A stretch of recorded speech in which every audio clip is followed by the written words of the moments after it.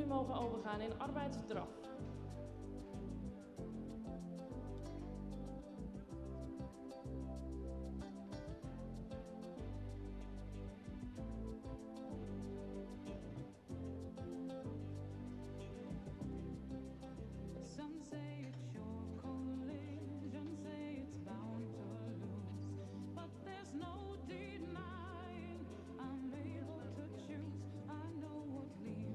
Op de lange zijde MBF overgaan naar stap, daarna weer aandraven. MBF overgaan naar stap, daarna weer aandraven. Probeer zoveel mogelijk te gaan licht rijden.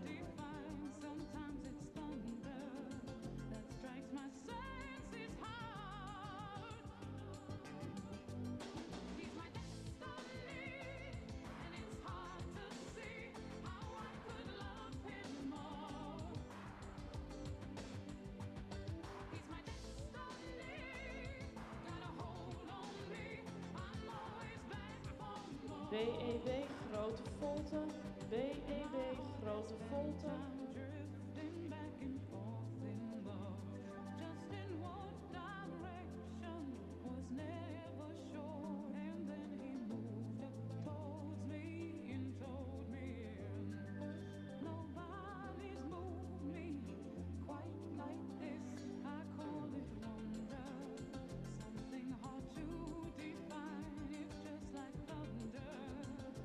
KXM van hand veranderen, daarbij enkele passen middendraf.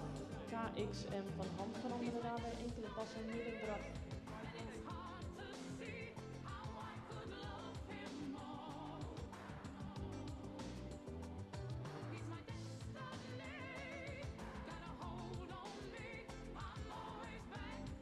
We mogen jullie gereed maken voor arbeidsgalop links.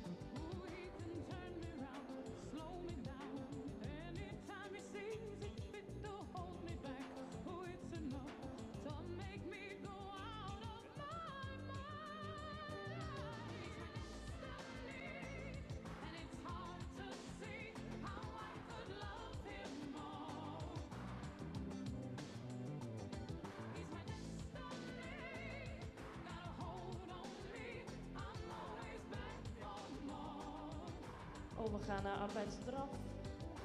Overgaan naar arbeidsdraf. En overgaan naar arbeidsstap. Overgaan naar arbeidsstap. En dan mogen we in stap de hals laten strekken.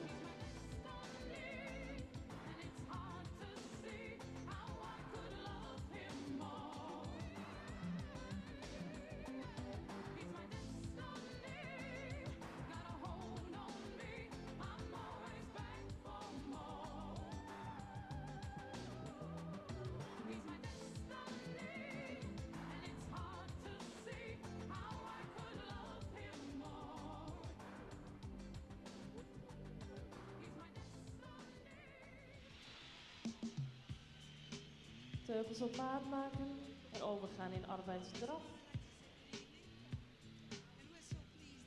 En bij C een slangenvolte met de 3 bogen. C slangenvolte met de 3 bogen.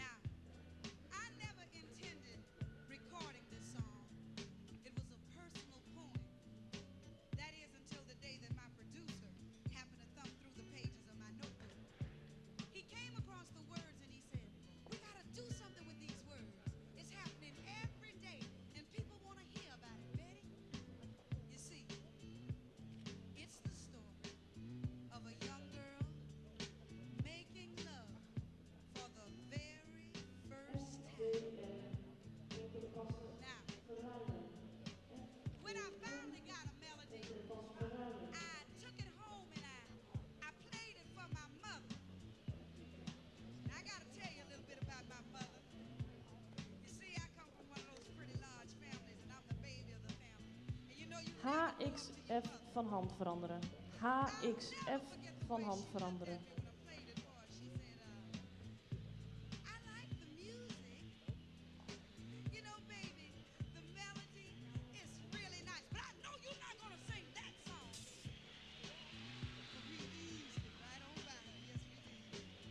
En dan mogen we je gereed maken voor de rechter galop.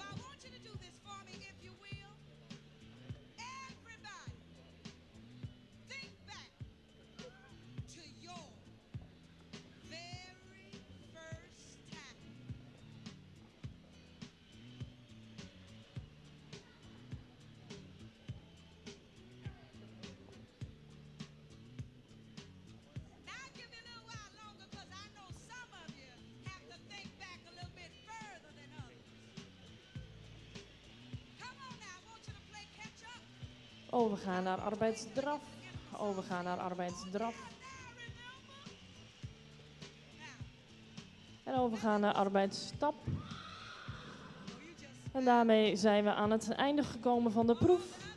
Jullie mogen de rijbaan verlaten en de volgende 2 combinaties mogen alvast binnenkomen om de piste te verkennen. U hoort, dames en heren, de mooie stem van Wendy van der Veen. We kijken naar de Frisian Talent Cup, de eerste 2 paarden in deze finale. Overigens, welkom op alweer de tweede dag van de hengstenkeuring van het KFPS. Waar vandaag vele interessante clinics worden gegeven. Niet alleen in de grote piste is er volop activiteit. 9:30 begint in het hotel in de zaal New York 1. Interessante clinic van Rob Krabbenborg. Rob is voedingsexpert bij Pavo. Het gaat daarom om de voeding in de fokkerij. Waar moet je op letten bij het voeren van de merrie en de verdens? New York 2 in het WTC Hotel bevindt zich op de eerste verdieping. Gaat Katrien de La Salle en Berit Boshuizen een interessante clinic houden. Ook dat begint om 9:30. Zaal 3 New York gaat het over het redden van grote dieren door het Horse Rescue Team. Ook brandweertrainingen komen aan de orde. KNK, BHV. Dus ook dat is interessant. En dan om 10:00 in het Strodorp de eerste clinic. Emiel Voest gaat het houden over gymnastiseren aan de dubbele lijnen. Dus kortom, op alle fronten vandaag weer activiteiten hier op de hengstenkeuring van het KFPS.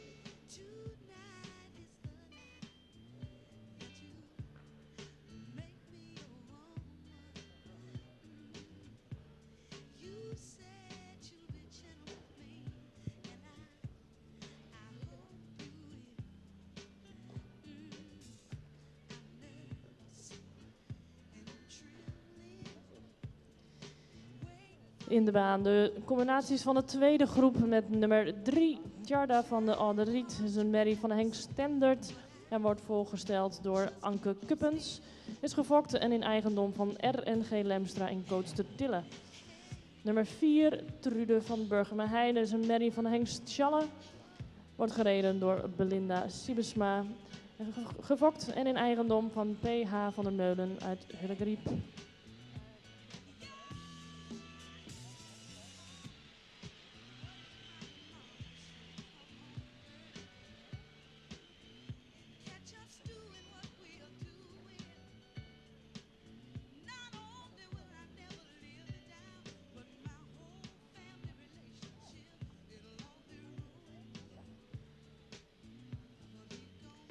Jullie mogen even op de rechterhand gaan stappen.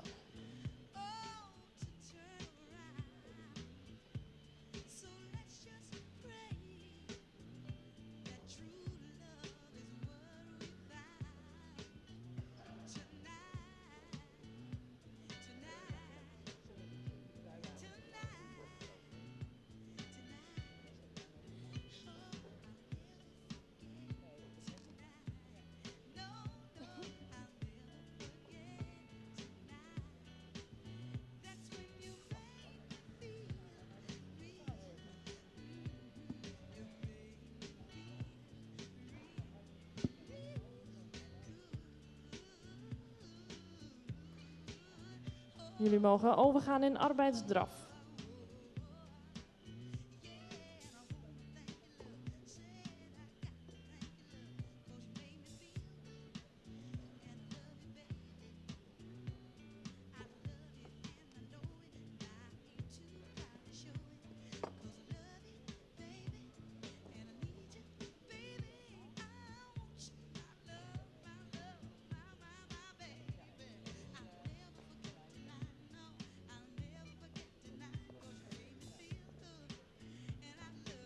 Op de lange zijde MBF overgaan naar stap, daarna weer aandraven.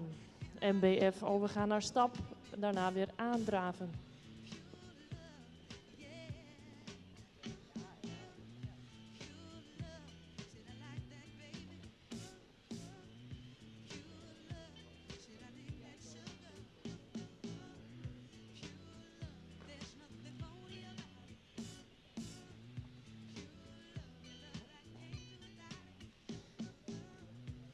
BEB grote volte, BEB grote volte.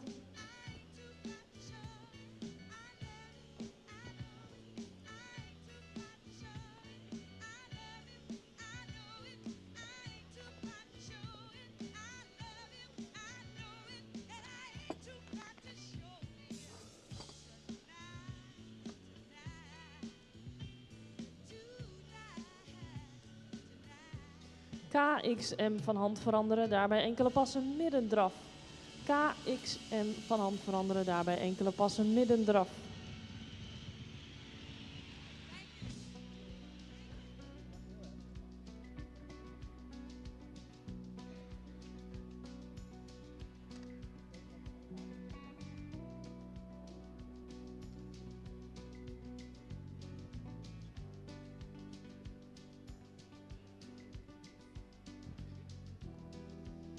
En dan mogen jullie gereed maken voor de linker galop.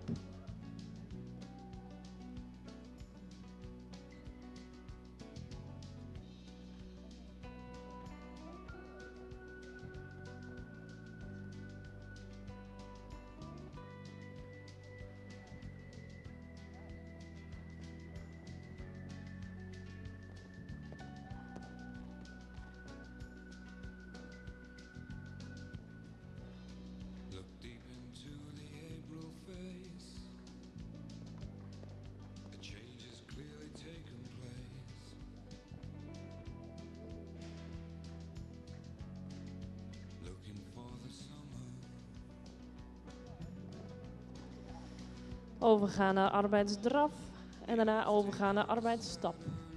En in stap mogen jullie de hals laten strekken.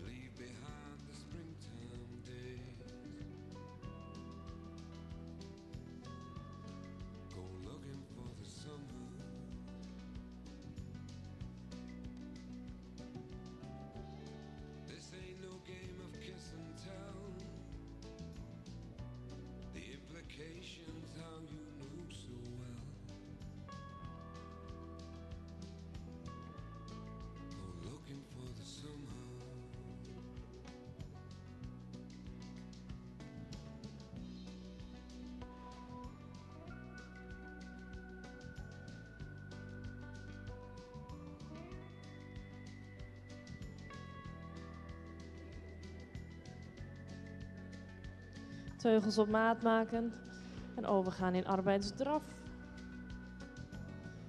En bij A een slangenvolte met 3 bogen. A slangenvolte 3 bogen.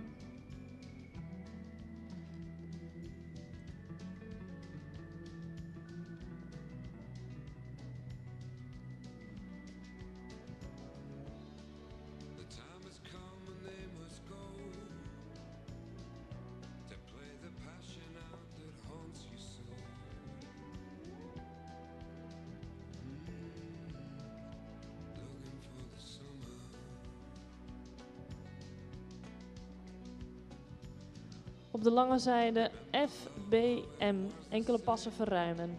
FBM, enkele passen verruimen.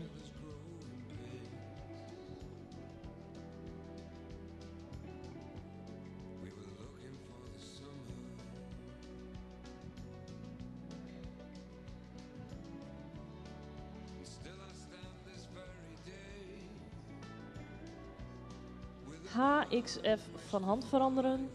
HXF van hand veranderen.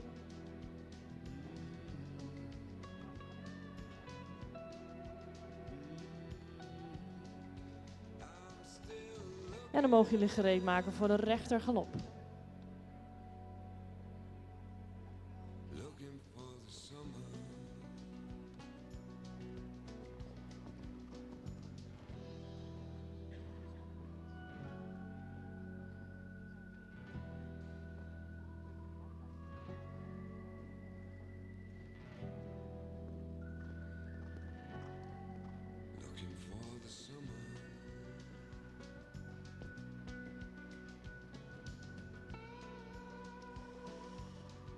Overgaan naar arbeidsdraf. En daarna overgaan naar arbeidsstap. En daarmee zijn we aan het einde gekomen van de proef. Jullie mogen de rijbaan verlaten via de zijuitgang. En de volgende 2 combinaties mogen alvast binnenkomen om de piste te verkennen. Merkte, dames en heren, interessante paarden in de Frisian Talent Cup. We zijn vanmorgen iets eerder begonnen dan oorspronkelijk gepland. Mooi het applaus van u te horen, hebben ze ook verdiend. Ik zei het, op allerlei fronten, allerlei activiteiten vandaag op de tweede dag van de hengstenkeuring. 9:30 zijn de clinics begonnen. New York, zaal 1, Rob Krabbenborg aan het woord, voeding-expert bij Pavo. In de tweede zaal van New York, op het WTC Hotel, eerste verdieping. Ook een interessante clinic met Berit Boshuizen, Dr. Anders Berit Boshuizen en Catherine de La Salle. In zaal 3 gaat het over het redden van grote dieren. Kan soms eens goed uitkomen wat u moet doen, dus loop daar eens even heen. Af om 10 uur, de eerste clinic in het Strodder, bekende Emiel Voest, vandaag in ons midden. Het gaat over het gymnastiseren aan de dubbele lijn.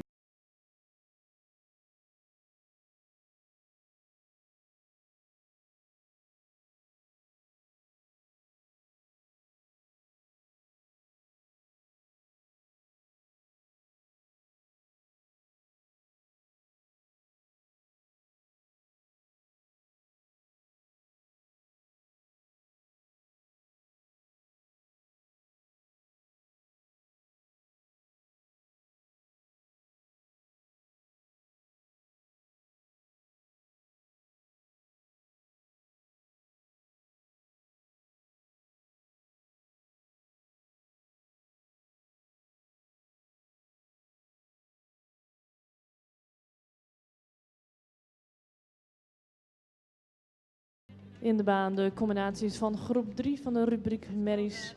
Met nummer 5, Tialda van Bertelsum. Dat is een merrie van Hengst Bartelen.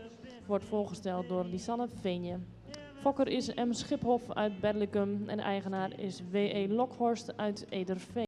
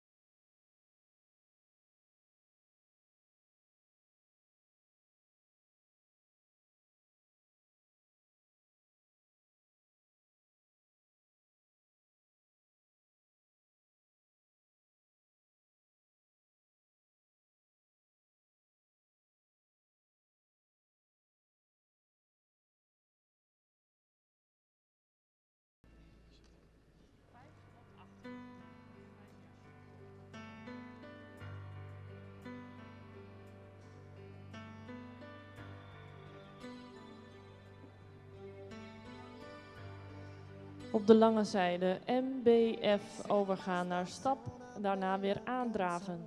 MBF overgaan naar stap en daarna weer aandraven. Si potrebbe cantarla 1.000.000 di volte, bastasse già,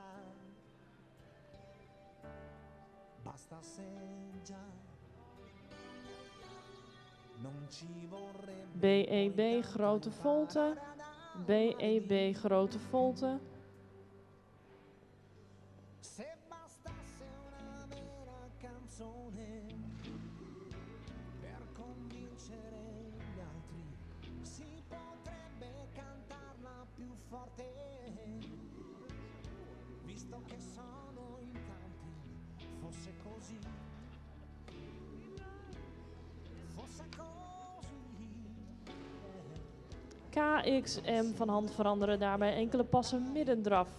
KXM van hand veranderen, daarbij enkele passen middendraf. Se bastasse una buona canzone a far dare una mano, si potrebbe trovarla nel cuore. En dan mogen jullie gereed maken voor de linker galop. Lontano, bastasse già, bastasse già. Non ci sarebbe bisogno di chiedere la carità, dedicato a tutti quelli che sono allo sbando, dedicato a tutti quelli che non hanno avuto ancora niente e sono ai margini da sempre, dedicato a tutti quelli che Overgaan naar arbeidsdraf en daarna overgaan naar arbeidsstap. En dan mogen jullie in stap de hals laten strekken. rimangono dei sognatori, per questo sempre più da soli.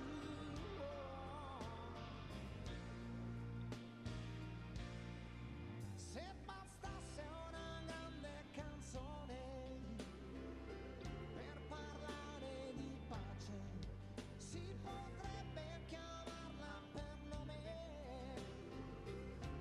aggiungendo una voce e un'altra poi,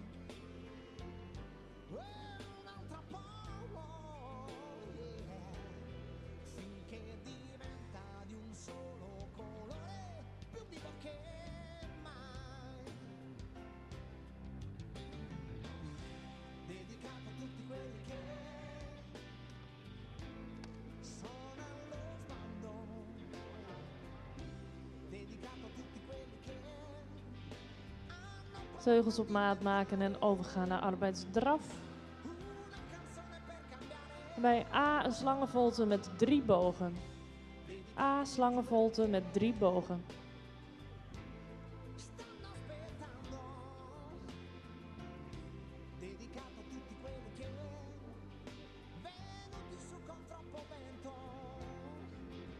quel tempo ne è rimasto dentro.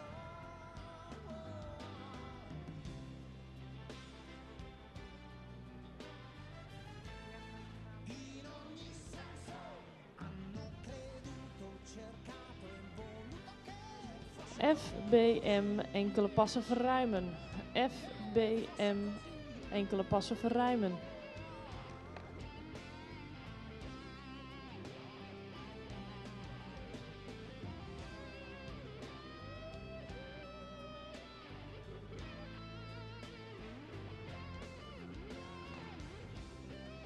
HXF van hand veranderen. HXF van hand veranderen.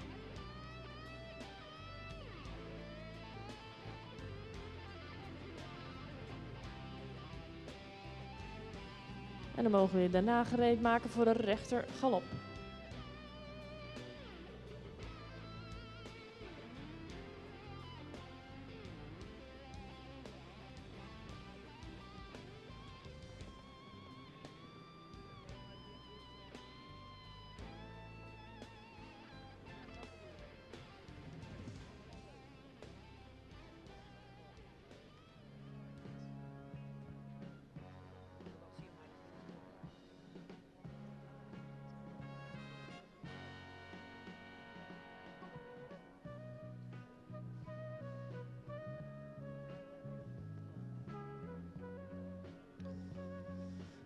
Overgaan naar arbeidsdraf.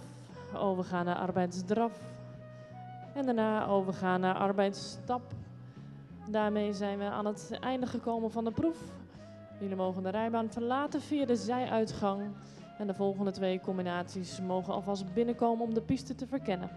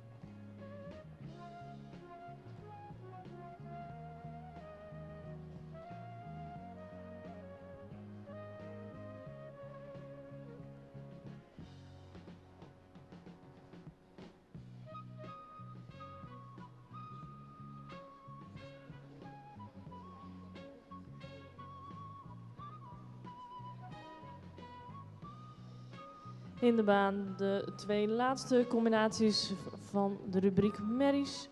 Met nummer 7, Tirza van Jensjes Pleerts, zijn merrie van de hengst Michiel. Wordt voorgesteld door Iris Vinks. Is gefokt en in eigendom van J.E. de Groot uit Hilaard.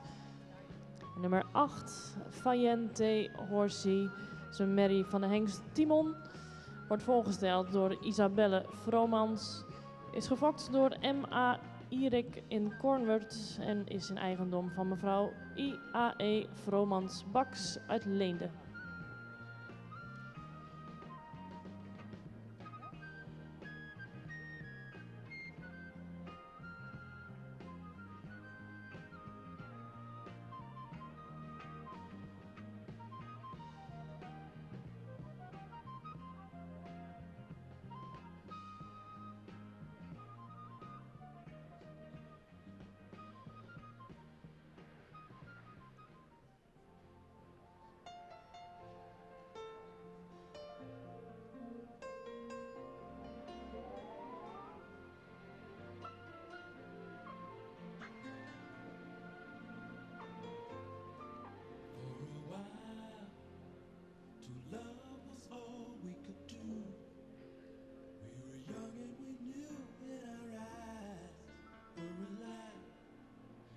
Inside we knew our love was true. For a while we paid no mind to the past. We knew love would last every night. Something right would invite us to begin the day. Something happened along the way. What used to be never was said.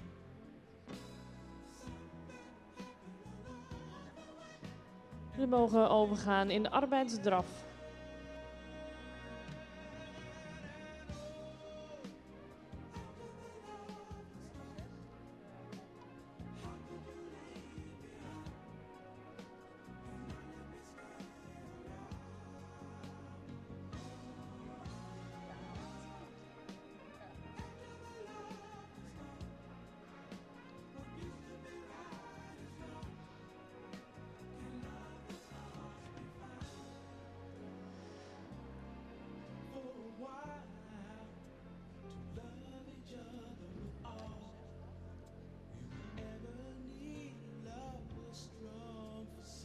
Op de lange zijde MBF overgaan naar stap en daarna weer aandraven. MBF overgaan naar stap, daarna weer aandraven.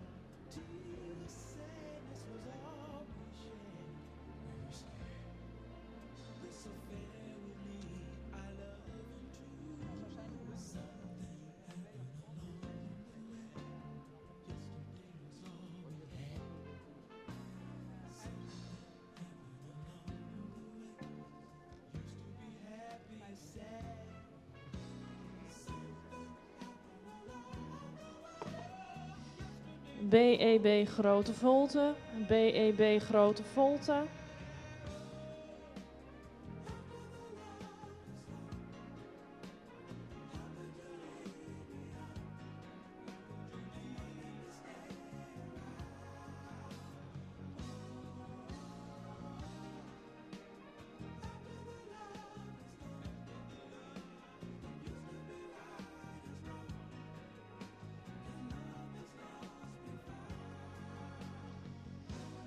KXM van hand veranderen en daarbij enkele passen verruimen. KXM van hand veranderen, daarbij enkele passen verruimen.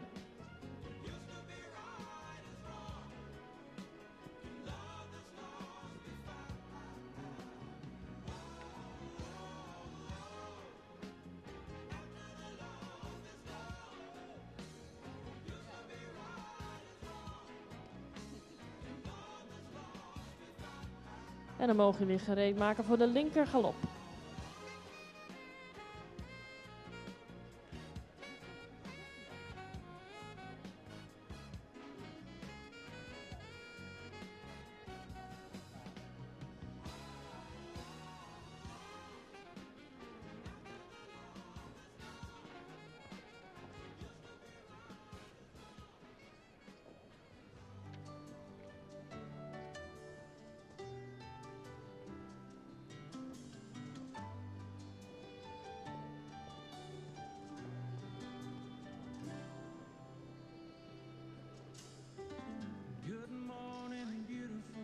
Overgaan naar arbeidsdraf.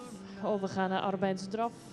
Daarna overgaan naar arbeidsstap. En dan mag je in stap de hals laten strekken. Open my eyes and see your sweet face. It's a good morning, beautiful day. I couldn't see the light. I didn't know day from night. I had no reason to care. But since you came along, I can face the dawn, 'cause I know you'll be there. Teugels op maat maken en overgaan in arbeidsdraf. Bij A een slangenvolte met 3 bogen. Mine was wonderful with you by my side. And when I open my eyes, see your sweet face. It's a good morning, beautiful day.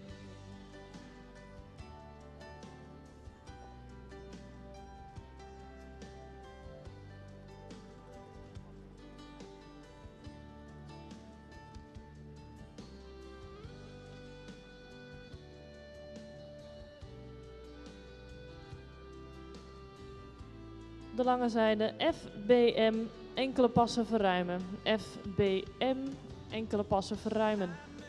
Worry if it's raining outside.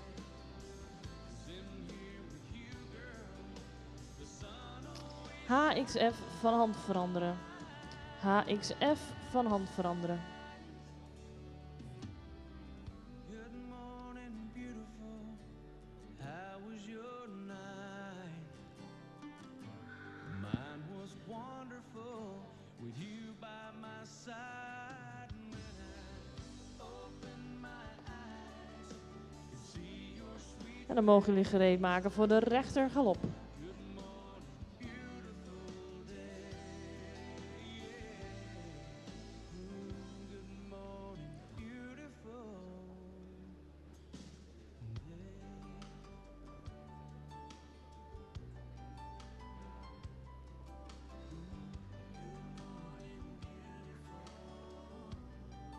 It's a beautiful day.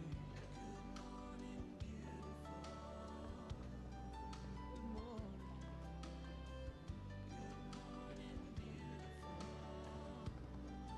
What a beautiful day.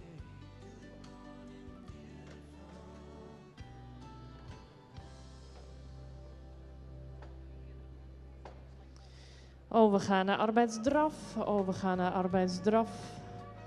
En daarna overgaan naar arbeidsstap. En daarmee zijn we aan het einde gekomen van de proef.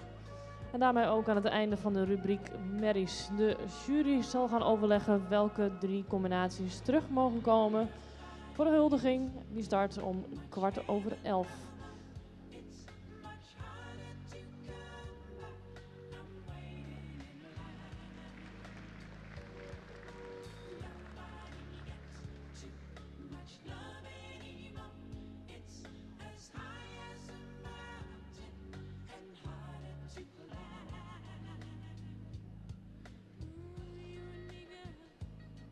Got a lot of love in store, and it flows through you, and it flows through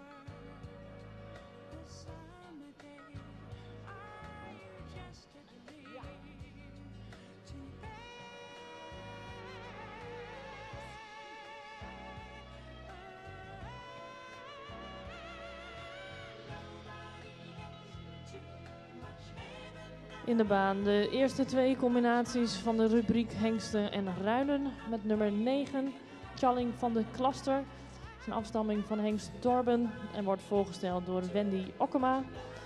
Is gefokt en in eigendom van O.M. Maus in Koudum. En met nummer 10, Tigo BT, is een afstamming van de hengst Alwin. Wordt voorgesteld door Corina Corradi. Is gefokt door G.H. Timmer uit Tiel. En in eigendom van de Amazone Corina Corradi van den Bunt uit Ederveen.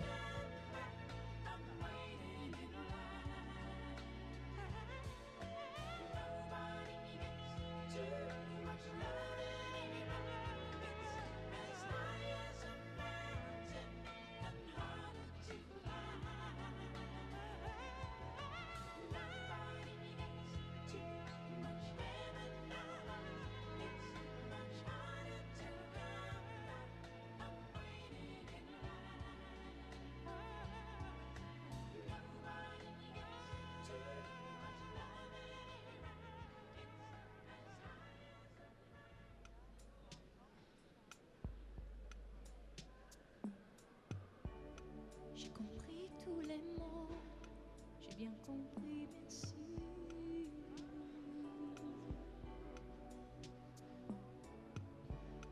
Raisonnable et nouveau, c'est ainsi par ici.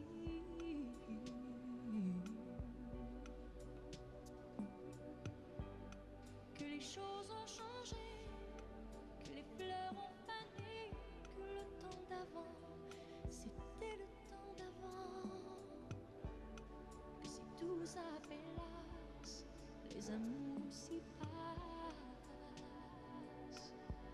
Il faut que tu saches, j'irai chercher ton cœur si tu l'emportes ailleurs. Même si dans tes danses, d'autres dansent des heures. J'irai chercher ton âme dans les froids, dans les flammes. Je te jetterai des sorts pour que tu m'aimes encore.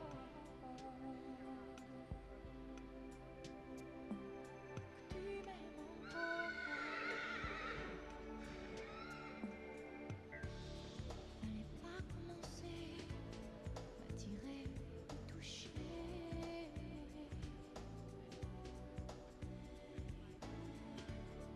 Fallait pas t'en donner, moi je sais pas jouer.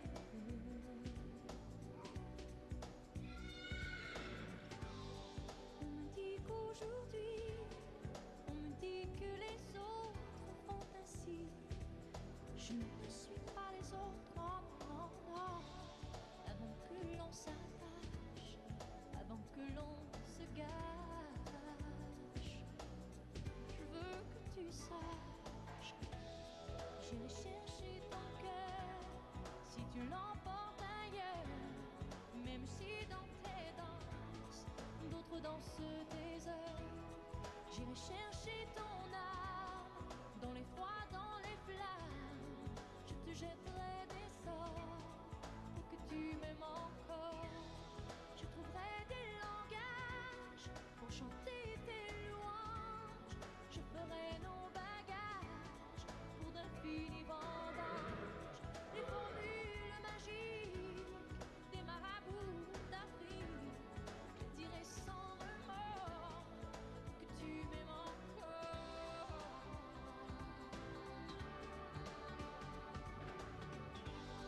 Je m'inventerai rêve pour que tu me retiennes. Je me ferai nouvelle pour que le feu reprenne. Je deviendrai ces autres qui te donnent du plaisir. Vos jeux seront les nôtres si tel est ton désir. Plus brillante, plus belle, pour une autre étincelle. Je me changerai en or pour que tu De jury is eruit. We gaan nu bekendmaken welke 3 combinaties van de rubriek Merries terug mogen komen voor de huldiging. Op willekeurige volgorde ga ik ze opnoemen. Nummer 2, nummer 7 en nummer 6. Nummer 2, Charlie van Jurnsen met Thea Dijkstra. Nummer 7, Tirsa van Jensje Splits met Iris Vinks. En nummer 6, Vienna van Vallingazaten met Debbie de Graaf. We gaan nu verder met de rubriek hengsten en ruinen. Jullie mogen op de rechterhand gaan stappen.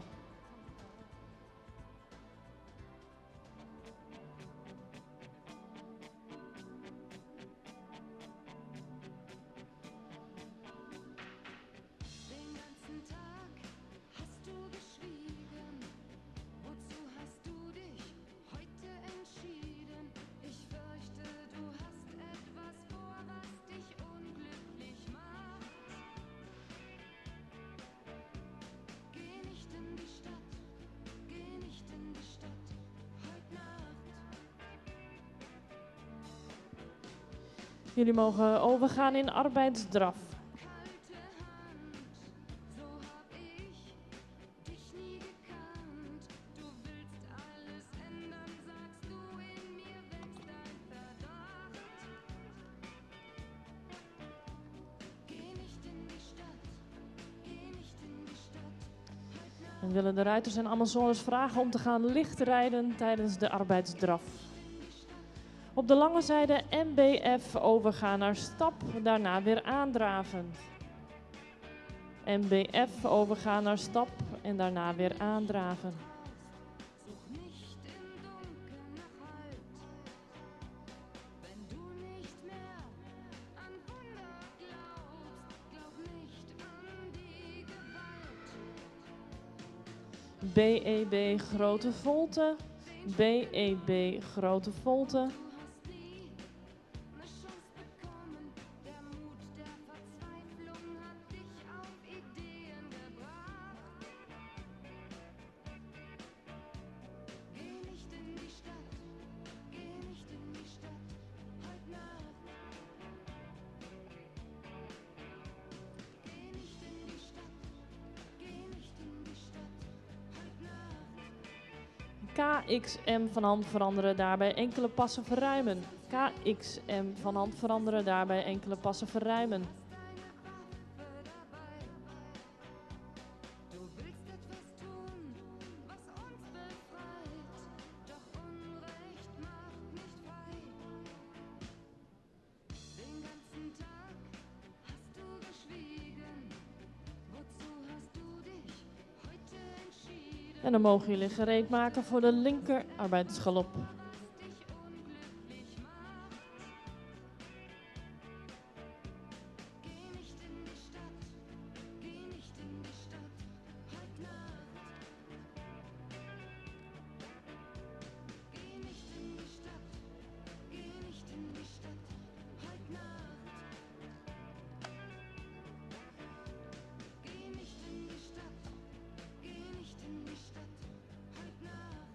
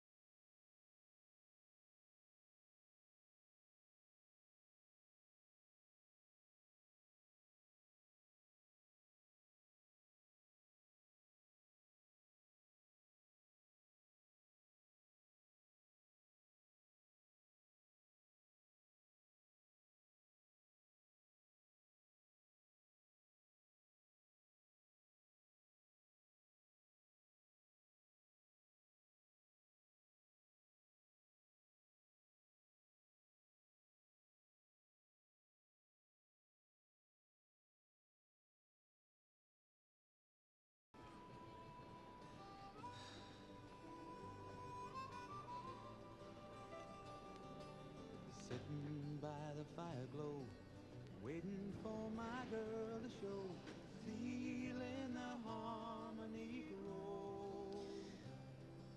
I met her just the other day. She has helped A warm welcome for all our guests from abroad. It's a pleasure to have you here at the biggest event of the year of the Frisian horse at the KFPS Hengstenkeuring. At 9:15 this morning we started with the finals of the Frisian Talent Cup 2017-2018. This is a dressage competition for 3-year-old Frisians. The horses will become 4 years old in 2018. On page 80 and 81 of your catalog you will find the list of finalists. No numbers were added to this list, therefore I will hereby give you the numbers of each combination. Number 1, Tilda F. Hanna Goldbach. Number 2, Charlie van Jernsum with Thea Dijkstra. Number 3, Tjarda van der Adriet with Anke Kuppens. Number 4, Trude van der Burgermerheide, Belinda Sibesma. Number 5, Tialda van Berlsum with Lisanne Veenje. Number 6, Vienna van Vallingasate with Debbie de Graaf. Number 7, Tirza van Jensjes Splits with Iris Finks. And number 8, Fayen T. Horsey with Isabelle Vromans. For the group of stallions and geldings, number 9, Challing van de Cluster with Wendy Okkema. Number 10, Tigo BT with Corina Corradi van de Bunt. Number 11, Tom van het Binnenveld with Joey van der Grijp. And number 12, Ulco with Thea Dijkstra. Number 13, Tjeerd van Diphoorn with Jacob van der Heijden. Number 14, To Be Unique M with Laura Zwart. Number 15, Chibbe van Horp with Ludo van der Weijden. And number 16, Thomas Vianachel H with Judith Mulder. The selection has been done for the mares, and the numbers 2, 6 and 7 are invited for the ceremony. We now start with the second group of the stallions and geldings.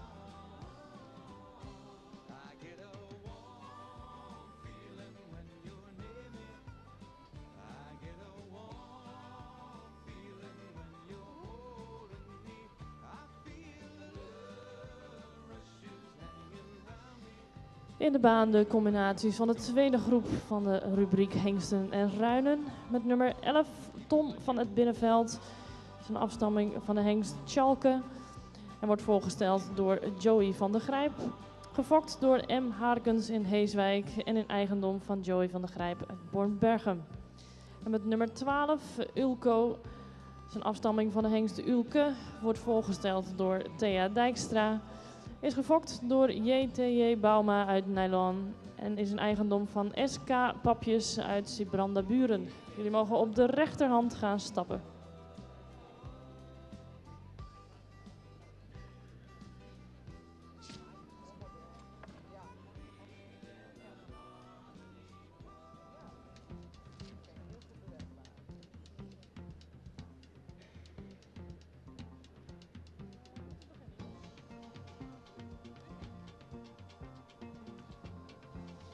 Jullie mogen overgaan in arbeidsdraf.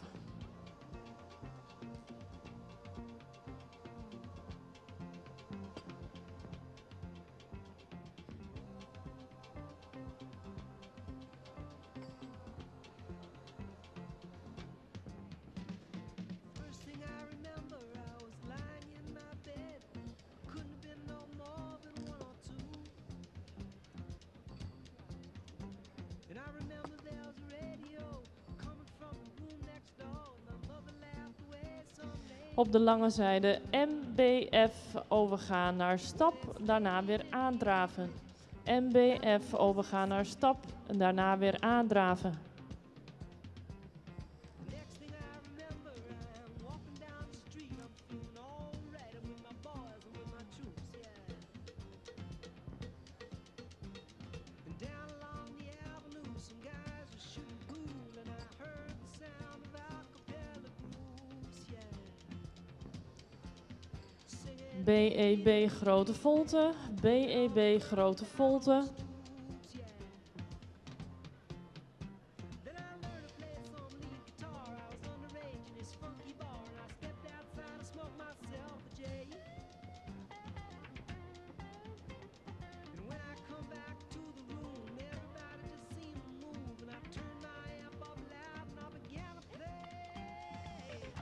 KXM van hand veranderen, daarbij enkele passen verruimen.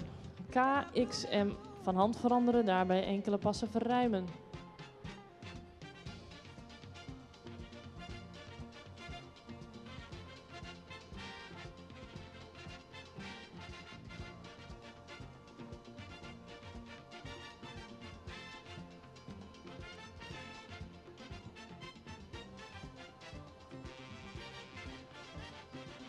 En dan mogen jullie gereed maken voor de linker galop. First thing I remember when you came into my life, said I'm gonna get that girl no matter what I do. Well, I guess I've been in love before, once or twice I've been on the floor, but I never loved no one the way that I love you. And it was En jullie mogen overgaan in de linker galop. and all the music seeping through.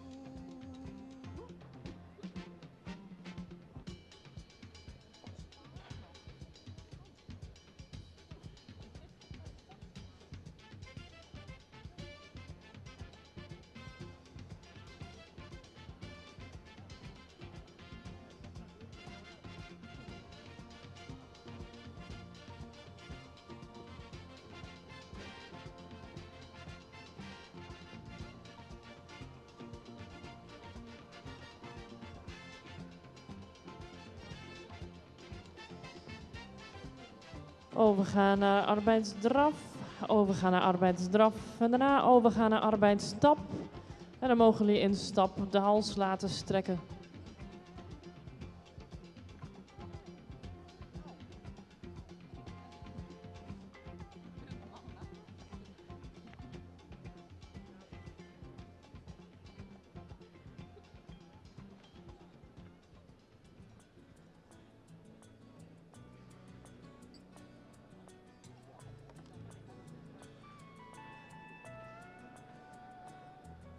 Sitting by the fire glow, waiting for my girl to show. Teugels op maat maken en overgaan naar arbeidsdraf.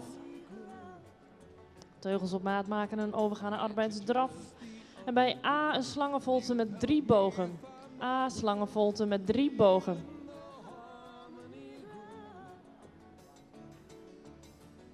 I wish I had found you a long time ago. Now I don't need to wonder anymore. I get a warm feeling when you're near me.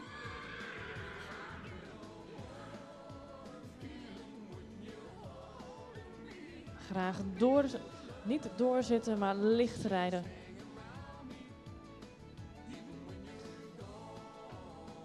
De lange zijde FBM enkele passen verruimen. FBM enkele passen verruimen.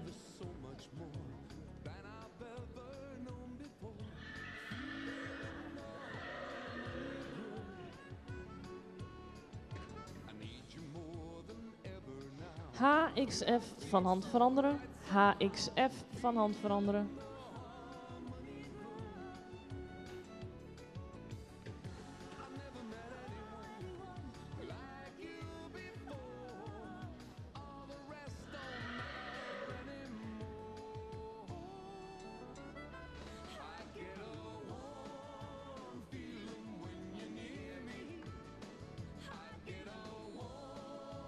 En dan mogen jullie gereed maken voor de rechter galop.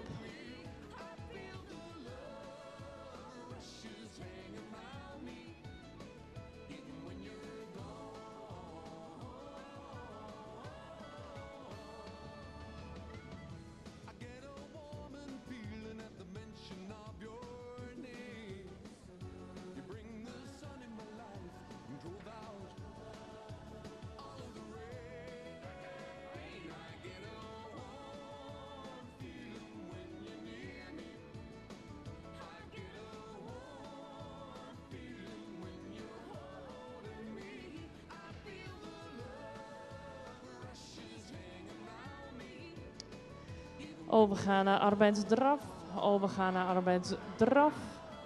En daarna overgaan naar arbeidsstap. En daarmee zijn we aan het einde gekomen van de proef. Jullie mogen de rijbaan verlaten en dan mogen de volgende 2 combinaties alvast binnenkomen de piste te verkennen.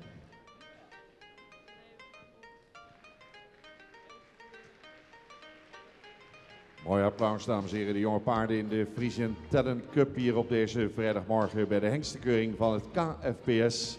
Waar tal van interessante clinics plaatsvinden. 10:30 in zaal 1 New York van het WTC Hotel, eerste verdieping. Daar heeft er op Krabbenborg het woord weer. Dan zal hij zijn clinic in het Engels doen. Voedingsexpert bij Pavo. 10:30 begint daar de tweede clinic. In zaal 2 New York om 10:30 aan het woord professor Catherine de La Salle en Dr. Anders Berit Boshuizen. Hoe voer ik mijn Fries sportpaard? Wat voor voeder heeft het nodig? U kunt het allemaal meemaken in zaal 2 New York, WTC Hotel, eerste verdieping. In zaal 3 om 10:30 ook weer een interessante clinic van Natasja Bos. En in het Stroodorp, daar gaat de tweede clinic om 11 uur beginnen. Sibre Minkema komt daar aan het woord. Het gaat over de invloed van de bouw van het paard op de pasvorm van het zadel. Goed, wij gaan verder met de Frisian Talent Cup.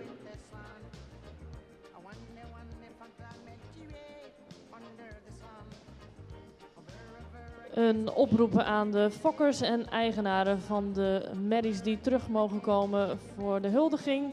Jullie worden zo dadelijk ook verwacht in de hoofdpiste, dus ga niet heel ver op de tribune zitten. Zorg dat je vroegtijdig bij de piste kunt zijn.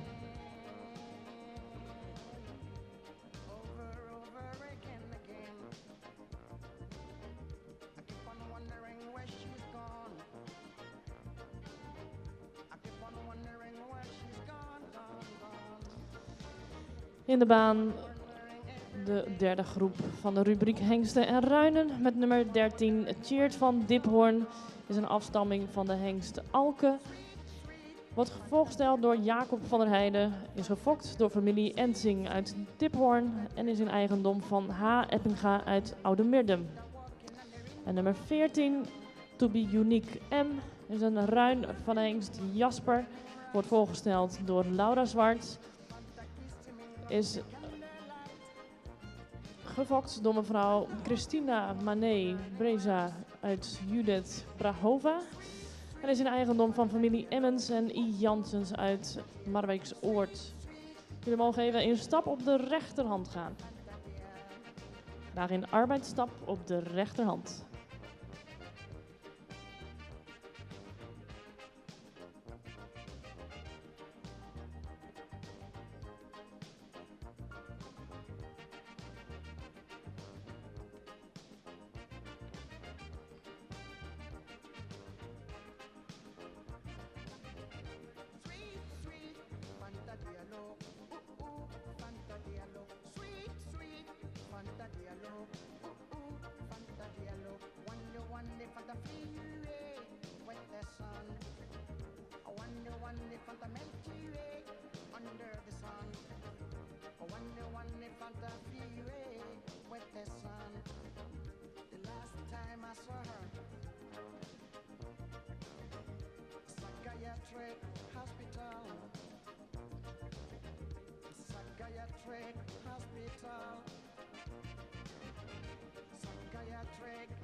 Jullie mogen overgaan in arbeidsdraf.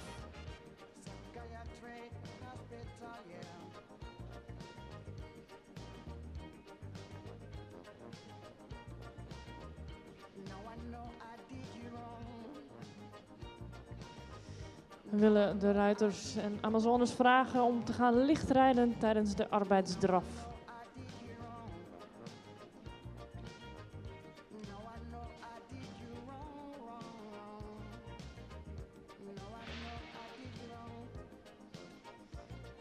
Op de lange zijde MBF overgaan naar stap, daarna weer aandraven.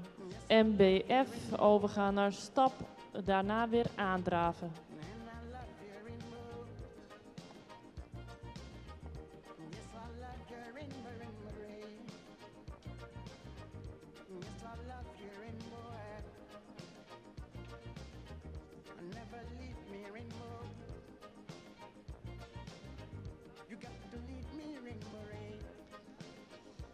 BEB grote volte, BEB grote volte.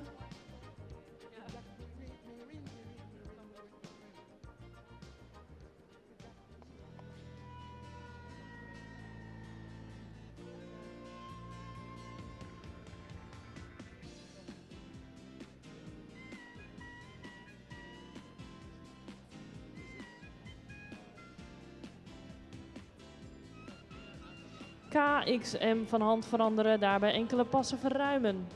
KXM van hand veranderen, daarbij enkele passen verruimen.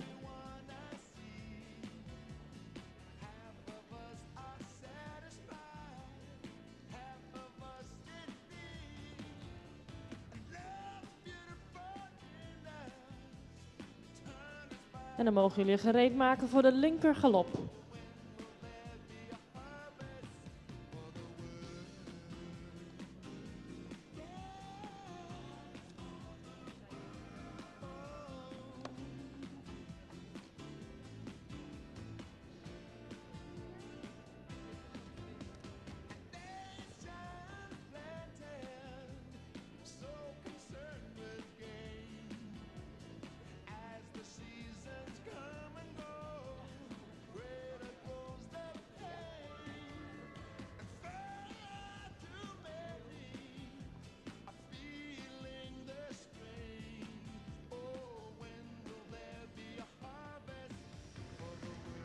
Overgaan naar arbeidsdraf, overgaan naar arbeidsdraf. En daarna overgaan naar arbeidsstap. En dan mogen jullie in stap de hals laten strekken.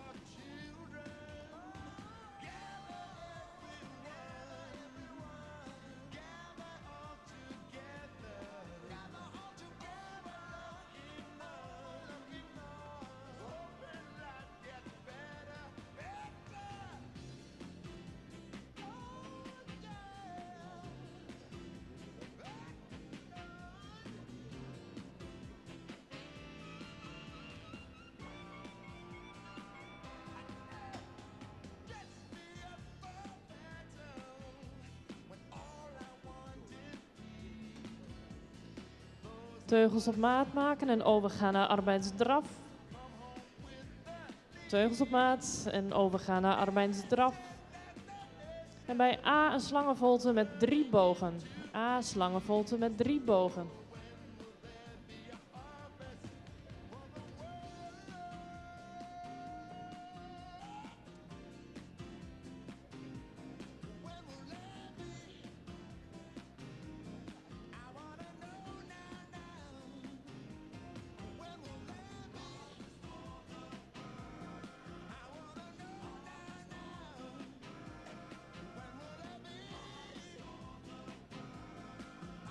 Op de lange zijde FBM, enkele passen verruimen.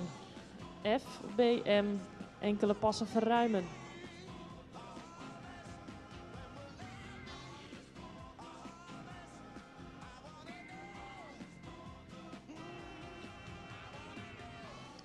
HXF van hand veranderen. HXF van hand veranderen.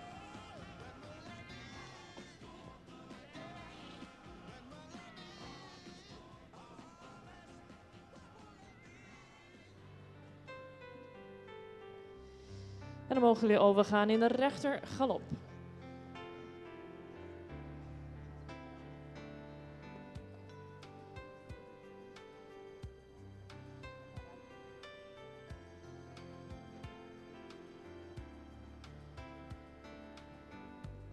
She's taken my time, convinced me she's fine. But when she leaves, I'm not so sure.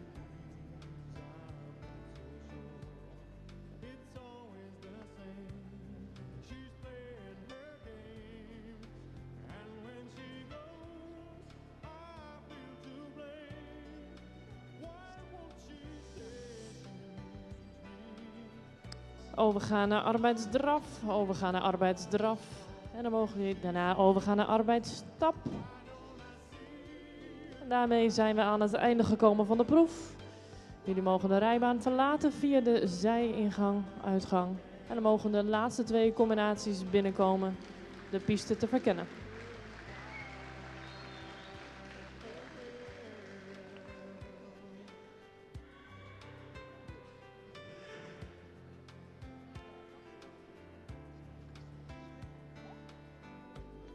I wandered around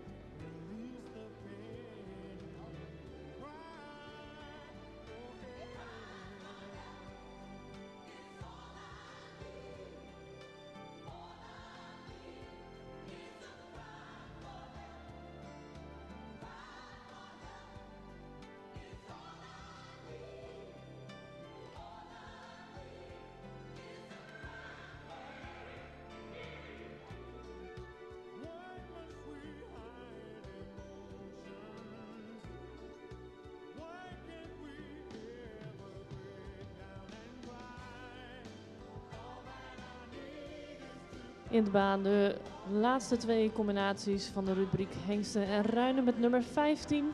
Tjibbe van Horp, een afstamming van de hengst Bartelen, wordt gereden door Ludo van der Weijden.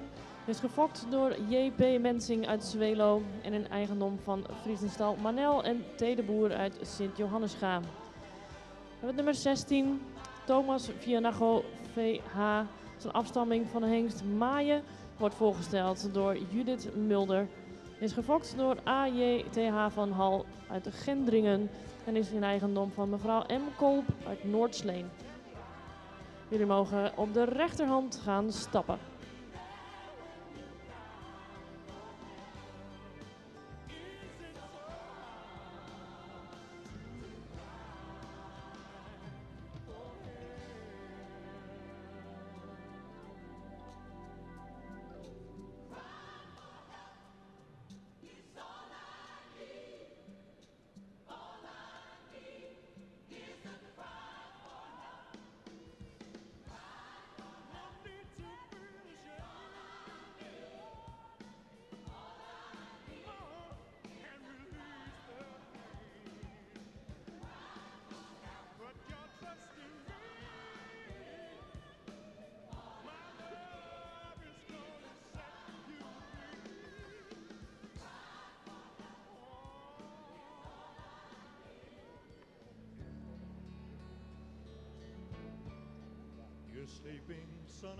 Jullie mogen overgaan in arbeidsdraf. I wanted to explain before it gets too late. For your mother and me, love is finally died. This is no happy home, but God knows how. Op de lange zijde MBF overgaan naar stap, daarna weer aandraven. MBF overgaan naar stap, daarna weer aandraven.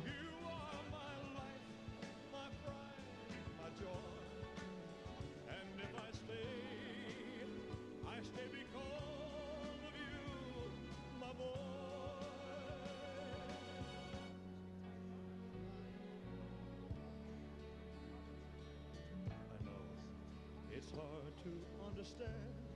Why did we ever start? We're more like BEB Grote Volte, BEB Grote Volte. I have laughed, I have cried, I've lost every game, taken all I can take, but I'll stay here just the same. Because you're all I have, my boy. You are my life, my pride, my joy. And if I stay because of you, my boy. KXM van hand veranderen en daarbij enkele passen verruimen. KXM van hand veranderen, daarbij enkele passen verruimen. You haven't heard a word, perhaps it's just as well. Why spoil your little dreams? Why put you through the hell? Life is no fairy tale, and one day you will know. But now you're just a child. I'll stay here and watch you grow. En dan mogen we gereed maken voor de linker galop.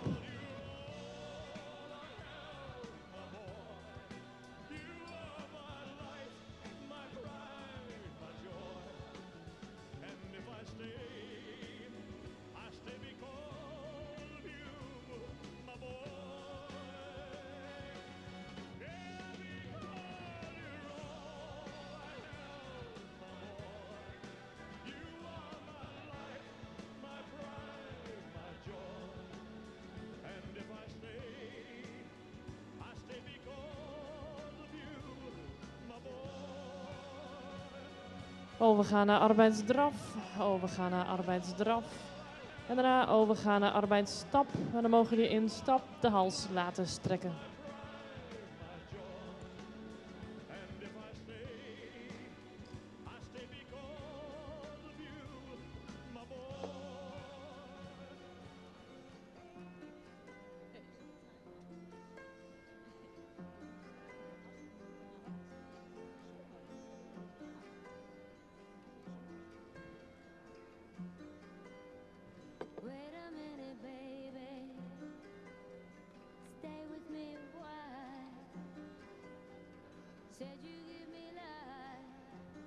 never told me about the fire.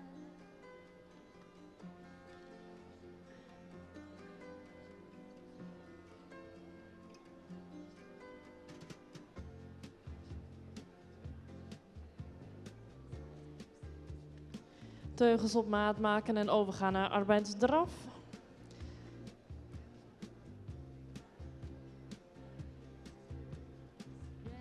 Bij A een slangenvolte met 3 bogen. A slangenvolte met 3 bogen. Would love to drown, but now it's gone. It doesn't matter what for. When you build your house, then call me home.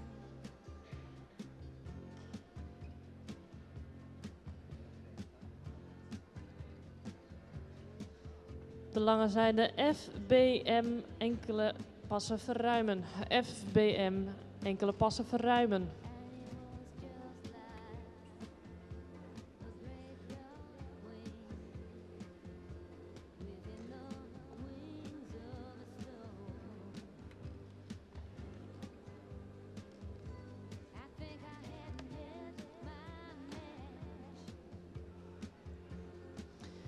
HXF van hand veranderen. HXF van hand veranderen.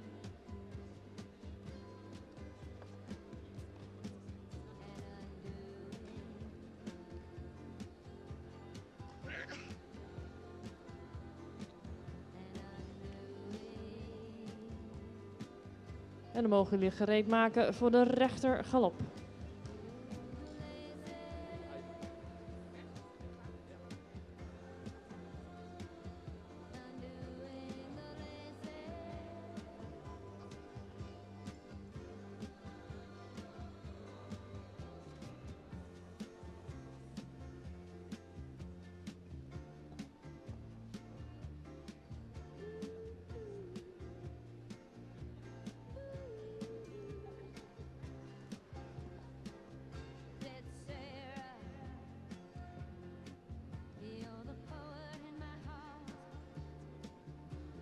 Overgaan naar arbeidsdraf. Overgaan naar arbeidsdraf. En daarna overgaan naar arbeidsstap.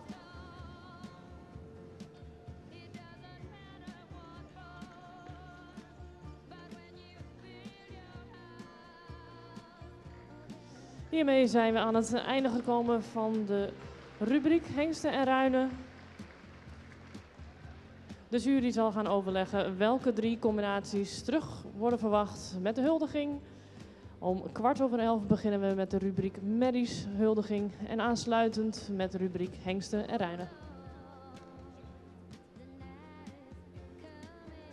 Tot zover, dames en heren, de Frisian Talent Cup. Interessante jonge paarden die hun opwachting maken. En Wendy zei het al, straks om 11:15 de prijsuitreiking van die Frisian Talent Cup. Nou, bij de merries weten we al wie daarvoor in aanmerking komen. Straks gaan we dat vernemen bij de hengsten en de ruinen. We gaan even pauzeren, 11 uur. We hebben een aangespannen rubriek. In het kader van de KFPS sportcompetitie komen de merries dan in actie. Vindt de deelnemende aanspanningen op bladzijde 83 in de catalogus. En Henk Dijkstra zal straks het commentaar leveren bij die aangespannen rubriek. Even pauze dus. Zo dadelijk zullen we vernemen welke hengsten ruinen straks voor de prijsuitreiking terugkomen. En dan beginnen we om 11 uur met de merries in de leeftijd van 3, 4 of 5 jaar. De jury is de laatste hand aan het leggen aan de protocollen. En kijkt de cijfers nog even goed na. En daar gaat er nog een kort interview plaatsvinden met de juryleden hier aan tafel. Zij zullen wat vertellen over de voorbereiding, wat wij verwachten. En ze zullen zo dadelijk wel hier wat meer toelichting op geven. Dus blijft u bij ons, dames en heren, ook die toelichting uitermate interessant van onze juryleden. Zo dadelijk komen ze aan het woord.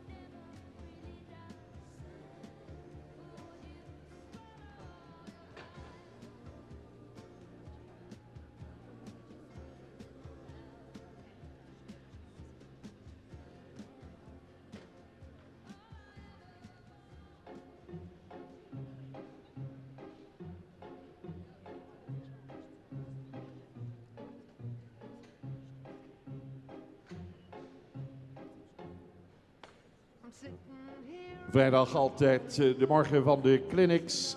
Allerlei zalen van het WTC-hotel vinden er clinics plaats.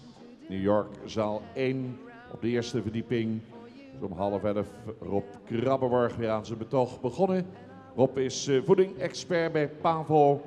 Doet de clinic nu in het Engels. Gaat over de voeding in de fokkernij. Waar moet je op letten bij het voeren van merrie en verden? Zaal 2. Daar voert professor Katrien de La Salle het woord. En Dr. Anders Berit Boshuizen gaat het ook over hoe voer ik mijn Friese sportpaard. In zaal 3, New York. Om 10:30 begonnen daar de uiteenzetting van Natasja Bos. Manuele lymfdrainage komt daar aan de orde. Toegevoegde waarde voor de gezondheid van het paard. En in het Stroodorp straks de tweede clinic om 11 uur. De invloed van de bouw van het paard op de pasvorm van het zadel door Sibren Minkema.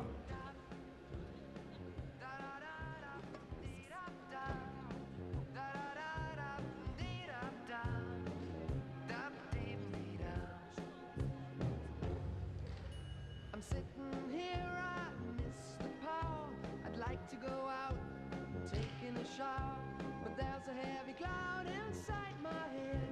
I feel so tired, put myself into bed. Zijn afwachting, dames en heren, van de uitslag van de hengsten ruinen. Altijd spannend. Welke hengsten ruinen mogen straks terugkomen voor de prijsuitreiking die om 11:15 is gepland.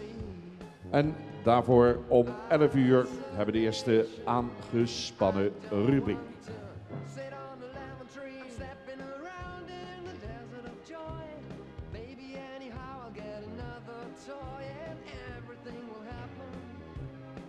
And you wonder how, I wonder why. Yesterday you told me about the blue, blue sky, and all that I can see is just another lemon tree. I'm turning my head up and down. I'm turning, turning, turning, turning, turning around. And all that I can see is just a yellow lemon tree. And I wonder, I wonder how, I wonder why. Yesterday you told me about the blue, blue sky, and all that I can see, and all that I can see, and all that I can see is just a yellow lemon.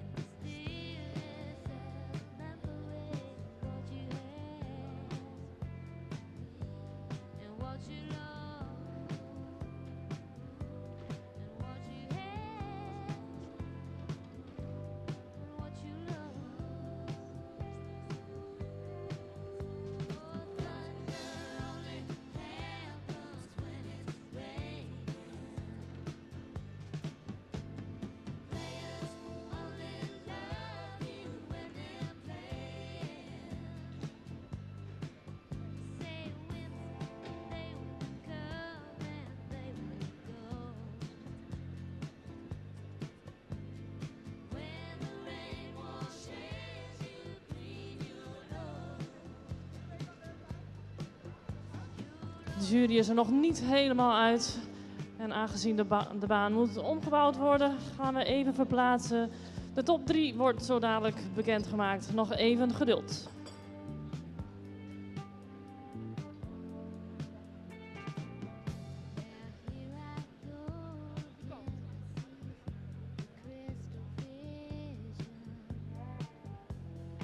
Keep my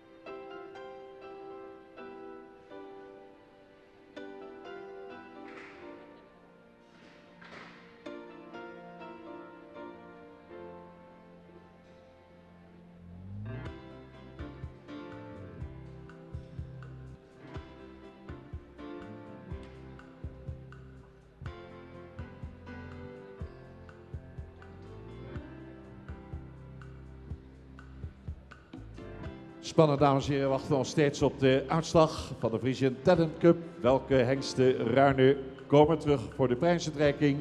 Hoe zal uiteindelijk de eindstand zijn? Daar wachten we nog even op.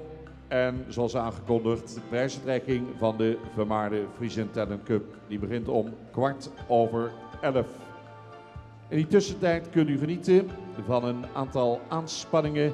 Met ingang van het winterseizoen 2016-2017 werd de competitie voor de tuigsport toegevoegd aan de competitie verreden onder de vlag van de KFPS Sportcompetitie.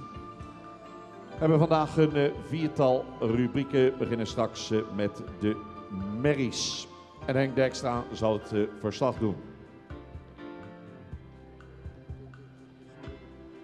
En Wendy kondigt al aan. Was nog even een interview met de juryleden van de Frisian Talent Cup. Lijkt me altijd interessant.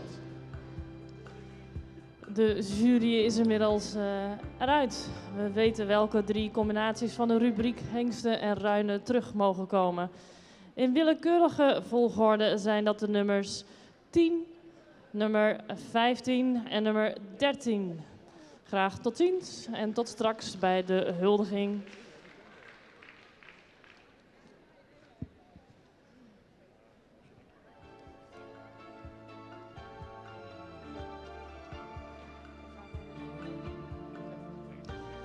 Gaan we over tot een kort interview met de 3 juryleden. Naast mij zit Danielle Heikoop. Vorig jaar was je hier met de finale als gastjury en dit jaar als vast jurylid van het juryteam. Goed bevallen, vorig jaar dus. Dit jaar heb je de paarden vanaf de selectiedagen gezien. Wat valt je op aan het niveau van de deelgenomen combinaties in de breedte? Ja, het is natuurlijk superleuk om te zien dat de paarden in een aantal weken tijd ook veel vooruitgang boeken. Je ziet dat de paarden meer hebben meegemaakt, ze hebben meer trainingen gehad, paarden verbeteren. Je ziet ook paarden die toch hier ook weer iets door de mand vallen, die eigenlijk heel veel kwaliteit hebben, maar toch door de spanning en de omgeving zich niet helemaal optimaal kunnen laten zien. Dat is voor ons natuurlijk ook best moeilijk en ook soms eigenlijk wel heel jammer, want je ziet wel dat ze talenten hebben, maar het komt net niet helemaal uit de verf. Het is gewoon echt heel gaaf om vanaf het eerste moment de selectiewedstrijden tot hieraan alles te mogen zien. Oké, en net als Kim leid jij jonge paarden op naar het hoogste niveau. Als jij nou een jong Fries paard zou opleiden, waar zou je dan specifiek op trainen? Het is natuurlijk sowieso heel belangrijk dat ze 3 goede basisgangen hebben. Je ziet hier ook wel paarden dat ik denk van misschien hadden ze toch ietsjes vaker op ander terrein moeten oefenen. Voor als je zoiets mee gaat rijden is het wel heel belangrijk dat ze wel iets gezien hebben. Ik bedoel, het is niet een klein wedstrijdje hier. Het is toch wel een hele mooie ambiance, publiek. Wat ook heel leuk is, 's ochtends vroeg. Dus iedereen heel erg leuk dat jullie er zijn. Het is gewoon echt een kwestie van jonge paarden niet te veel trainen. Maar ze moeten ook kracht krijgen en ontwikkelen. Dus het is juist wel ook belangrijk dat je toch die paarden sterker kan maken. Oké, nou dankjewel. Ik denk dat het hele bruikbare tips zijn voor alle deelnemers van dit seizoen. Maar zeker ook voor de volgende edities. Ga ik even verder naar onze nieuw juryteamlid Kim Jacobi. Kim, jij bent deze editie als nieuw jurylid toegetreden tot het juryteam. Wat waren je verwachtingen vooraf en in hoeverre zijn deze verwachtingen uitgekomen? Nou, wat ik verwacht was veel talent te zien bij 3-jarige paarden. En die verwachting is ook echt uitgekomen. Eigenlijk nog meer dan ik had verwacht. Daarbij wil ik eigenlijk ook een compliment geven aan de ruiters aan Amazones die we hebben gezien. Want ik vind ook dat die heel goed bezig zijn hoe zij de paarden opleiden. Dus daar ook een compliment voor. Wat we ook gezien hebben is dat de Friese paarden ook, denk ik, als we kijken naar de fokkerij, toch echt wel grote sprongen hebben gemaakt. We kijken natuurlijk naar alle basisgangen, maar ook een stukje naar de bewerkbaarheid. En dan denk ik dat hier zeker een aantal tussenlopen die het echt heel hoog kunnen gaan lopen in de sport op den duur. Oké, nou dat zijn goede berichten. Jij leidt zelf ook jonge paarden op en rijdt eveneens net als Danielle op hoog niveau. Welke tip wil jij meegeven aan de deelnemers van de finale van vandaag voor de verdere ontwikkeling van hun paard of als combinatie? Nou, Danielle heeft natuurlijk ook al een aantal dingen genoemd die ik ook heel belangrijk vind. Maar daarnaast is elk paard ook weer verschillend. De ene 3-jarig of 4-jarig is de andere niet. En ik zou daarbij heel duidelijk willen benadrukken dat je vooral goed moet luisteren naar je paard. De een die kan moeilijkere oefeningen al wat eerder aan dan de ander. En doe op tijd een stapje terug als je voelt van het paard geeft het aan dat hij het eigenlijk niet aan kan.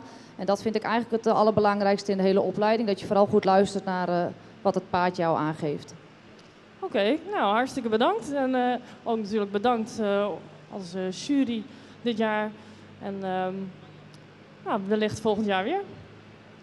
Als laatste heb ik naast me zitten Jos van der Wal. Jos, je bent al een aantal jaren actief als jurylid bij de Frisian Talent Cup. Welke ontwikkeling valt jou het meeste op binnen deze competitie?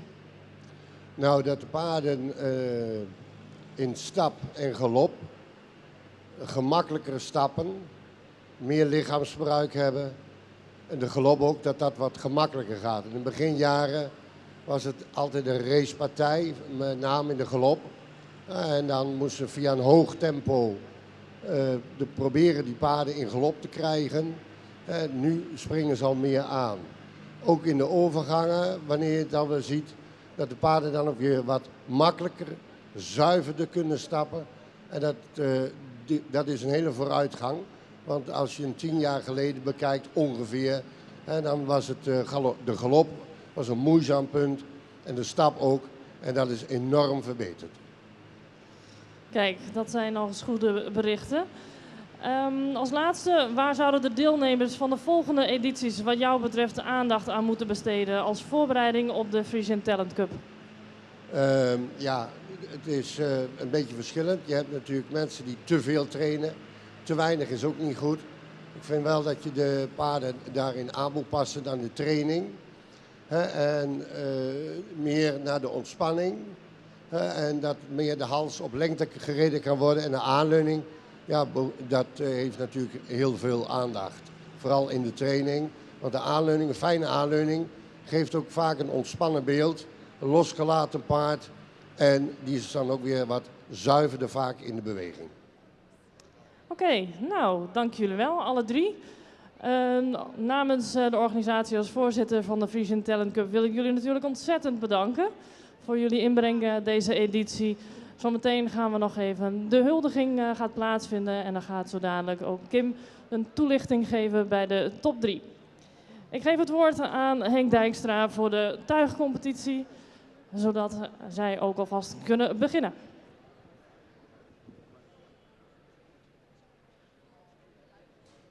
Baan ligt er prachtig bij, dames en heren. Team van V2 Facility, druk geweest om de baan nog even gladjes te maken. Henk Dijkstra heeft het woord. We gaan beginnen met de eerste aangespannen rubriek van de KFPS sportcompetitie. De merries zo dadelijk als eerste in de baan.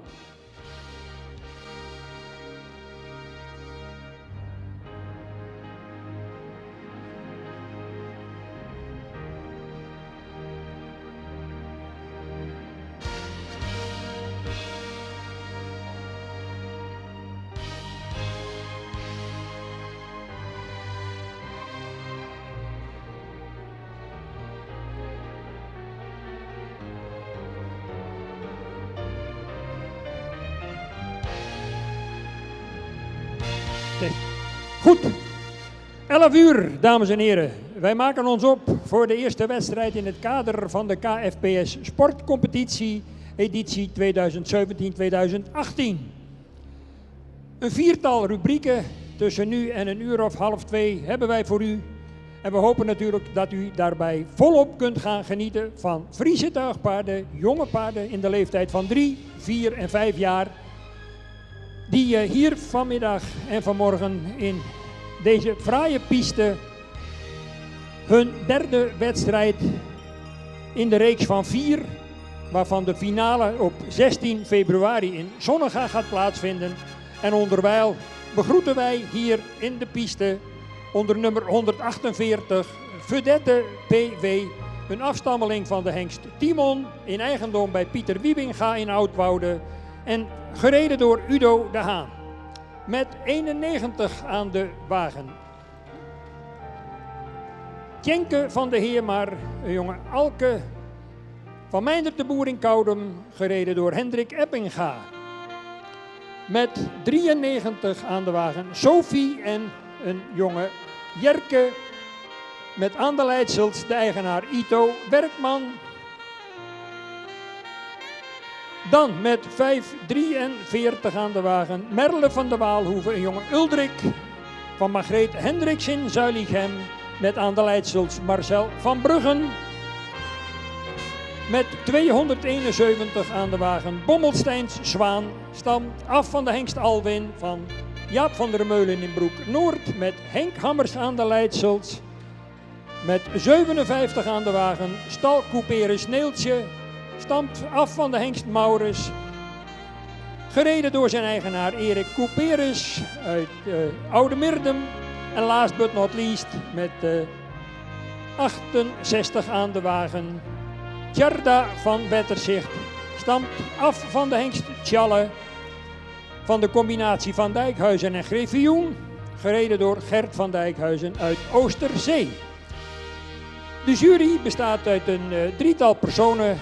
1 arbiter in dit geval, de heer Van Wessel. En de jury zal bij deze eerste rubriek merries, 3, 4 en 5 jaar oud, gevormd worden door de heren B. Hoekstra en H. van der Meulen.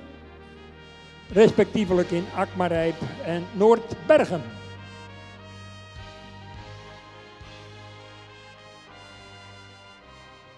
Arbiter de heer Van Wessel rondt zo dadelijk de inspectie af om te kijken of die paarden allemaal correct zijn aangespannen. En dan gaan we ons opmaken voor de eerste wedstrijd hier vanmorgen in het WTC Expo in Leeuwarden. En met het vriendelijk verzoek aan de deelnemers om elkaar vooral ook de ruimte te geven, zodat u optimaal uw paard kunt presenteren aan de jury. En denk om het tempo. Het is geen harddraafwedstrijd, maar het is een tuigwedstrijd. En dan willen we mooie, gedragen bewegingen zien van Friese paarden, waarvan wij hopelijk op termijn weer in de sport in zijn algemeenheid vele hopen terug te zien.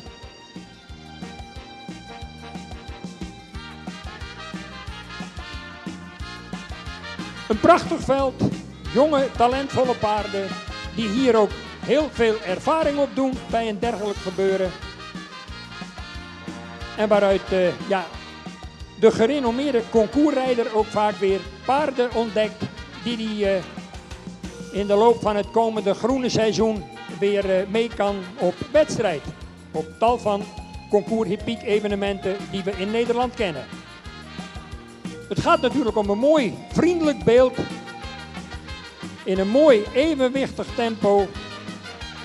Een mooi front. Een mooie hoofdhouding.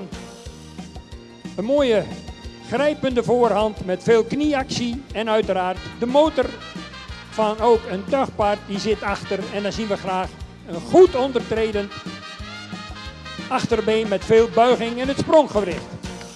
Ze zijn intussen op instignatie van onze hoofdringmeester Harm van der Meulen van hand veranderd. En dan komt de jury zo langzamerhand in de fase van de besluitvorming.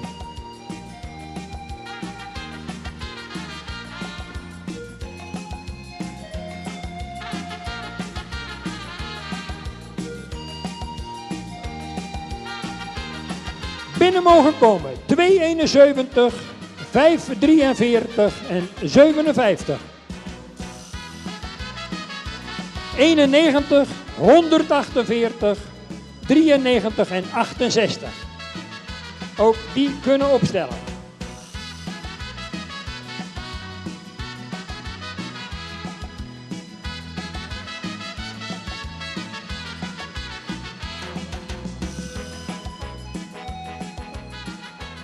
Zo, dames en heren, de eerste selectie heeft plaatsgevonden.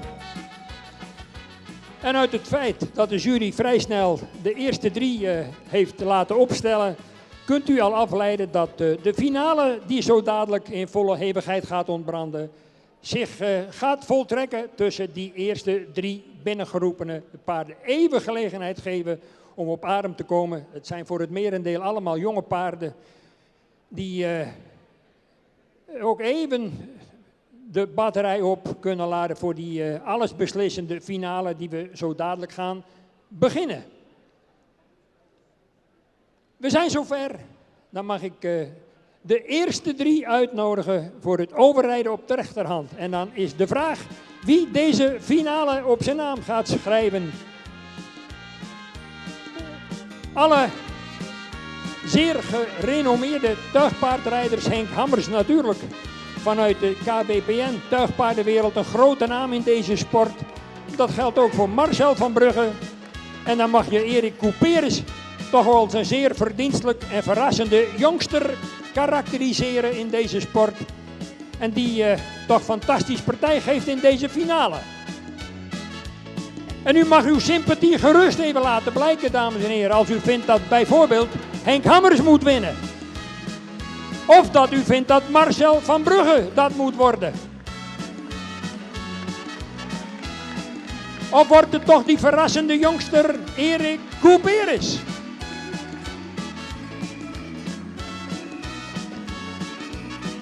En de finale is spannend, dames en heren.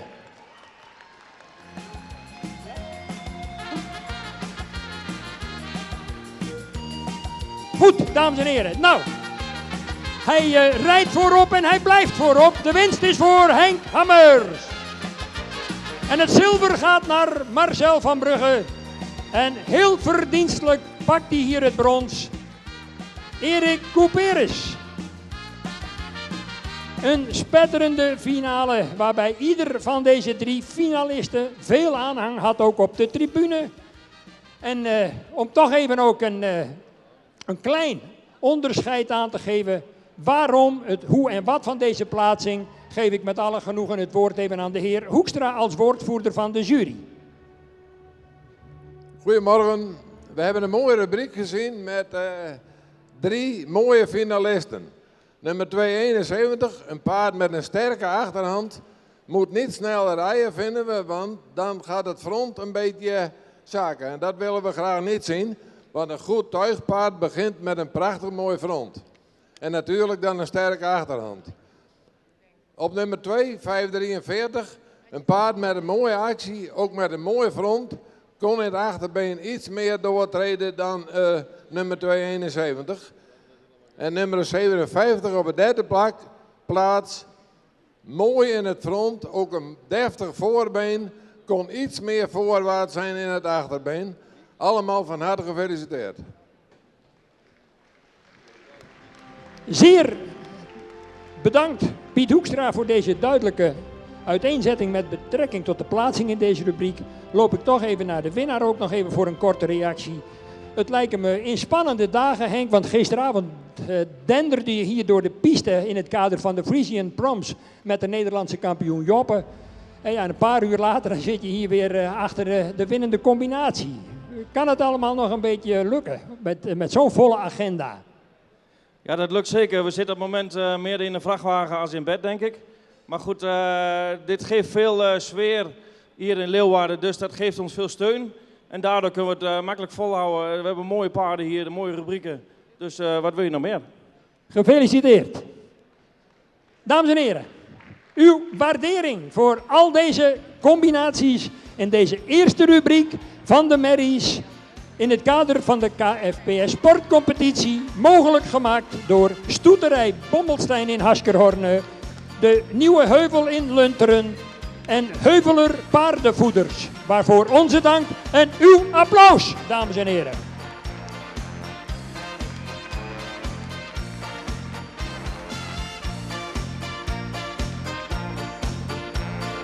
Bommelstein Zwaan met Henk Hammers.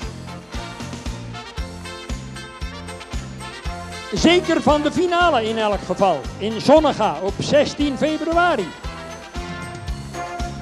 Dan Merle van de Waalhoeve met Marcel van Brugge. Stal Couperus Neeltje, Erik Couperus. Hendrik Eppenga met Tjenke van de Heermar. Udo de Haan met Vedette PW. Ito Werkman met Sophie en last but not least Gert van Dijkhuizen met Sjarda van Betterzicht. Dank aan de jury. We gaan het programma vervolgen zo dadelijk met de prijsuitreiking van de Frisian Talent Cup. En natuurlijk geef ik met alle genoegen het woord weer aan mijn collega Bert de Ruiter. Bedankt Henk Dijkstra. Mooie rubriek, dames en heren. Interessante merries hier in de baan. En we hebben vandaag in het clinicprogramma 4 aangespannen rubrieken te gaan. Het team van de Frisian Talent Cup komt alweer binnen. Wendy van der Veen zal de microfoon weer overnemen. We zijn reuze nieuwsgierig naar de einduitslag. We gaan naar de prijsuitreiking Frisian Talent Cup.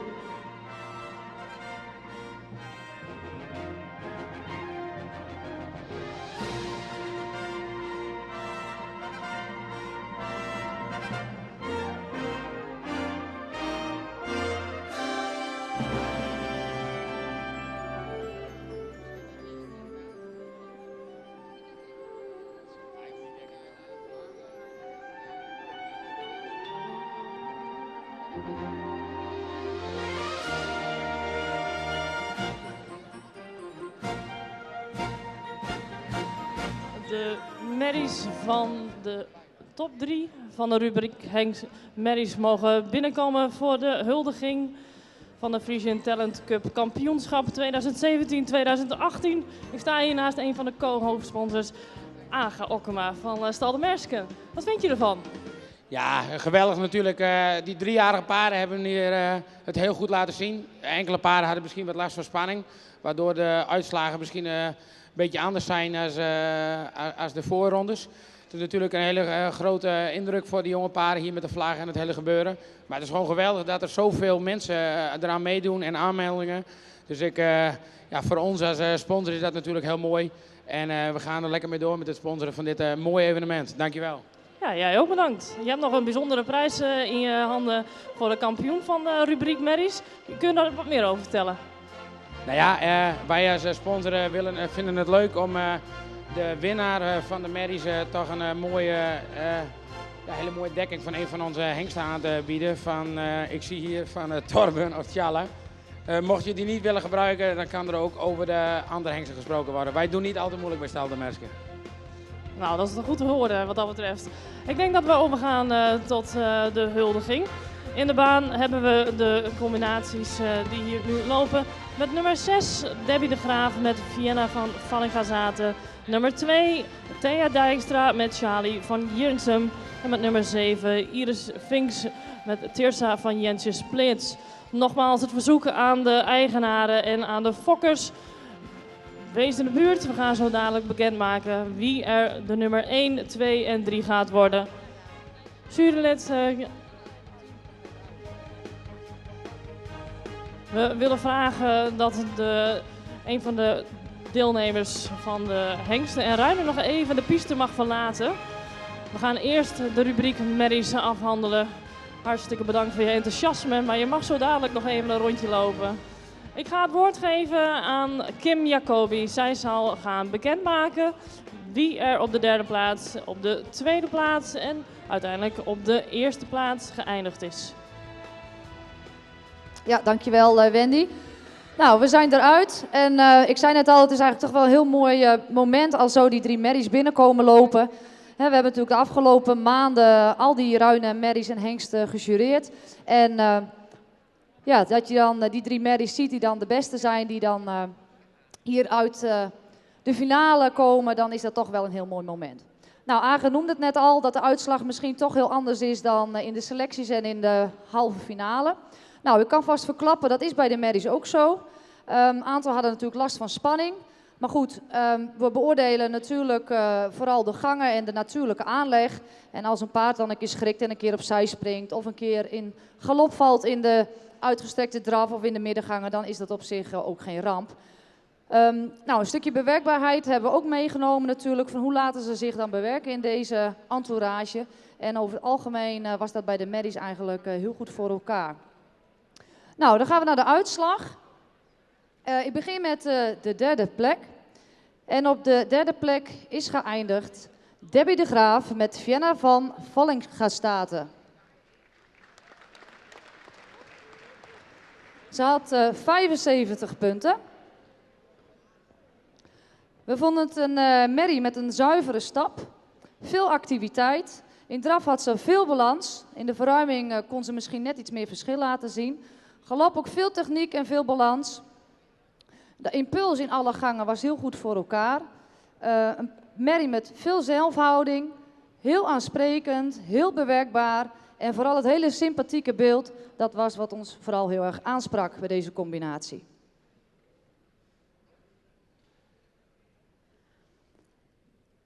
Plek nummer 2.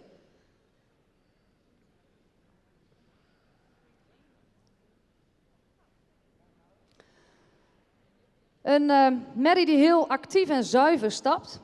Ook heel veel overstap heeft. Daar ook vooral een heel hoog cijfer op scoorde. En dan heb ik het over de merrie waar Thea Dijkstra op rijdt. Tjali van Jirnsum.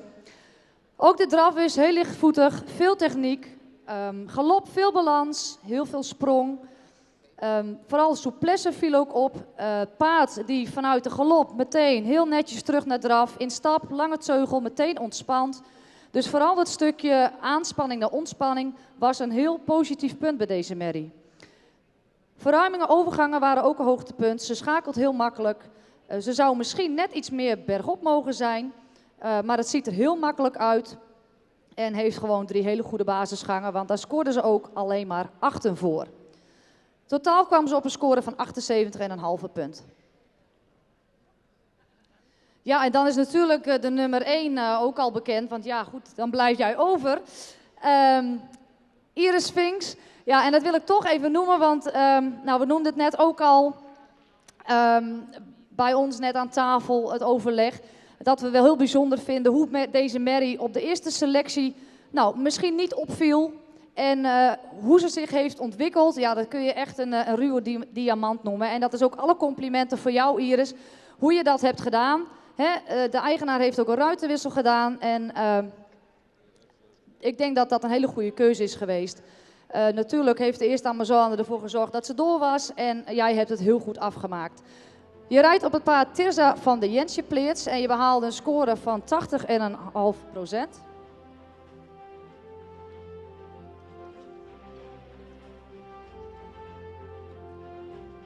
Wij vonden dat de stap heel zuiver was. Misschien af en toe iets meer overstap mocht hebben.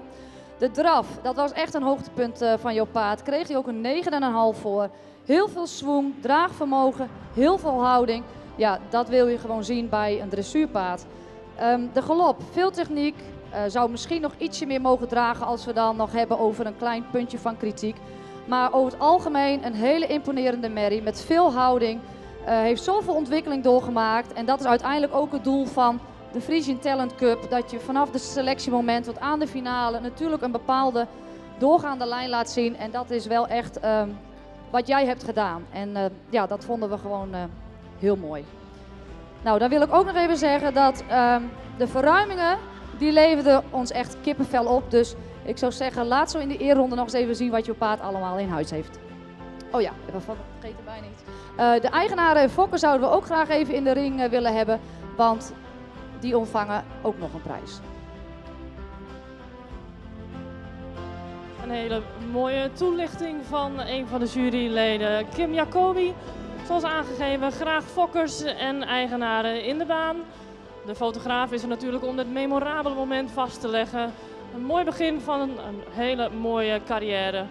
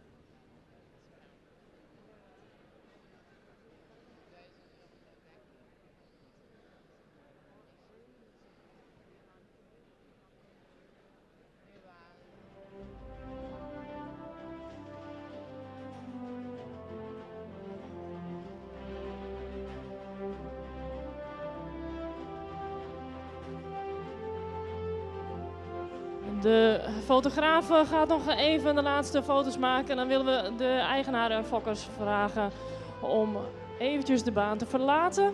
Kampioen van de merries verwachten we straks weer even terug voor een ereronde samen met de kampioen van de hengsten en ruinen.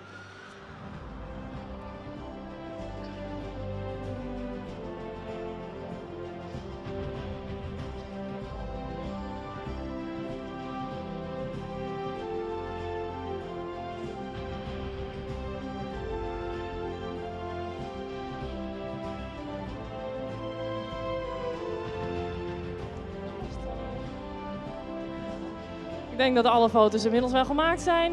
We gaan ruimte maken voor de ereronde. Het verzoek aan de muziek om een leuk muziekje op te zetten.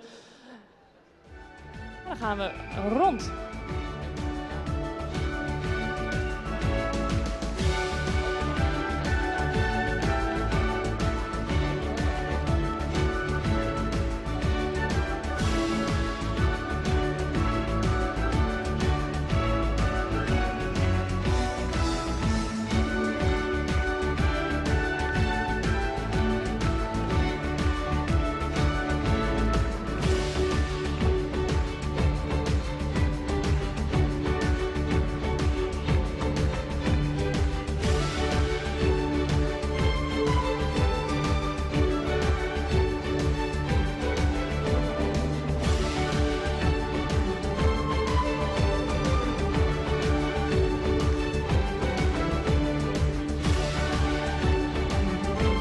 Nog één ronde en dan gaan we plaatsmaken voor de hengsten en ruinen.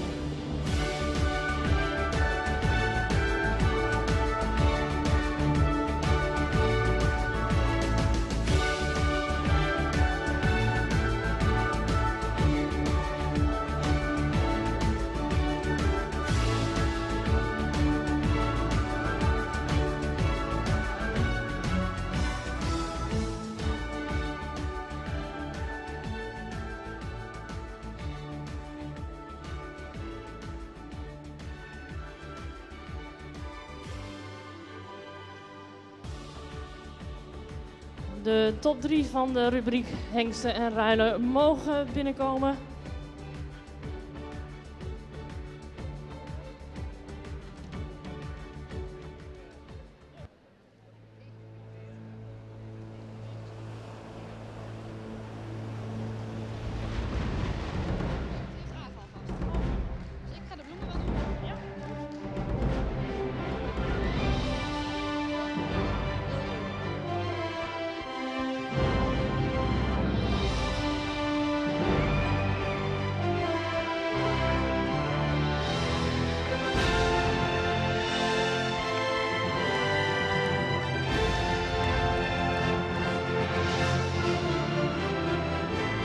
De heren maken er al een mooie show van.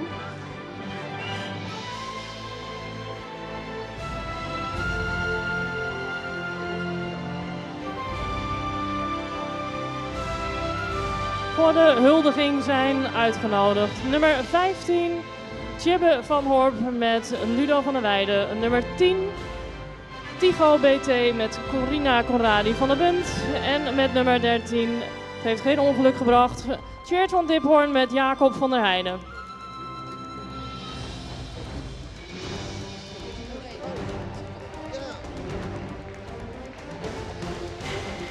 Nou, de ereronde is al bijna begonnen, maar goed, de uitslag willen we toch ook nog graag even bekendmaken.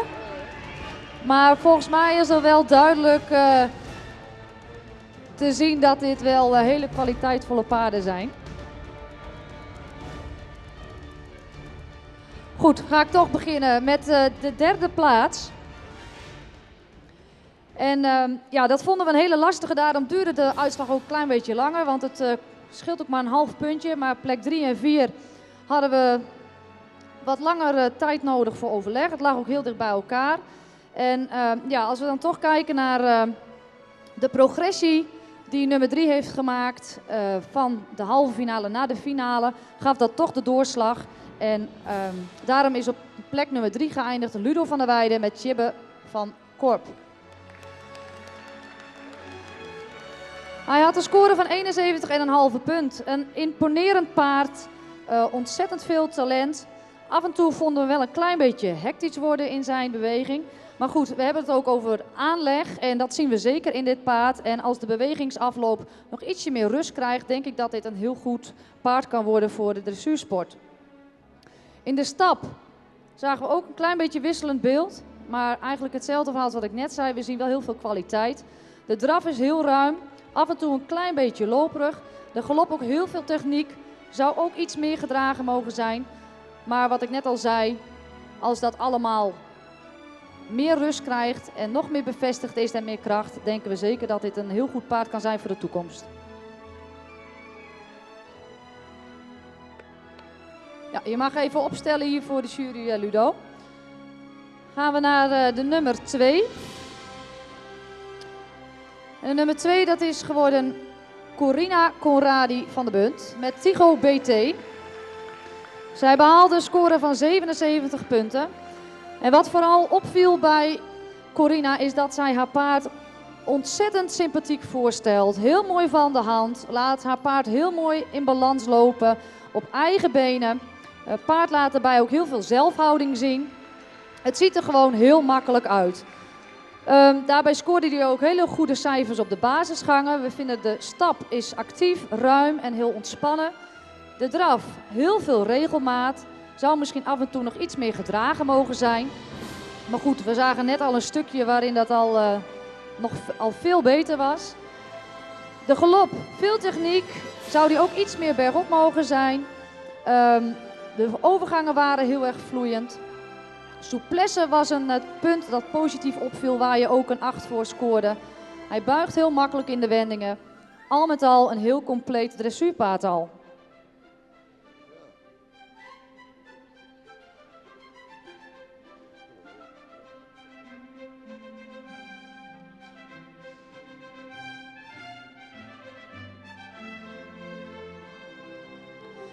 Ja, en dan is de winnaar natuurlijk al bekend, want die stapt als enigste nog rond.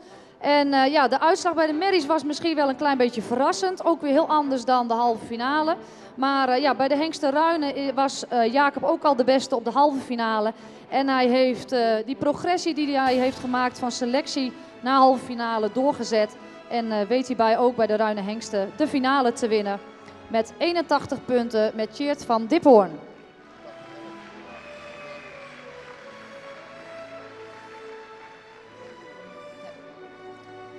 Heel aansprekend paard, mooi silhouet, ook heel bewerkbaar. Jacob rijdt zijn paard ook al heel mooi in balans. Soms hadden we wel eens het idee, kijken we hier eigenlijk wel naar 3-jarige paarden. Zoveel balans laten ze al zien. De stap vinden we goed door het lijf, is ruim, is zuiver. De draf heeft heel veel techniek, is al heel gedragen. Hij scoorde dan ook voor de stap en voor de draf een 8,5. De galop. Af en toe zou hij iets meer gedragen mogen zijn, maar hij heeft heel veel sprong en af en toe was het tempo een klein beetje hoog, maar daarbij wel heel veel techniek. Mooie vloeiende overgangen liet hij zien, mooie verruimingen. En wij denken ook dat dit een talent voor de toekomst is samen met zijn ruiter. Gefeliciteerd.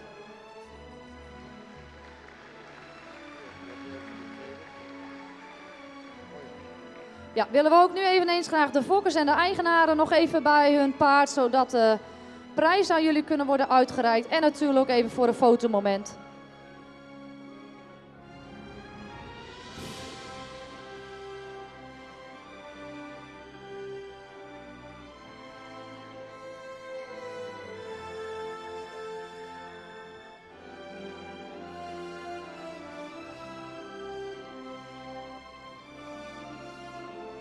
Nog even een momentje van rust, want ik heb zo'n vermoeden dat we straks alweer gaan knallen. Graag fokkers en eigenaars bij jullie paard gaan staan. En dan gaat de jury nog even jullie een hand geven. Dan krijgen jullie uiteraard ook de prijzen uitgereikt. En dan gaan we zo dadelijk weer genieten van een hele mooie ereronde. De kampioen van de Hengsten en Ruinen graag zometeen terugkomen. Die gaat nog een extra ereronde doen. Samen met de kampioen van de rubriek Merries.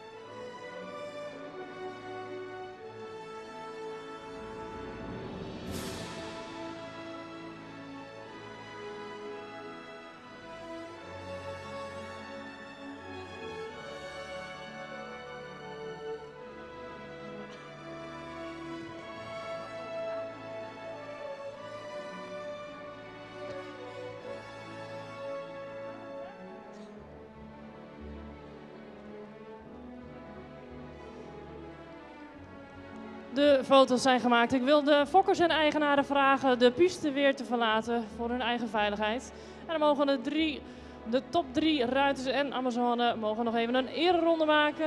En dan zien we zo dadelijk de kampioen Tjeerd van Diphoorn weer terug samen met de kampioen Merries.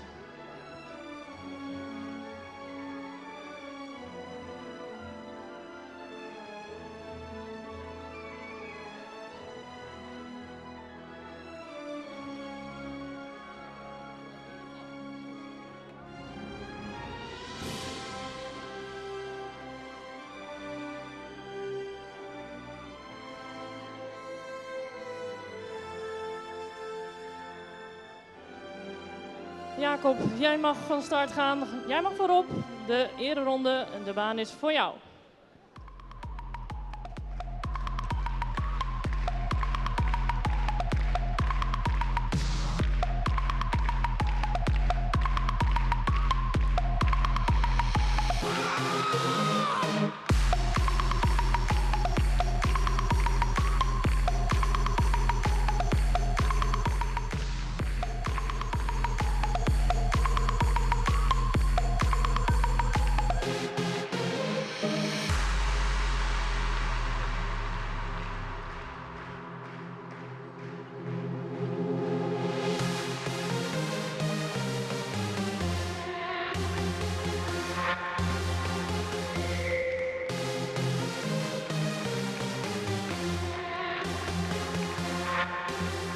De kampioenen van de rubriek Merries en de rubriek Hengsten zien we zo dadelijk nog even bij jullie terug.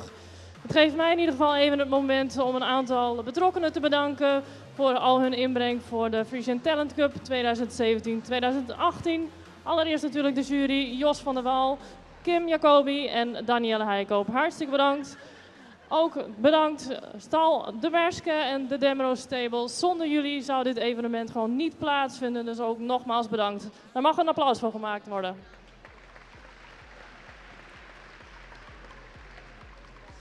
En natuurlijk ook alle vrijwilligers. Zonder jullie kunnen we dit ook niet organiseren. Hartstikke bedankt.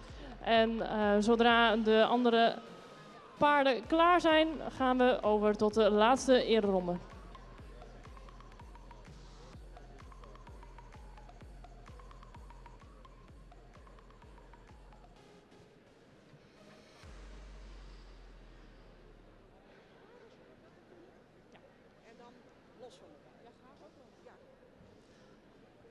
Wij krijgen hier naast mij de instructies van de fotografen. Graag in de binnenhoefslag, zo mooi in het licht. En de eerste ronde naast elkaar en vanaf daarna mooi uit elkaar. Zodat we genoeg mooie plaatjes hebben. Vast fotografe is de Ingrid Truijens. Jullie herkennen haar waarschijnlijk ongetwijfeld. Foto's van alle selectiedagen, de halve finale en ook van de finale zijn op haar Facebookpagina terug te vinden. Wil je bijbestellen? Ga dan gewoon rechtstreeks contact opnemen met Ingrid. Ze pakt even haar momentje in het midden van de piste. Zwaai maar even rond. En we wachten even op de laatste ereronde. Wat mij betreft mogen ze binnenkomen.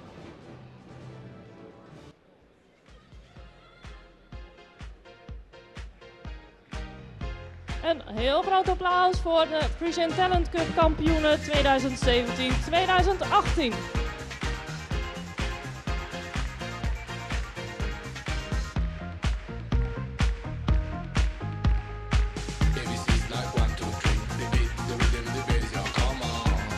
Kampioen Merries, Tirza van Jentje Splits met Iris Funks.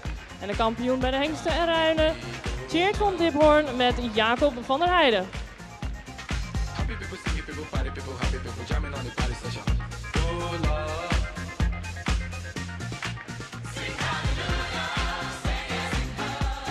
Iris en Jacob, willen jullie nog even samen de baan rondgaan naast elkaar? Zoek elkaar heel even op. Natuurlijk, doe het wel veilig.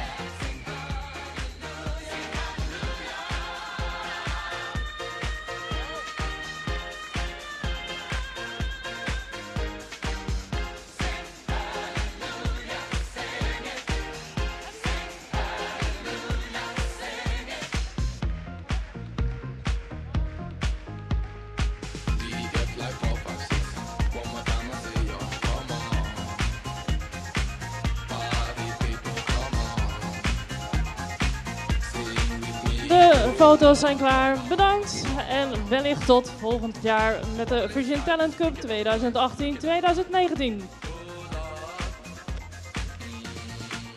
Bedankt Wendy van der Veen. Dames en heren, daar komen ze nog een keer, de kampioenen van vandaag. Ik zou zeggen, laten we nog één keer horen, maar dan met z'n allen voor deze twee toppers.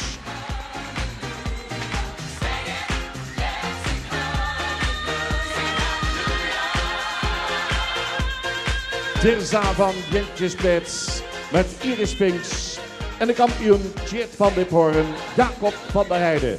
Twee geweldige paarden, twee geweldige nummers 1. En u bent een geweldig publiek. Nog één keer Leeuwarden, het is aan u.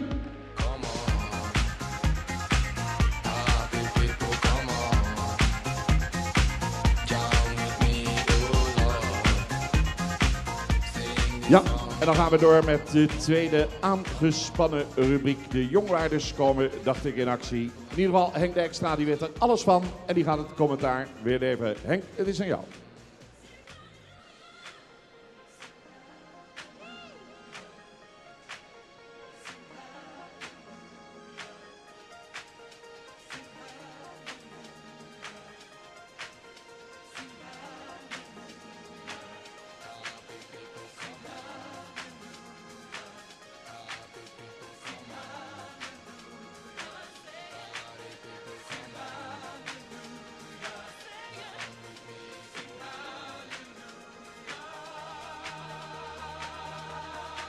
Maken wij ons op, dames en heren, voor de Young Riders rubriek. De tweede aangespannen tuigpaardenrubriek. Ooit in het leven geroepen door de vereniging Het Friese Tuigpaard. Om met name jonge mensen te interesseren voor de tuigpaardensport.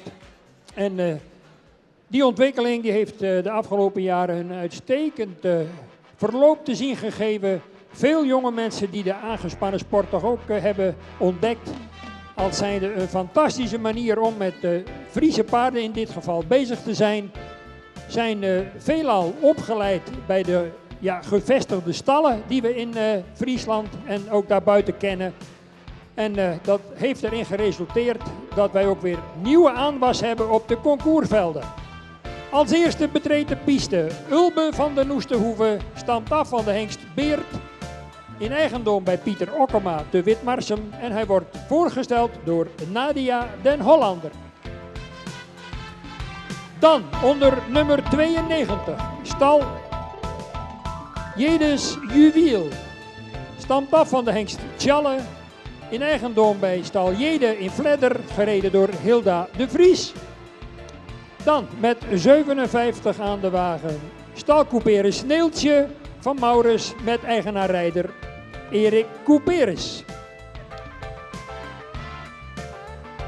Met 307 aan de wagen, Egberdinas Arwin, de jonge Deutschen van de combinatie Bruggeling en de Egberdinas-hoeve in Nijeveen met aan de leidsels Jelle van der Weijden. 543, Merle van de Waalhoeve, de jonge Uldrik van Margreet Hendricks in Zuilichem met Naomi Hendricks aan de leidsels. En last but not least, gisteravond hebt u hem wellicht nog in het tv-programma hier kunnen bewonderen van het hengstenstation Bosma te Kolmerswaag. Ik heb het over het paard Jan van de Hugten met nummer 38 aan de wagen. Een jonge Leffert van Rindert Algera in Drachter Compagnie en gereden door Gaatse Bosma. Dat zijn de deelnemers aan deze Young Riders rubriek. Mede mogelijk gemaakt, ik herhaal het met alle genoegen, door de Nieuwe Heuvel te Lunteren, het bekende hengstenstation van de familie Volmer. Stoeterij Bommelstein, voorheen te Jouren. Tegenwoordig vindt u dat in Haskerhorne, waar onlangs ook de eerste Europese kampioenschappen dressuur werden verreden.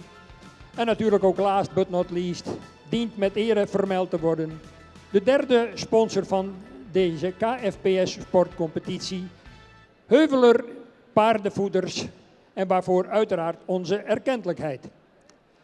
De heer Van der Meulen in dit geval, Heike van der Meulen uit Noordbergen, officieel gekwalificeerd jurylid bij de KNS, verricht op dit ogenblik de inspectie van de aanspanningen, de juiste wijze van aanspannen en of er geen ongeoorloofde hulpmiddelen worden gebruikt. En de jury zal in dit geval worden gevormd door de heren Van Wessel en Hoekstra. En de strijd gaat beginnen, dames en heren, met voorop Nadia den Hollander, dan Hilda de Vries, Erik Couperus, Jelle van der Weijden, Naomi Hendricks en natuurlijk Gaatse Bosma. En gaat u er maar eens even voor zitten, dames en heren. Jonge mensen met jonge paarden, sommigen hebben al wat concourservaring en bepaal voor uzelf eens even een uitslag en laat eens even kijken of die ook correspondeert met de uitslag van de jury. En aanmoedigen is uiteraard van harte toegestaan.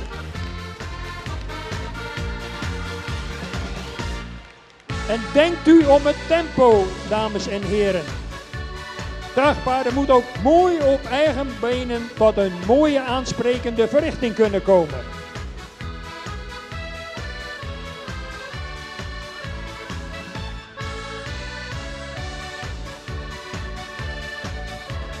Ze zijn intussen op aanwijzen van onze ringmeester Van der Meulen van hand veranderd.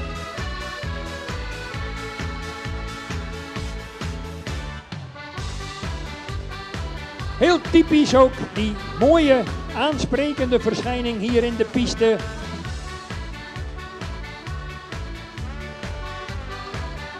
En waarvan sommigen een hele prima verrichting hier laten zien. En we gaan zo dadelijk van de jury horen welke combinaties op mogen stellen.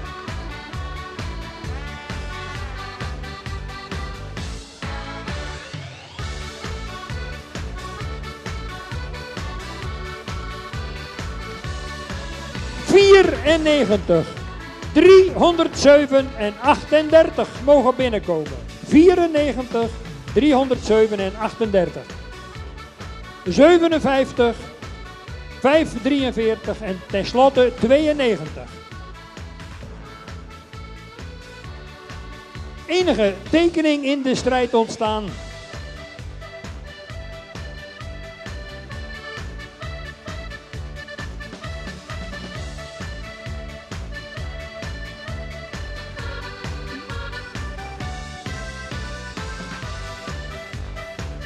En uit het feit dat de jury opnieuw, net als in de eerste aangespannen rubriek, een drietal aanspanningen vrij snel vroeg op te stellen, dan kunt u uiteraard met mij concluderen dat wij zo dadelijk nog een heerlijk toetje tegemoet kunnen zien in een strijd tussen de enige dame in de top en die twee heren die daarna volgen. En in Zuidbroek, waar wij een week geleden een soortgelijke wedstrijd hebben gereden, die kwam daar op naam van op dit moment als derde geplaatst. En we gaan eens kijken of hij in staat is om die prestatie te herhalen. En dat gaan we meemaken in de finale tussen de eerste drie.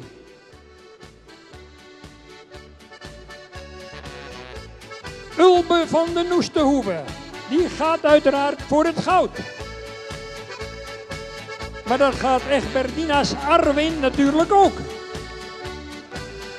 En wat te denken van die Jan van de Hugten. En wie heeft de meeste support aan de kant? Laat u de jury maar eens even weten wat u ervan vindt. Veel enthousiasme hier op de tribune voor deze jonge, talentvolle rijders. Waarvan een aantal natuurlijk, zoals Nadia den Hollander, al behoorlijk concourservaring hebben.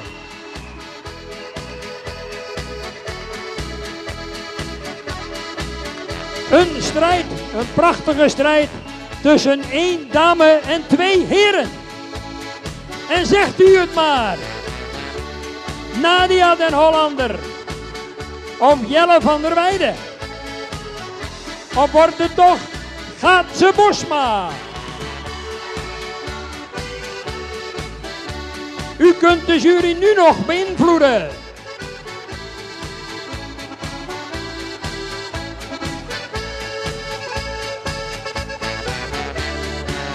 En dan kan ik Nadia den Hollander feliciteren. En als tweede Jelle van der Weijden. En tenslotte Gaatse Bosma. In deze schitterende finale die op een fantastische manier werd gewonnen door Ulbe van den Oesterhoeve. En natuurlijk, net als bij de eerste rubriek, geven we met alle genoegen het woord aan de woordvoerder van de jury, de heer Hoekstra. Ja, dit was een spannende groep. 3 overlaterijen, 3 toppaarden vonden we. Met op kop nummer 94. Wel een beetje een waarschuwing. Je moet wel iets minder je zweep gebruiken. Dat vonden we wel. Maar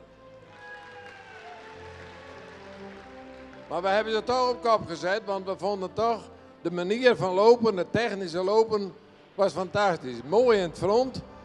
Neusje misschien iets te veel in de wind. Maar toch op nummer 1 gefeliciteerd. Op de tweede plek een paard ook met een hele mooie beweging. Een mooi voorbeen. Kon in het achterbeen misschien iets meer doortreden. Het blijft ook iets hoog in de heupen. Maar we willen dus in het tuigsport graag een paard zien met front. Dat is punt 1. Een krachtige achterbeen. Een mooi zweefmoment. Dat willen we zien. Ook gefeliciteerd. Nummer 3. Ik wil wel van de nummer 2 en de nummer 3 zeggen, niet sneller rijden. Het is een tuigsport. Het is een show. En het is geen harddraverij, want dan moet je naar de racebaan naar Wolven gaan. En dat is maandag, vrijdagavond, dus dat kan vanavond nog. Nee, maar een beetje gekheid. Maar, dus goed in de beweging, maar niet sneller gaan lopen. Dankjewel.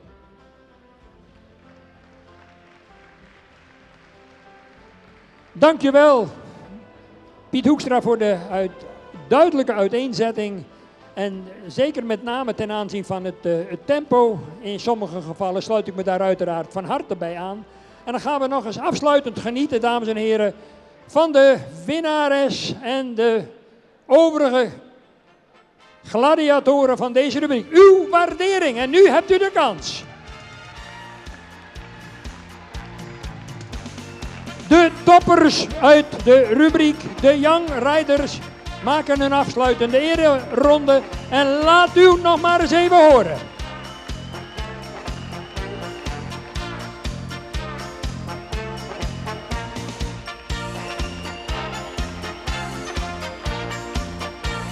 Daar komt hij nog een keer. Ulbe van den Oesterhoeve met Nadia den Hollander. Egbertines Arwin met Jelle van der Weijden. Jan van de Hugten met Gaatse Bosma. Erik Couperus, Naomi Hendricks en uiteraard Hilda de Vries.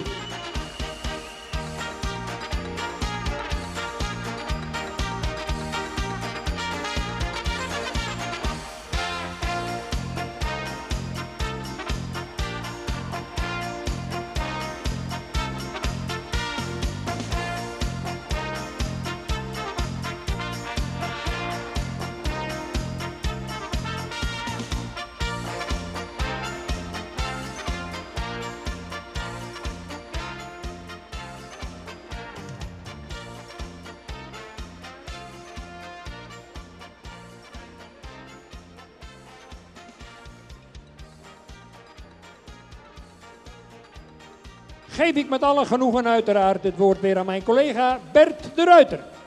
Bedankt Henk Dijkstra, dames en heren. Prachtige sport in de KFPS sportcompetitie. U zag de Young Riders aan het werk.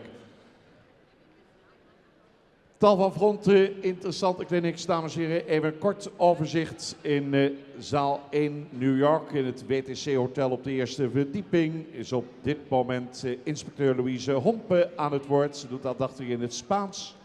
Gaat over de hengstenselectie. Zaal 2 New York.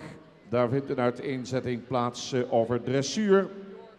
Van de stichting Kennis- en Promotieplatform Vries Dressuurpaard. Ook interessant. Derde zaal van New York in het WTC Hotel. Daar gaat het over manuele lymfedrainage. Aan het woord is daar Natasja Bos. Wat dat inhoudt, ja, wilt u het volgen, u kunt daar terecht. Zaal 3 New York.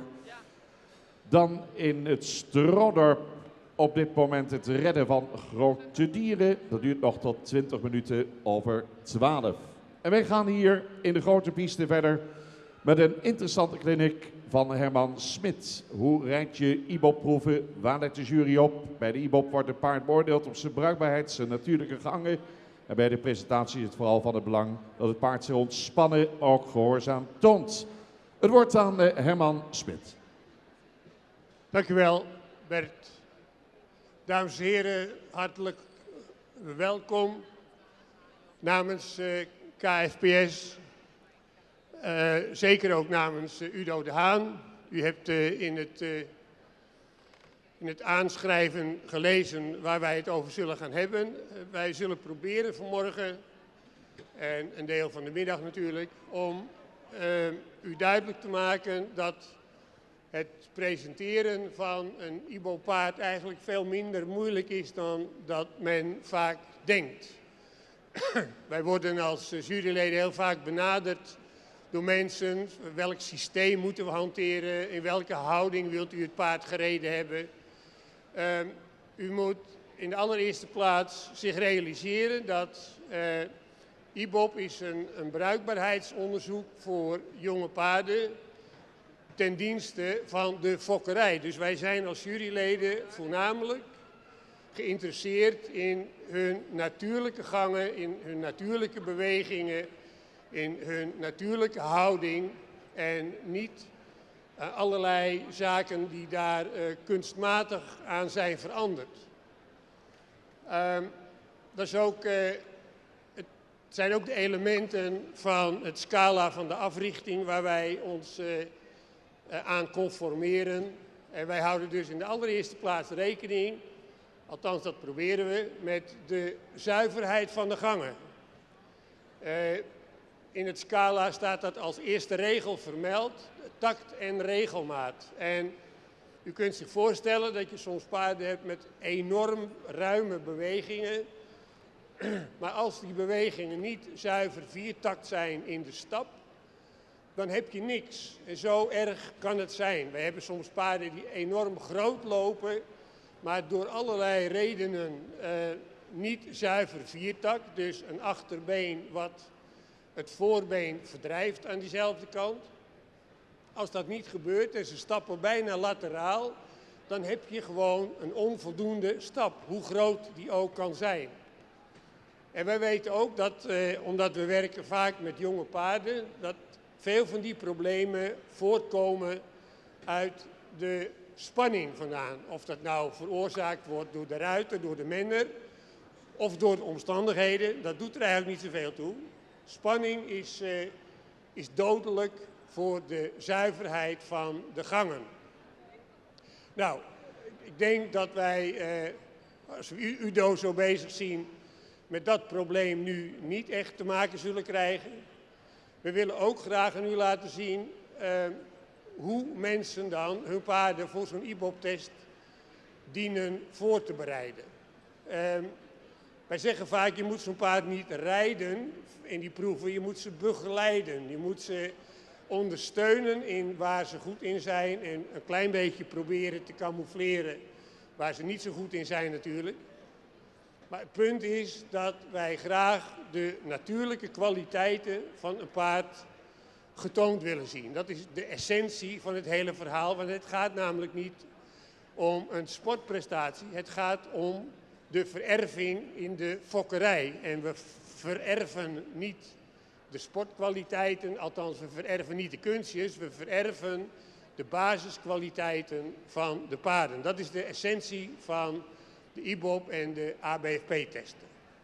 Nou, we hebben Udo hier al even rustig, relaxed zien rondstappen. Ik wil Udo vragen, jij bent als een geroutineerde IBOP-presentator, laat ik het zo maar noemen. Udo die heeft iedere IBOP-tester zeker wel een aantal paarden bij. Wat vind jij fundamenteel en essentieel bij de training van jouw paarden in de voorbereiding voor de IBOP? Eigenlijk is bij ons de voorbereiding van een IBOP-paard heel erg basis.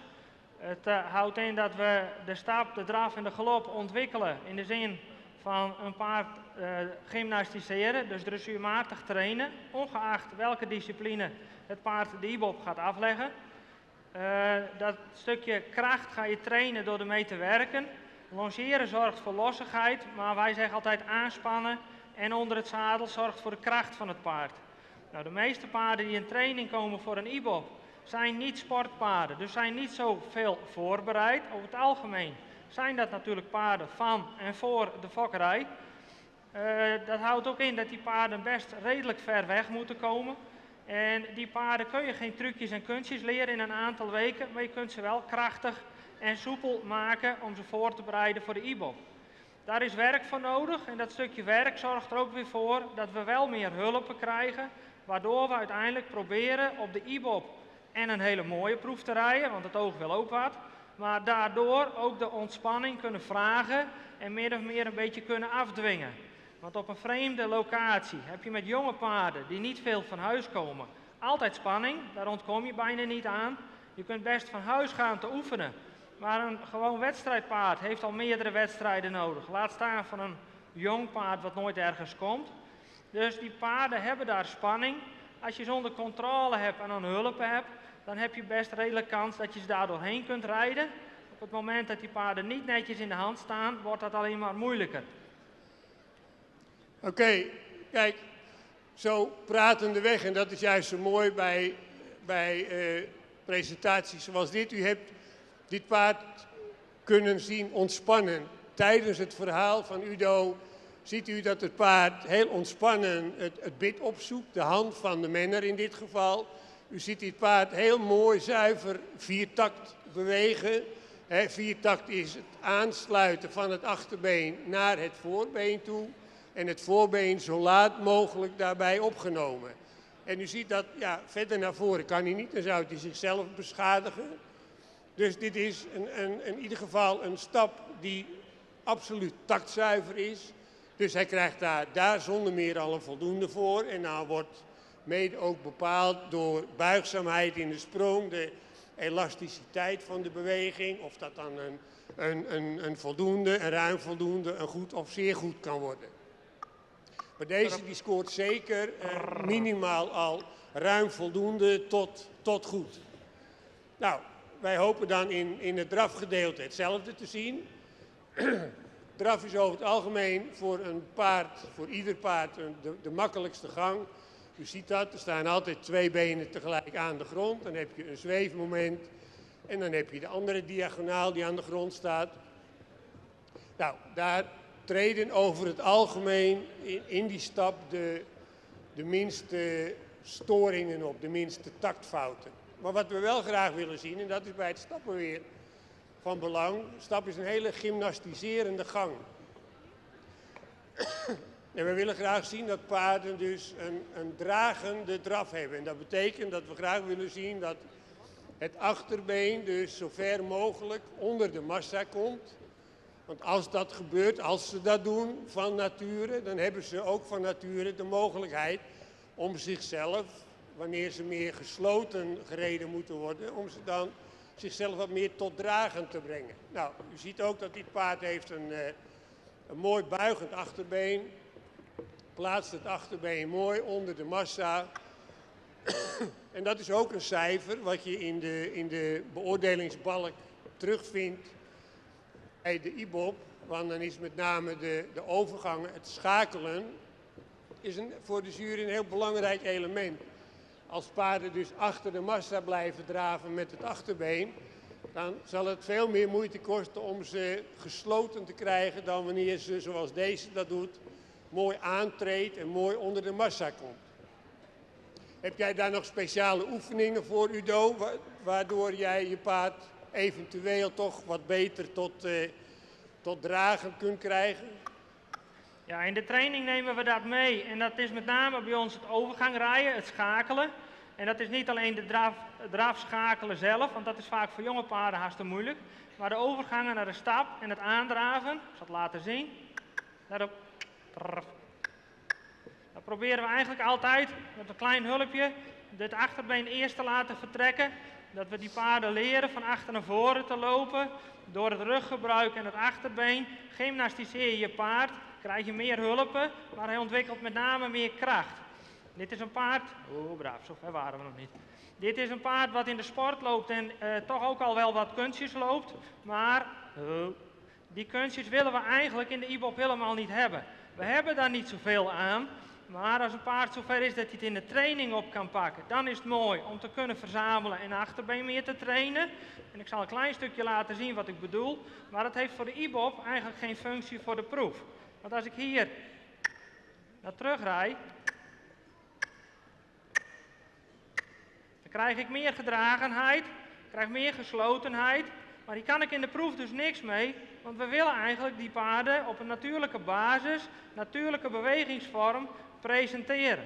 En ik kan ze nog zo terug kunnen rijden in de training. Hier wordt hij wel sterker van, dus voor mijn training is het uiteraard heel nuttig. Maar het is voor mijn IBOP-proef helemaal niet zo gewenst. Want dan hebben we ze eigenlijk veel liever vanuit het achterbeen iets meer naar voren. Wel fijn over de rug en aan de hand.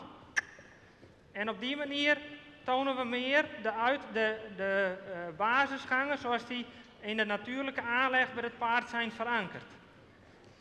Het is wel mooi dat je dat zo omschrijft, Udo.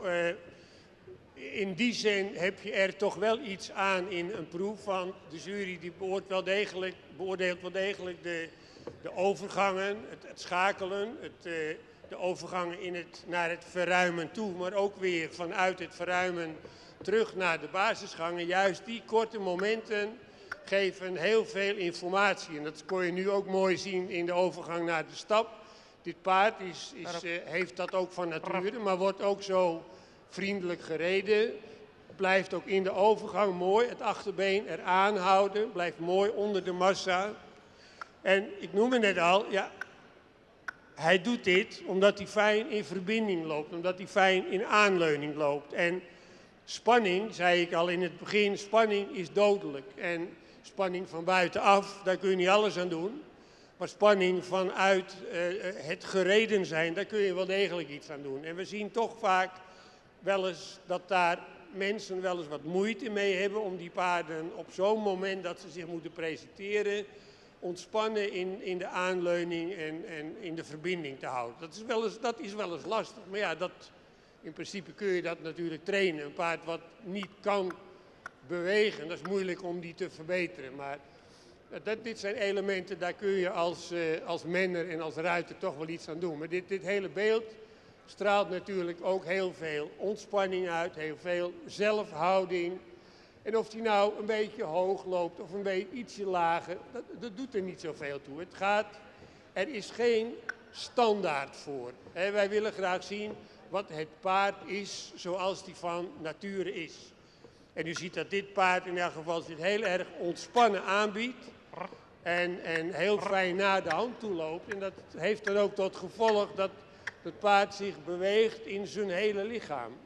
En dat lichaamsgebruik, die souplesse met name, dat is ook zo'n beoordelingsonderdeel, is wel degelijk belangrijk. Heeft zo'n paard atletisch vermogen? Beweegt hij vanuit zijn lichaam of beweegt hij alleen maar met de beentjes en houdt hij het lichaam strak? Dat maakt heel veel verschil. Kijk, wij kunnen niet al op zekerheid beoordelen dat zulke paarden dat die uiteindelijk in de sport het hele hoog zullen doen. Dat hoop je wel. En de elementen die zijn daar ook wel voor aanwezig. Alleen ja, het management om een paard bepaalt ook heel veel natuurlijk. Hoe wordt er mee omgegaan en hoe gaat men ermee verder? Dat weet je nooit van tevoren. Dat weet je nooit. Maar de elementen die zijn tot dusver in de stap en in de draf bij dit paard wel degelijk aanwezig. Nou Udo, we hebben een paar jaar terug hebben we de galop geïntroduceerd in de IBOP. Daar hebben we het lang over gedaan of dat wel kon, of het wel vertrouwd was, wel veilig genoeg was en dergelijke. En tot onze blijdschap blijkt dat een hele waardevolle toevoeging van alle beoordelingselementen die wij op een paard loslaten. Heb jij dat als trainer ook zo ervaren? Ja, ik was in het begin niet zo heel erg blij dat de galop erin kwam. Maar het is mij allemaal eigenlijk heel erg meegevallen. Bijna alle Friese paarden kunnen voldoende gesloten galopperen om ook voor de wagen dat in de menproef te doen. Dus dat is eigenlijk helemaal geen probleem geworden. De paarden zijn over het algemeen qua africhting daar ook best wel aan toe. Dus ook dat is het probleem niet. Als manners waren wij zelf een beetje afwachtender, want je moet met een jong paard gaan galopperen. Maar als het één keer went, dan weet je al niet meer beter. En we zitten nu denk ik al een jaar of 3 in de galop in de manproof. En we weten dus ook letterlijk al niet meer beter.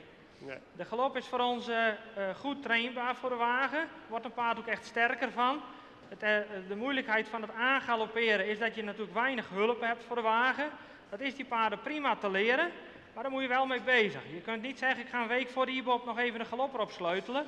Want dat werkt niet, dan moet je ze erin jagen. Nou, je hoeft ze ook niet perfect aan te laten galopperen, want het is geen wedstrijd. Als het even iets later wordt, daar is ruimte voor in de proef, dan is dat geen probleem. Dat is meer een kwestie van de opleiding en staan ze goed aan de hulpen. En dat is minder de kwaliteit van het paard. Hoe het paard uiteindelijk aanspringt en hoe de galop uiteindelijk is, dat bepaalt de kwaliteit van het paard weer. En dat blijft goed beoordeelbaar, ook al is het soms best een klein beetje groen. Ik zal het met dit paard eens, laten zien. Deze springt als het goed is makkelijk aan op de hulp, omdat hij ook al iets verder getraind is. Maar dan kun je ook zien dat het aanspringen, als het tijd genoeg krijgt, ook een vrij makkelijke hulp is. En dat is niks anders dan het ruiterbeen wat je probeert na te bootsen. Die galop, dat is een hulpje, een zweephulp op de binnenkant. Een stemhulp die ze ongetwijfeld na 100.000 keer gehoord hebben gaan onthouden. En dan is de galop een heel makkelijke gang om erop te zetten. Ja. Terugrijden, ook netjes, zweepje eraan. En daar is hij eigenlijk al voor mijn stemhulp.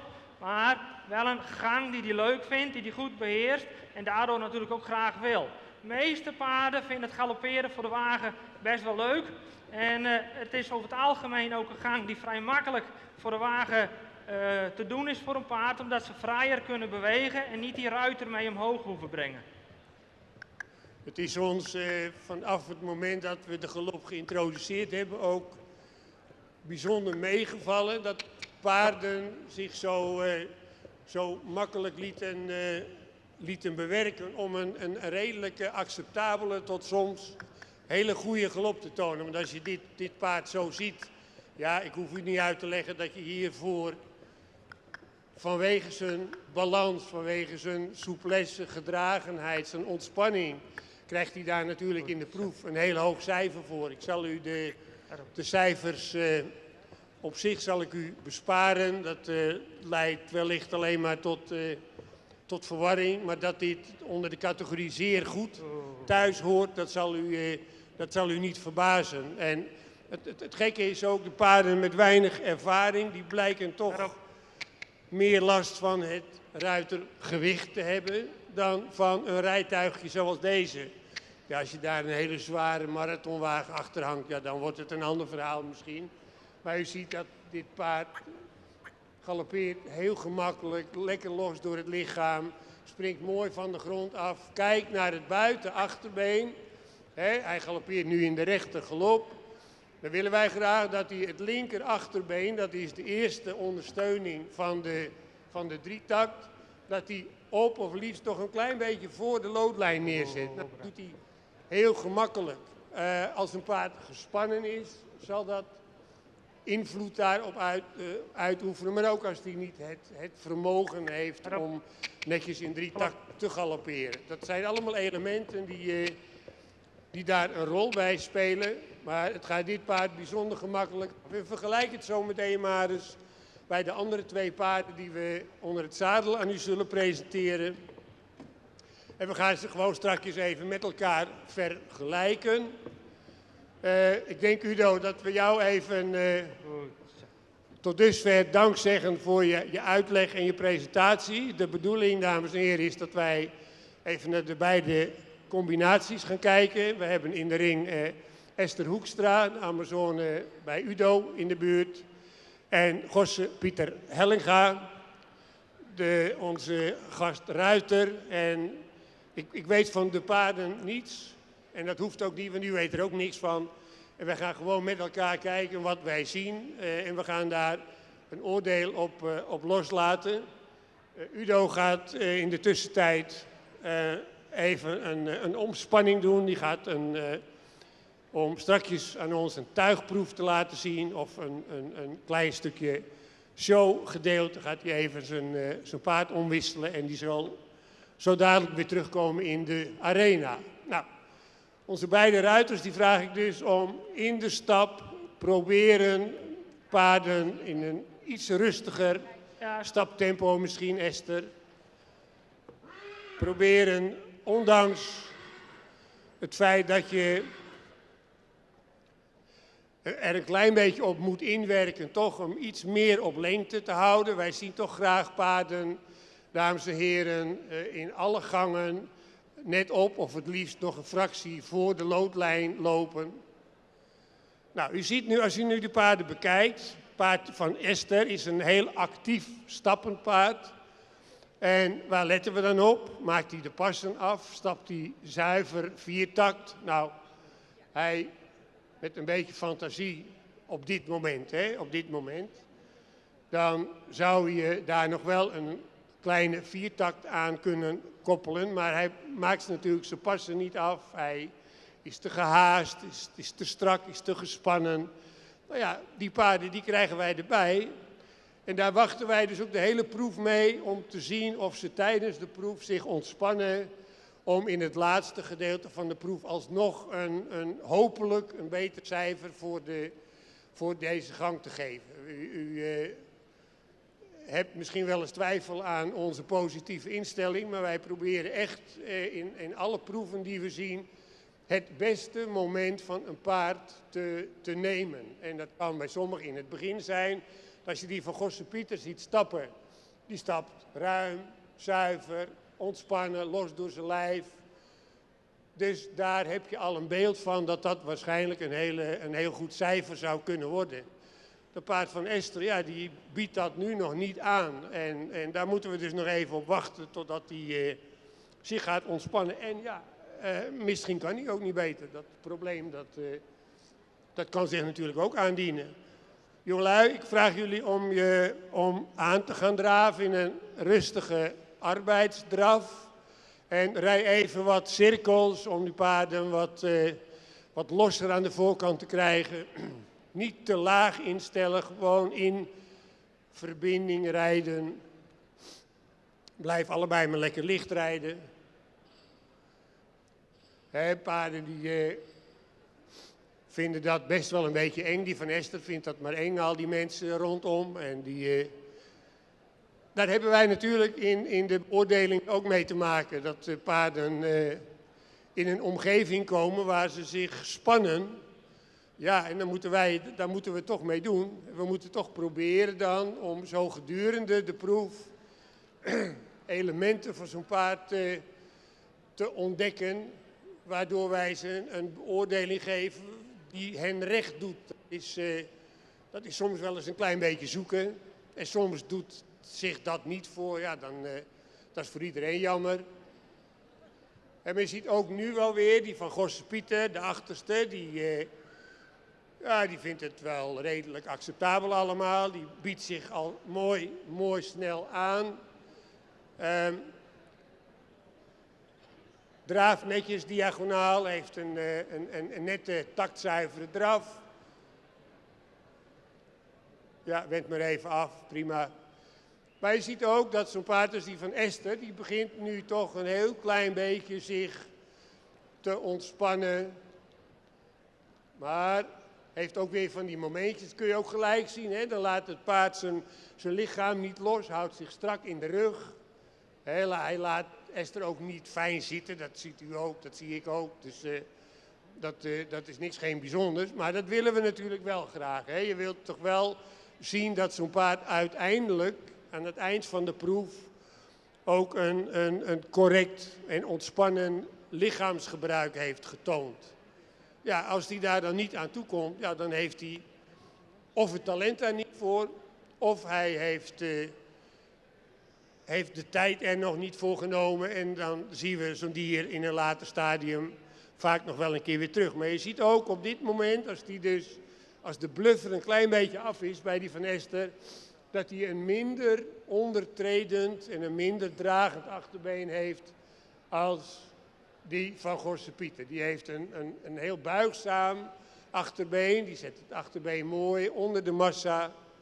En op het moment dat bij het paard van Esther de bluff er een klein beetje af is, dan zie je dat die achter ook een klein beetje achter de massa blijft draven. Nou, dat zijn allemaal elementen die nemen wij in de beoordeling mee. U moet vooral niet denken dat die dieren die spectaculair door de proef heen rennen, dat wij die bij voorbaat de hoogste cijfers geven. Dat is toch een misvatting die gemaakt wordt van juryleden vinden alleen maar die grootlopende paarden interessant om naar te kijken. Dat is niet waar. Dat is niet waar, want heel groot lopen is vaker, zeker op het hogere niveau, vaker meer in het nadeel dan in het voordeel van de paarden. Want vooral die paarden die heel ruim bewegen, die zijn later in een hoger dressuurstadium veel moeilijker te sluiten en veel moeilijker in verbinding te rijden. Dus het mag souplesse tonen, het mag activiteit en buigzaam, allemaal prima. Maar dat hele grote, dat zien wij ook niet. Wij weten maar al te goed dat in de hogere dressuur men daar wel een klein beetje van afgestapt is. Dat die paarden moeilijk tot verbinding te rijden zijn. Nou, Gorse Pieter is even wat bezig om aan wat gehoorzaamheid te werken. In ieder geval weet ik van die dat het paard is wat nog niet zo heel lang onder het zadel loopt. Die van Esther weet ik niet en dat wil ik ook eigenlijk niet weten. Maar ik zie wel dat Esther zo heel geleidelijk aan bezig is er tot door te dringen tot het paard.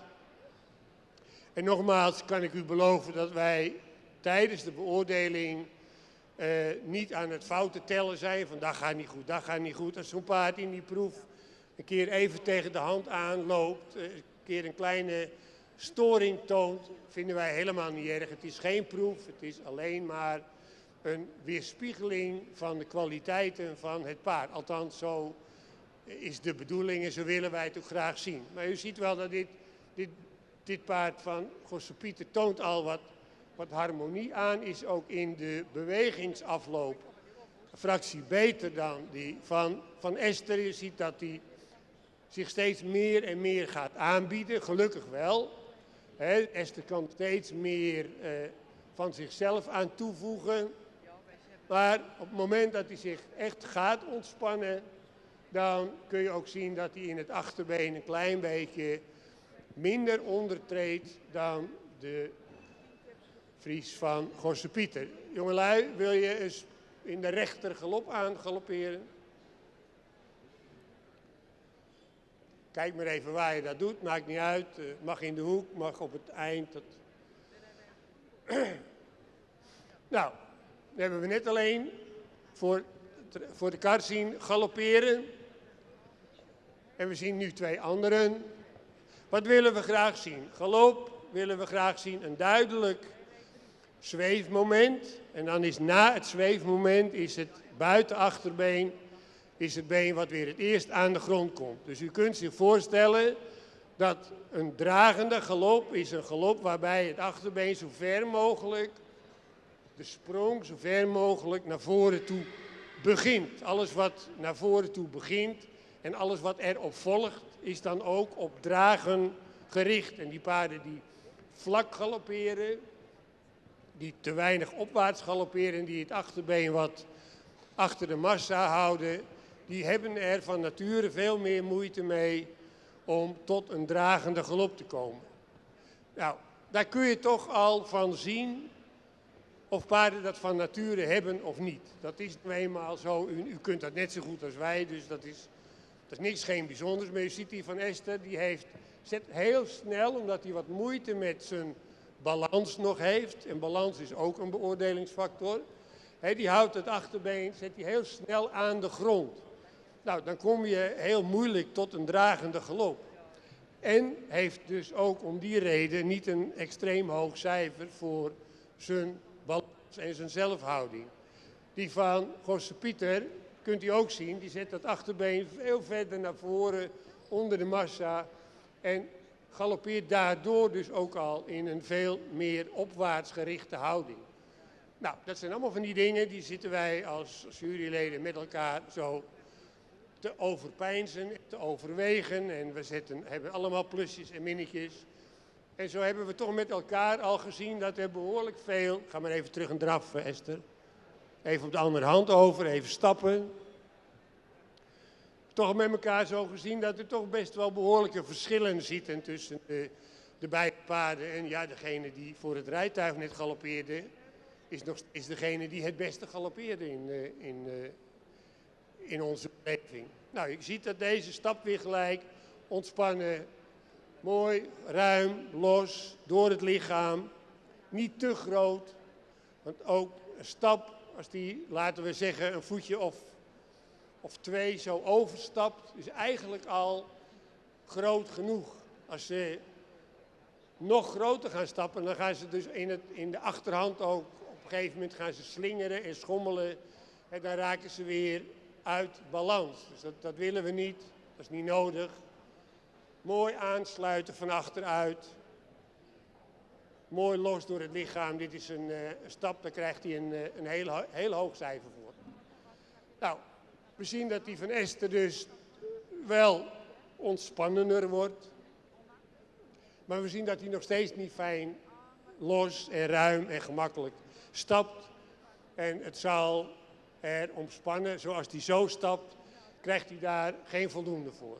Dat betekent dat hij dus onder de 6 zal blijven. Zeker en misschien nog wel iets lager. Want hij mist dus toch de taktzuiverheid en de ruimte. En in deze ontspanning en dan toch niet doen wat we graag willen, ja, dat levert dan geen voldoende op. U vindt dat misschien een beetje sneu, maar daarom hebben we hem natuurlijk ook meegenomen om u dat te laten zien. Waarom wij voor zo'n stap als die, nou dan ga je toch zeker aan, nou ga je toch gauw aan een 8 denken. En bij die kom je niet hoger dan een 5 uit. Laten we het zo even voor alle duidelijkheid stellen. Oké, nou gaan we nog even kijken of er verschil zit tussen de rechter en de linker galop. Luikjes, gaan maar even weer aandraven en weer even in de linker galop aanspringen. Want er zit nog wel eens wat verschil in, dames en heren. Daar pakken we dan in principe ook het gemiddelde van. Waar komt dat door? Ja, nou, dat komt ook weer vanuit natuurlijke kwaliteiten vandaan. Het kan zelfs ook van de aanleuning vandaan komen. Paarden die zijn bijna allemaal in de mond toch een klein beetje scheef.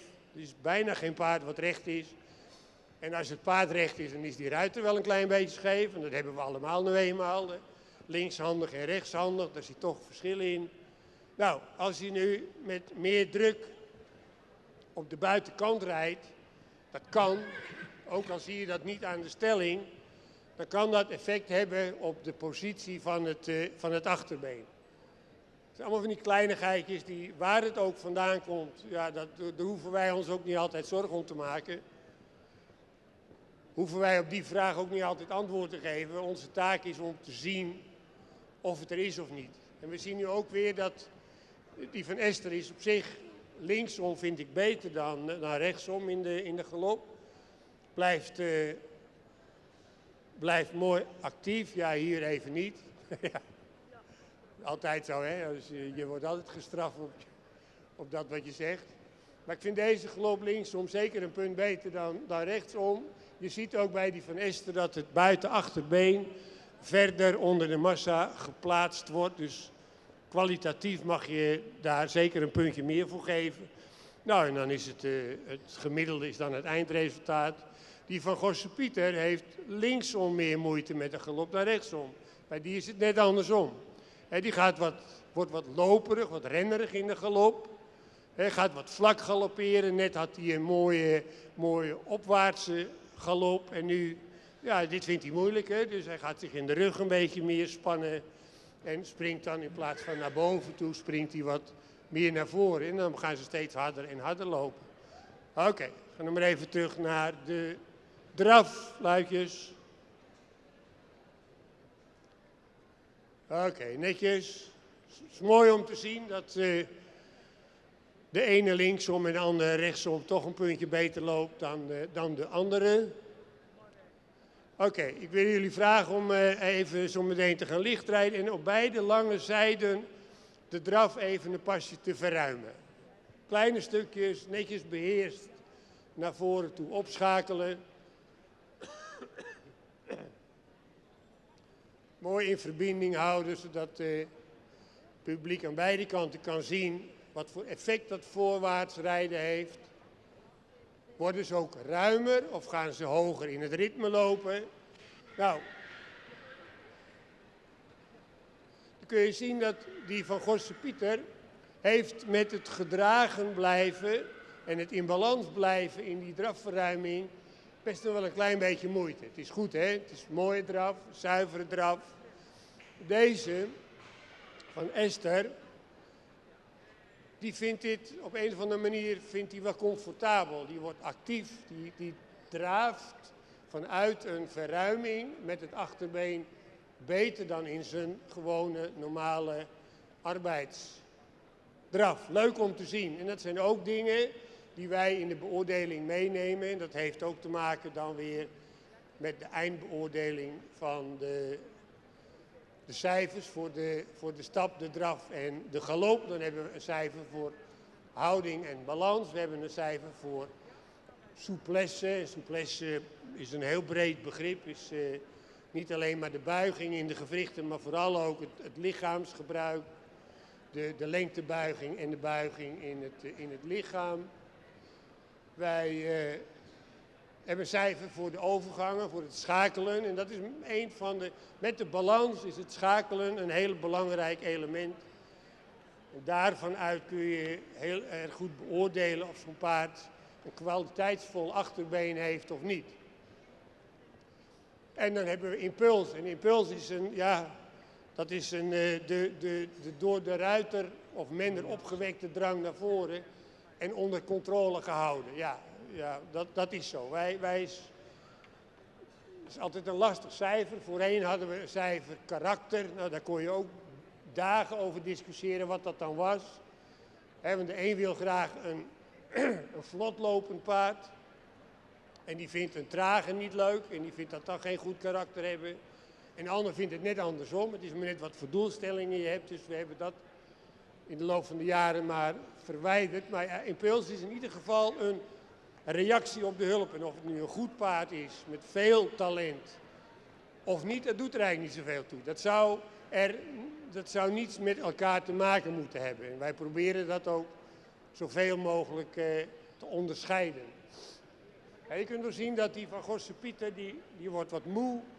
En daar raakt het scherpe een beetje uit het achterbeen vandaan. En die van Esther, die heeft met name in het drafgedeelte, heeft hij toch wel, is die wat sterker, lijkt hij wel wat sterker. En vindt hij dat actief draven, dat vindt hij best wel comfortabel. Goed jongelui, jullie mogen in stap overgaan.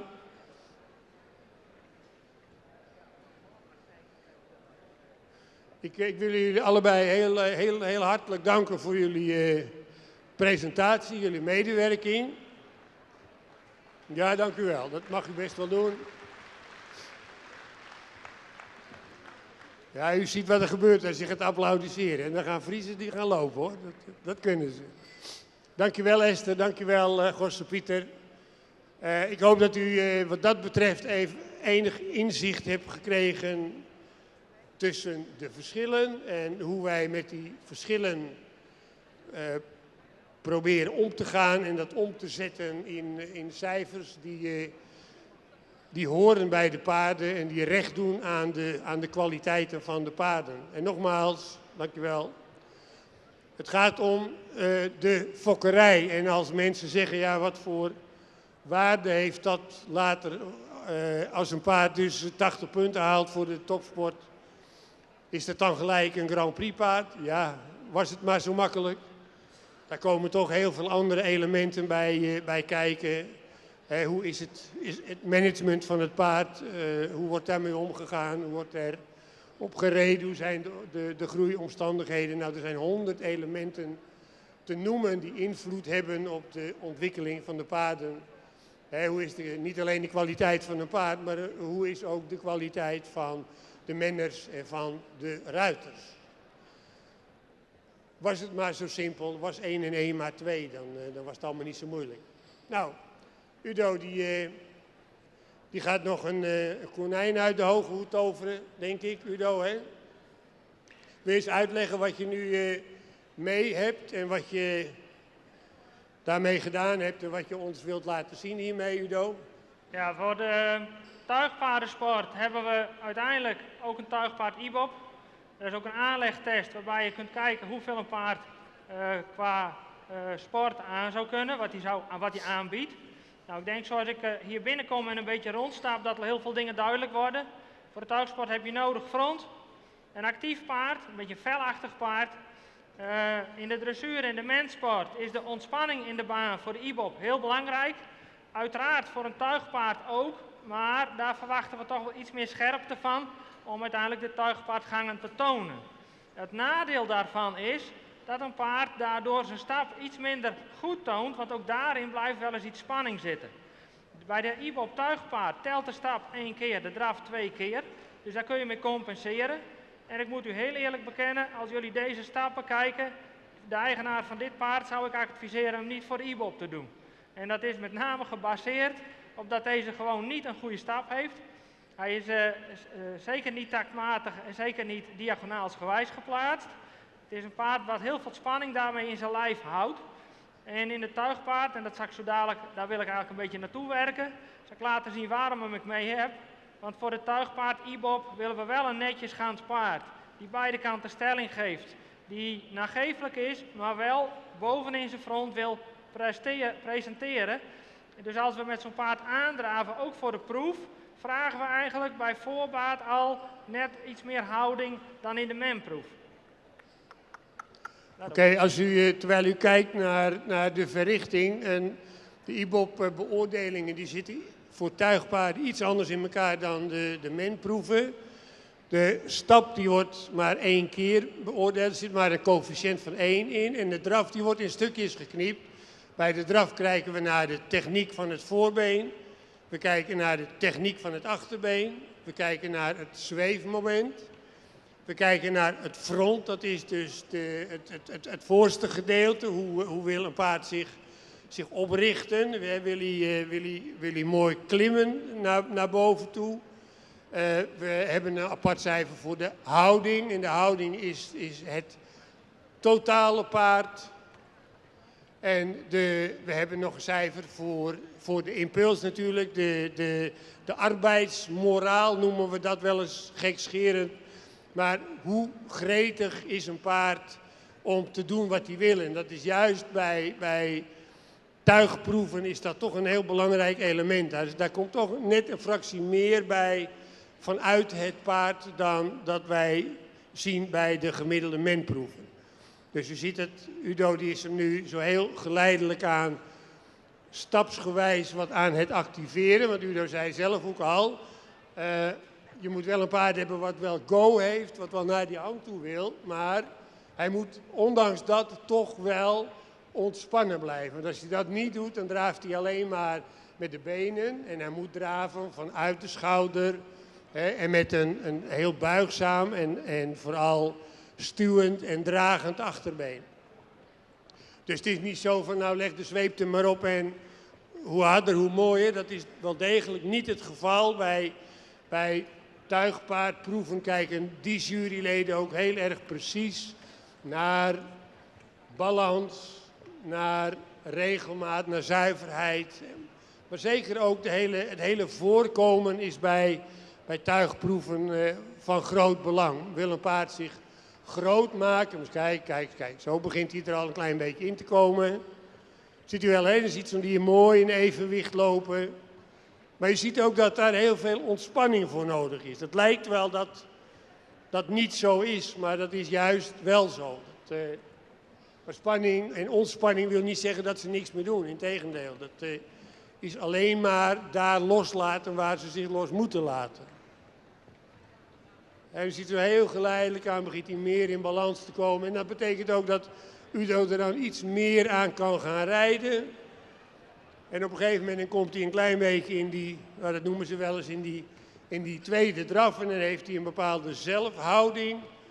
En hoe meer ze dat aannemen, hoe minder je er als men dan op dat moment zelf aan hoeft te doen. Uiteindelijk is het voor de IBO-proef ook een aaneenschakeling van schakelmomenten. En dan niet zozeer afgewisseld met stap en draf, maar meer binnen de draf zelf. En die is uiteraard voor een tuigpaard IBO ook de belangrijkste gang. Maar de menproef zelf willen we wel nageeflijk en over de rug blijven rijden. Het zij met een iets meer houding dan in een menproef van de men-IBOP. En het tuigpaardgedeelte en de schakelingen, daar willen we juist aanspannen en juist die tuigpaardhouding tonen. Nou, dat is ook de moeilijkheid voor de jonge paarden, om naast het stukje ontspanning, en daar heb ik vandaag wel een beetje moeite mee, moet ik zeggen, om dat stukje ontspanning af te wisselen met aanspanning bovenin en dan weer terug.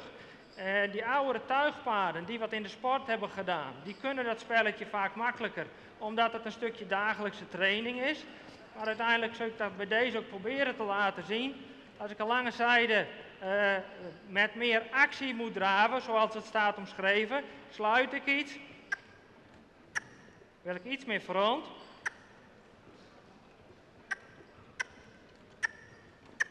En van daaruit vertrekken.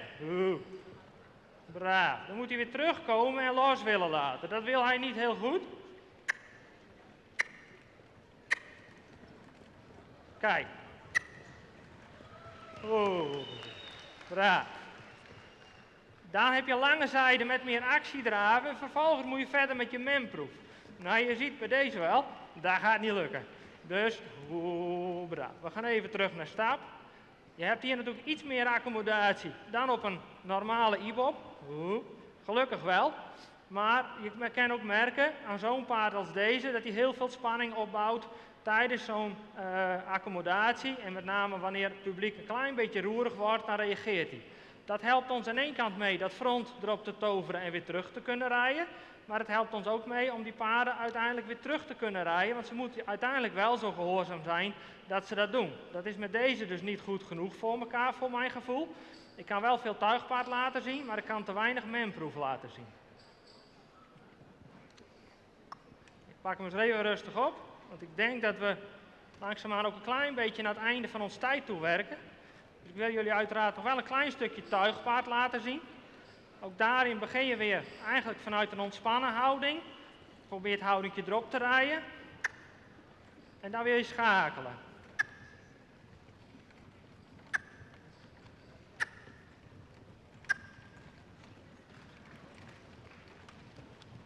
Goed, zo. En dan wil je hem in de hand houden. Mag je uiteindelijk voor de tuigproef bovenin blijven. En dan schakel je weer.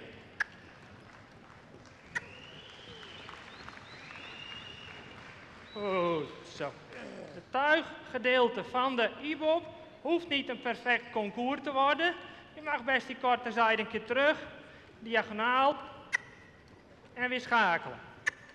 Want voor een jong paard mag je niet verwachten dat hij rondje na rondje een perfect concours loopt. Daar mag een galopsprong tussen zitten, je mag een keer terugschakelen. En je mag ook best eens een keer zeggen, ho maat, even bij de les blijven. En van daaruit ga je weer naar voren. En juist het schakelen, zowel terug als naar voren. Een van de belangrijkste dingen voor de IBOP. In de hand staan, maar ook de go vanuit het achterbeen. Hop. Goed zo. Kijk, en daar loopt hij dus niet vanuit het achterbeen. Hij springt achter wel, maar het is gewoon omdat hij te laat reageert. Doe nog één lange zijde. Valt onder de garantie. Kijk, en daar doet hij het beter. Oké, Udo. Dat was een hele mooie tot besluit. Ik wil graag nog even onderstrepen wat jij al heel duidelijk probeerde uit te leggen. Dat zo mooi en zo goed en zo constant hoeft dat natuurlijk in een IBOP-proef nog niet. Maar we willen wel graag een paar momenten zien dat zo'n paard dat toch in aanleg heeft. En je zag bij dit paard ook, ja, het stappen is niet zijn sterke punt. Dat zie je toch vaak bij paarden die heel enthousiast zijn. Dat hebben we net in het begin bij de rijpaardproef ook al gezien. Dat spanning die je bij zichzelf opwekt, ja, levert voor het stappen veelal niet zoveel goede dingen op. Maar het hele drafbeeld is prachtig bij deze. Hij blijft actief in het achterbeen. Hij blijft mooi actief in het voorbeen. Loopt met heel veel inzet en heel veel balans. En als wij dat in zo'n IBOP-proef zo nu en dan een keer zien, en daar is die proef ook opgeschreven, dan kunnen wij daar soms heel erg blij van worden. Wel, Udo, ik denk dat onze tijd er ook zo'n beetje op zit. Ik wil jou heel vriendelijk danken voor het samenspel wat wij hebben mogen doen om te proberen mensen wat inzichten te geven in hoe IBOP-proeven gereden worden en hoe wij daar naar kijken, zowel de rij als de men als de tuigproeven. Dank je wel, dank ook jouw medewerkers daarvoor nog een keer graag. En we gaan het gewoon nog een keer weer doen. Doen we, altijd leuk. Dank je wel. Mooie woorden, interessante clinic, dames en heren. En niet alleen dank aan Udo de Haan, maar natuurlijk ook hartelijk dank aan de man die daar alles over weet te vertellen op een geweldige wijze, Herman Smit. Ik zou zeggen, nog één keer een warm applaus na afloop van deze interessante clinic over de IBOP. En kijk dat paard bewegen. Ik zou zeggen, zet er een klein muziekje achter. En nu het applaus erachter, dames en heren, voor deze mooie presentatie van Udo de Haan.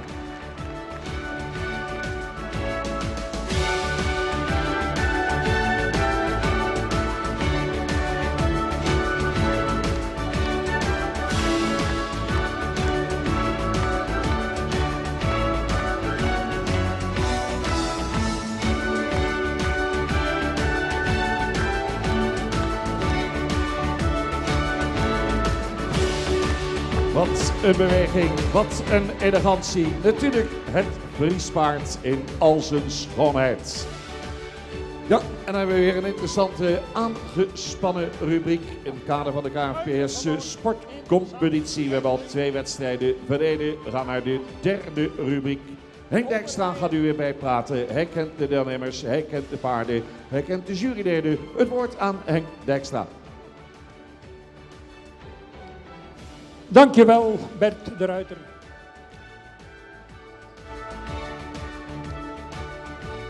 Pagina 83, daar bent u nog steeds.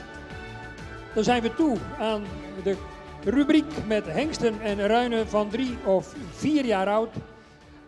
Oorspronkelijk 4 aangegeven deelnemers, helaas 2 afwezig.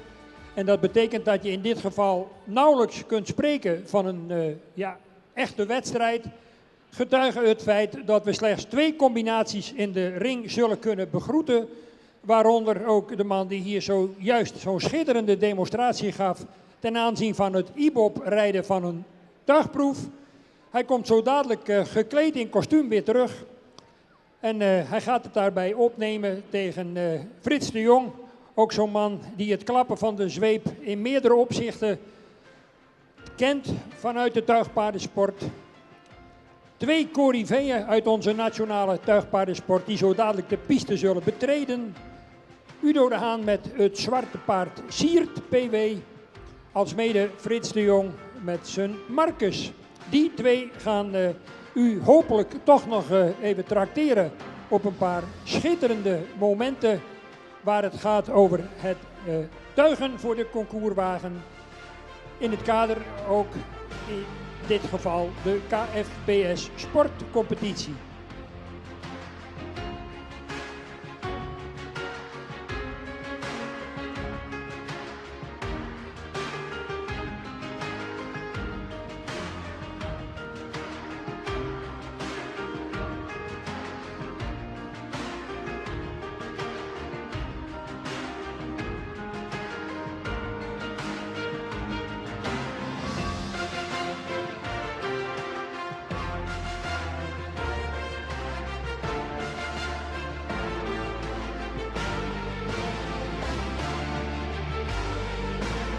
En daar komen ze in aantocht, dames en heren. Uw attentie met 148 aan de wagen. U hebt hem zojuist kunnen bewonderen. Het paard heeft natuurlijk een heerlijke warming-up achter de rug. Siert PW buitengewoon succesvol ook in de officiële wedstrijden die hij intussen al op zijn naam heeft geschreven. Veel routine intussen al opgedaan. U hebt het Udo de Haan ook horen verklaren dat die paarden op een gegeven moment in zo'n tuigrubriek weten wat er van ze wordt verwacht. Dan hebben we natuurlijk met 31 aan de wagen good old Frits de Jong. Een leven lang al actief ook in onze tuigpaardensport met Friese paarden. Voormalig hengstenhouder, u kent hem natuurlijk allemaal nog van de wereldberoemde Reitse. De tweevoudig kampioen van onze hengstenkeuring. In dit geval neemt de heer Hoekstra de inspectie voor zijn rekening.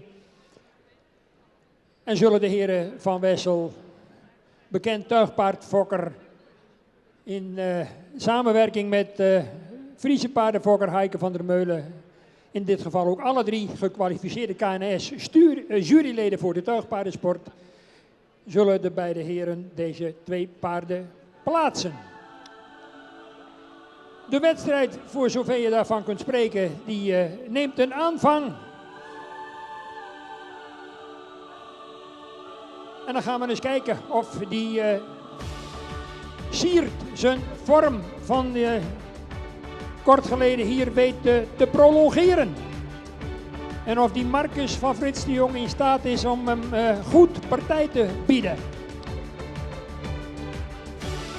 En dan zie je ogenblikkelijk wat Udo ook al aangaf. Die paarden reageren gewoon op het publiek. En dan zou ik zeggen, laat u zich maar eens even horen. Kijk eens eventjes, dames en heren. Dat is het effect van hulp van buitenaf, zou je bijna kunnen zeggen. Zo zien we dus graag Friese paarden optreden in de tuigpaardensport. Een schoolvoorbeeld van hoe of het hoort. Ze gaan van hand veranderen, zodat de jury ook de paarden op de andere hand kan bewonderen.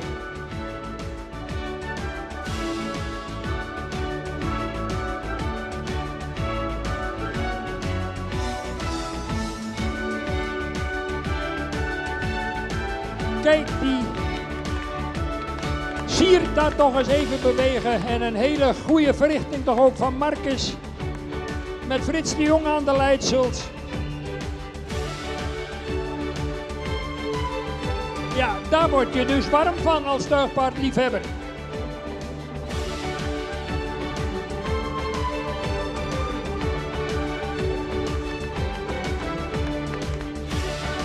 Goed, dan mag zowel Udo de Haan als Frits de Jong opstellen.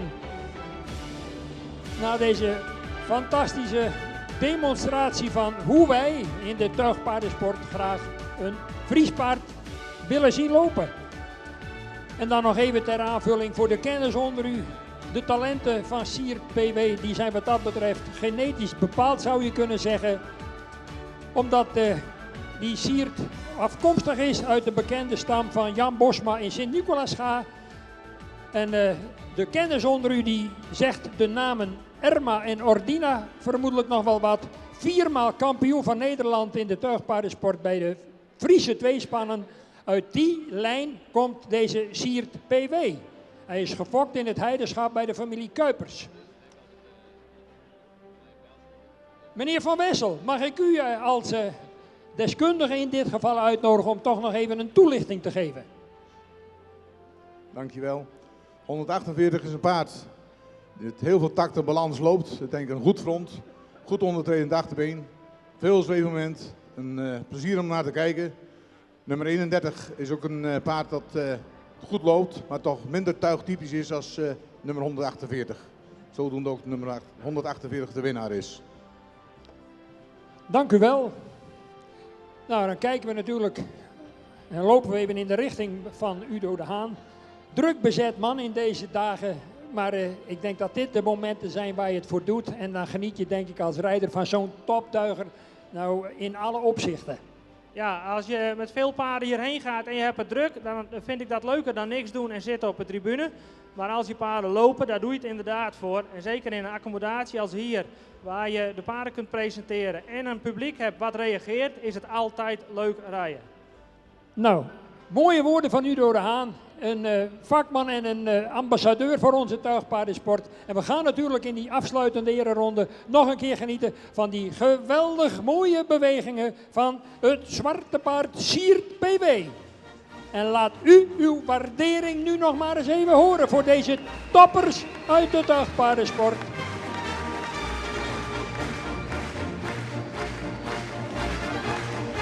Uw applaus. Kijk de bus gaan. Wat een beweging. Super.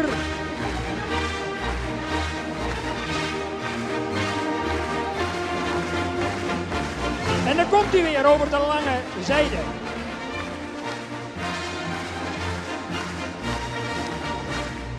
En ook uiteraard grote waardering voor Marcus met Frits de Jong. Jawel, daar komt hij nog een keer voor de ereloge. Udo de Haan, dankjewel. En uiteraard ook grote dank aan Frits de Jong. Een kort, doch buitengewoon hoogtepunt. In dit geval deze rubriek voor de hengsten en ruinen in het kader van de KFPS sportcompetitie. En met alle genoegen geef ik het woord over aan mijn collega Bert de Ruiter.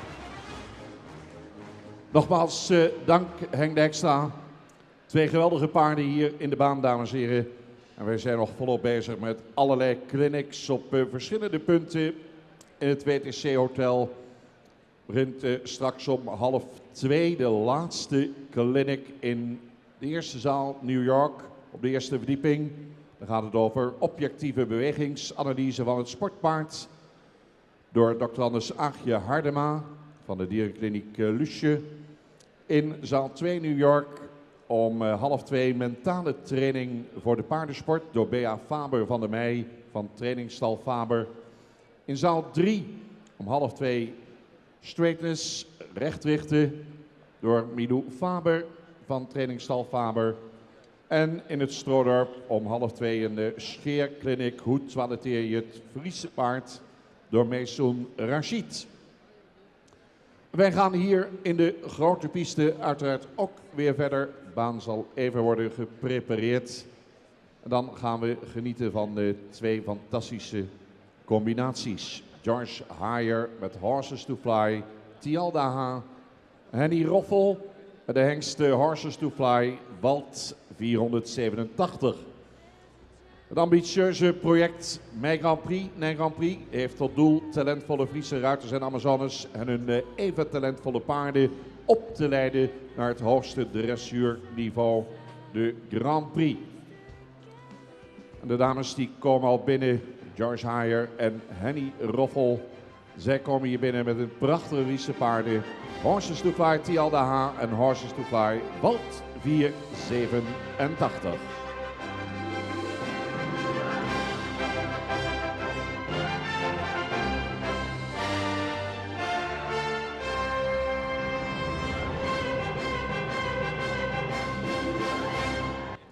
En George Haier en Henny Roffel zullen tijdens deze clinic de vorderingen tonen waar ze in de trainingen steeds mee bezig zijn. Goed.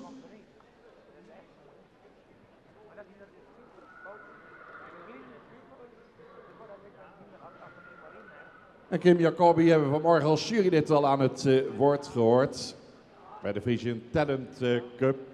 En Kim die heeft de microfoon in handen en zal dit onderdeel begeleiden. Dames en heren, genieten van 2 geweldige paarden, 2 geweldige Amazones, George Haier en Henny Roffel. En het woord aan Kim Jacobi. Ja, goedemiddag dames en heren. Nou, de Amazones zijn al aan u voorgesteld. Misschien kunnen jullie even je hand opsteken nog, zodat iedereen ook even weet wie is. We beginnen met Henny Roffel. Henny Roffel die rijdt op Walt 487. En Walt is een goedgekeurde dekhengst, een Gjeldkeur Ulke. Eigenaren zijn Jolanda Schreuder en Sibere Minkema. De andere combinatie dat is Joyce Haier. Joyce is de baas over haar eigen paard, Tialda. En Tialda is een Jasper, een ster sportmerrie. Nou, bij de Amazones rijden op intermediair 1 niveau. Dat houdt in dat ze hebben, nou ja, niet alle klasses doorlopen in de breedte sport, maar ze hebben in ieder geval de B tot en met de Z2 allemaal doorlopen. En uiteindelijk maak je dan de overstap naar het ZZ licht. Daarna de klasse ZZ zwaar. Daarna heb je de lichte toer. En in de lichte toer kun je dan Prix St. George starten. En als je daar een winstpunten hebt behaald, ga je naar de intermediair 1.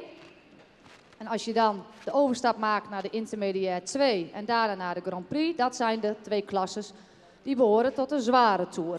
Nou, ze rijden nu beide nog in de lichte toer, maar het is de bedoeling om ook de overstap te maken naar de zware toer.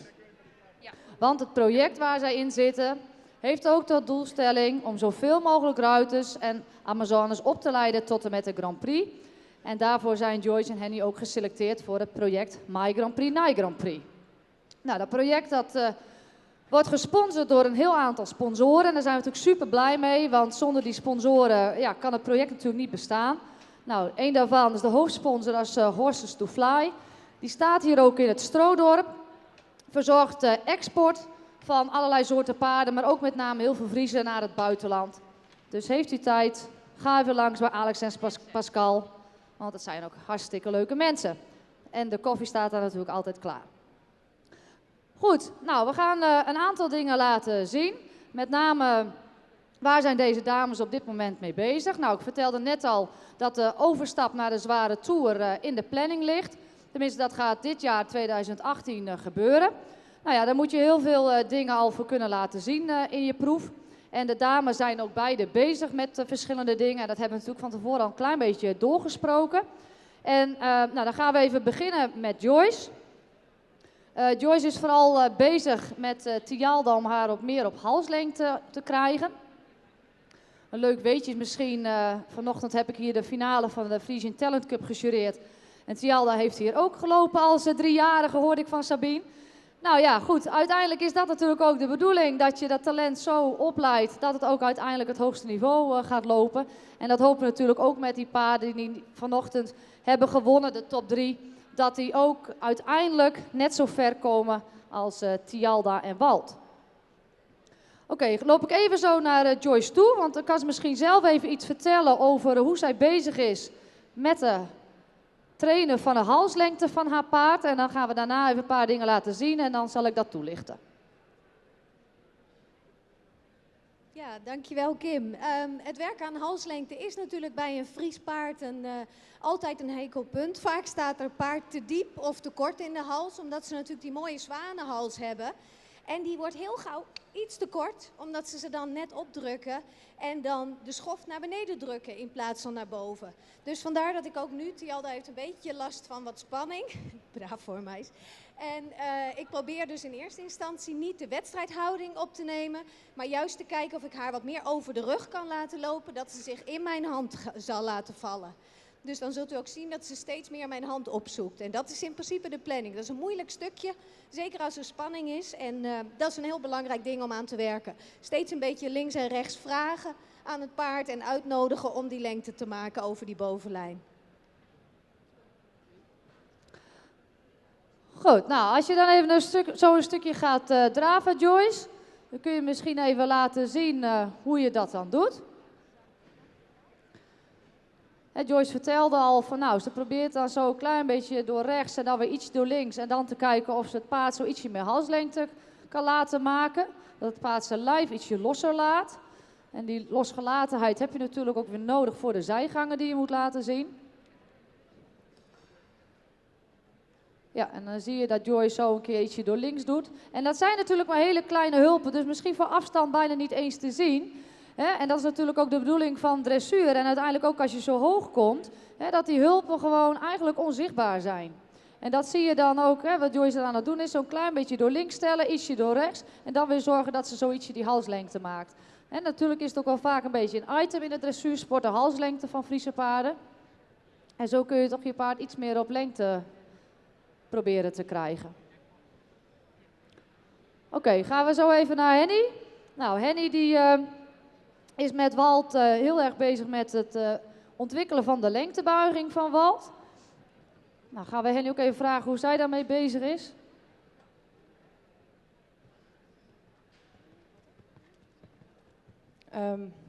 Ja, ik probeer eigenlijk met Walt er goed om te denken dat hij vooral, omdat hij zo'n zware hals heeft, dat ik hem op lengte kan houden en dat ik hem ook langer wil laten bewegen. Dus dat hij meer lengte pakt in het frame, meer over de rug naar voren, neus ervoor. En waar ik goed aan werk is de lengtebuiging in stap. Dus dat je ook echt in het appiëment overdreven opzij, dan weer naar voren en weer ombuigt naar de andere kant. Het is hier heel warm. En ja, dat doe ik heel veel en dat doe ik ook in de draf. Zodat je ook schakelen kan in het appiëment, dat hij groter kan worden en kleiner. En dat hij daarbij niet vasthoudt aan de binnenteugel. Dus dat is eigenlijk wat ik heel veel meeneem. Dus dat ga ik nu even proberen te laten zien.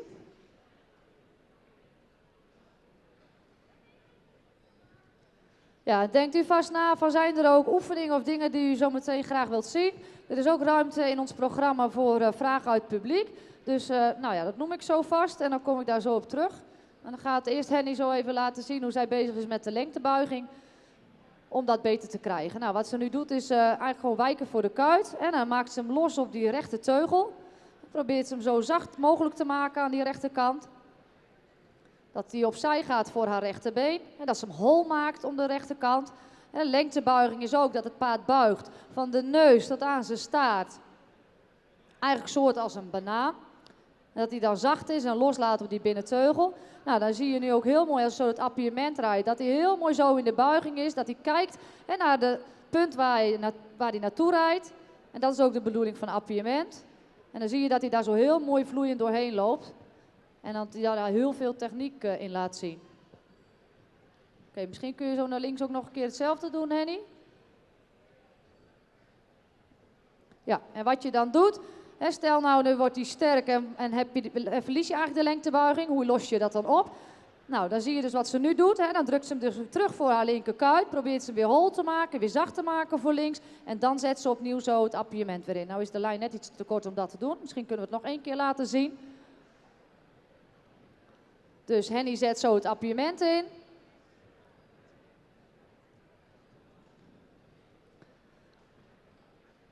Ja, en dan voelt ze van, nou, dan kan hij net iets meer buigen, net ietsje losser blijven voor links. Dus dan drukt ze hem terug zo voor haar linkerbeen. Maakt ze hem weer hol voor die linkerkant. Ja, en dan druk je hem dan weer terug. Ja, en dan zie je dat hij zo ook in zijn lijf net ietsje losser gaat laten. Dan moet hij net even mesten.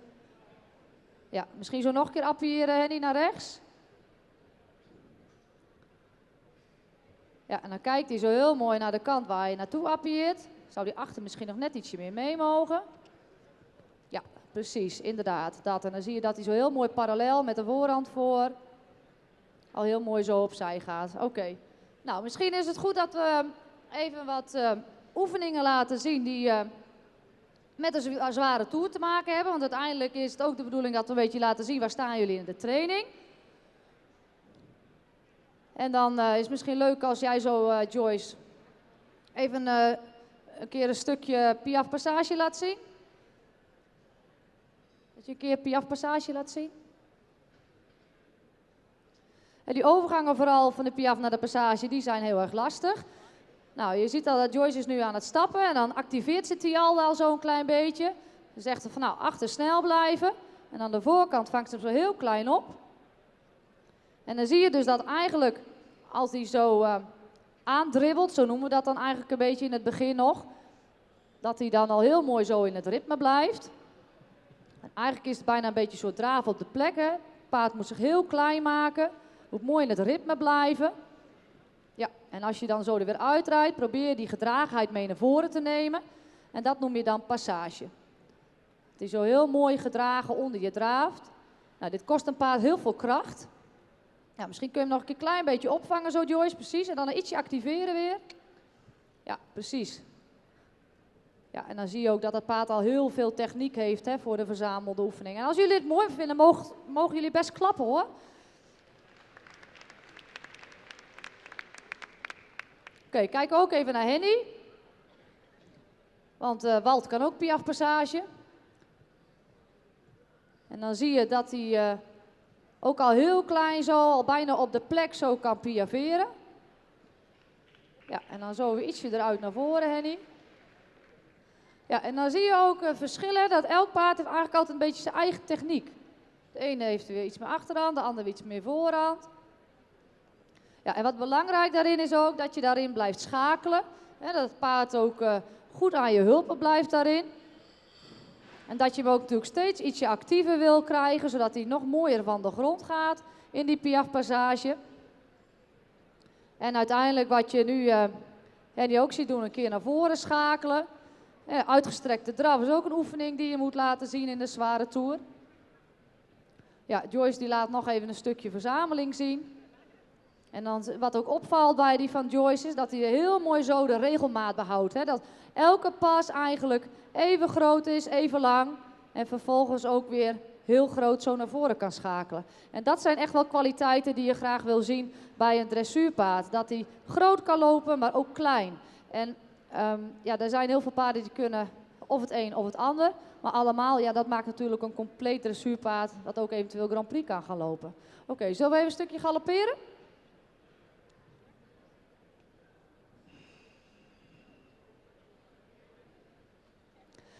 In de galop, in de zware toer, heb je ook een heel aantal oefeningen. En met name de changementen, de wissels. Nou, als je set 2 rijdt in de breedte sport, dan begin je met 1 wissel. Als je dan zet licht gaat starten, dan moet je 2 wissels laten zien op de diagonaal. Dan in het zet zwaar al 3. En dan op een gegeven moment in de Prix St. George, dan moet je een serie laten zien. En een serie houdt eigenlijk in dat je dus 5 wissels laat zien om de 3 sprongen. Nou, laten we daar maar mee beginnen.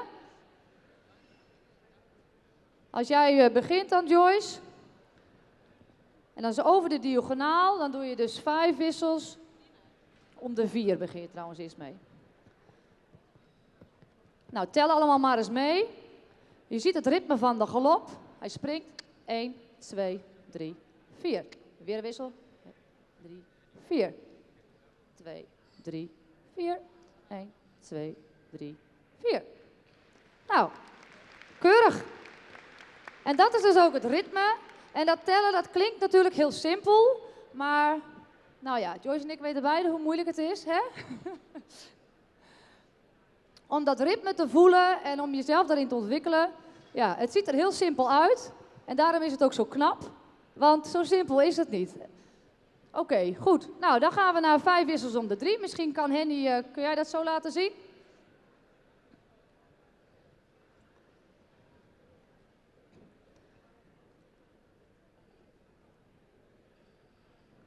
Ja, als jullie nou goed geteld hebben, hè, dan zag je het ritme niet helemaal. Alleen springt hij al wel hele mooie wissels. Nou, misschien kunnen we het nog een keer zo een keer doen, Henny. En dan, oh ja, of misschien doe je liever om de 2, dat kan ook. Als dat makkelijker is, tenminste, soms is hoe hoger het ritme, hoe makkelijker het is. 1, 2, 3. Ja. En weer, goed zo. Ja, en dan zie je, er zit een heel klein missetje in. Maar goed, dat is ook niet erg. Je ziet dat hij zich heel makkelijk weer herstelt en dat hij daarna zo weer heel mooi die wissels doorspringt. In het begin was dat nog wel een beetje lastig met Walt. Dat hij de wissels naar voren springt. Maar Henny heeft er al heel veel progressie in geboekt. Dat hij al veel meer van de grond en veel meer door het lijf en veel meer naar voren de wissels springt. En daarin al heel veel techniek laat zien. Ja, nou misschien kunnen we zo even naar de wissels om de 2. Dus als een van jullie zo even over de diagonaal rijdt en dan de wisselserie om de 2 laat zien. In de lichte toer zijn dat er 9 achter elkaar. Dus 9 wissels om de 2 sprongen. Nou, en tel maar weer eens mee.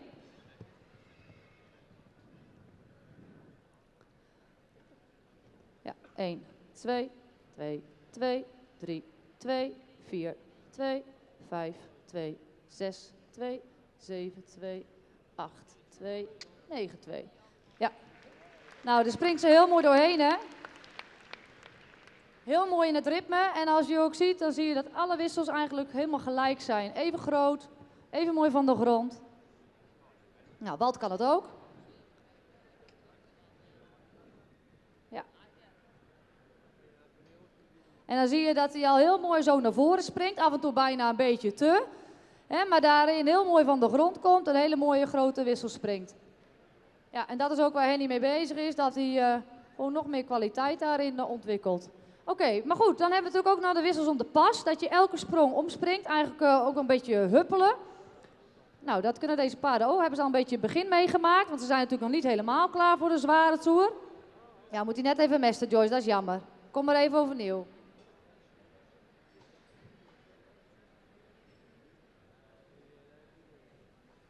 Ja, dus de wisselserie om de pas, dat is dat het paard elke galopsprong dus wisselt van galop. Nou, in de zware toer moet je er eerst 11 laten zien, daarna 15.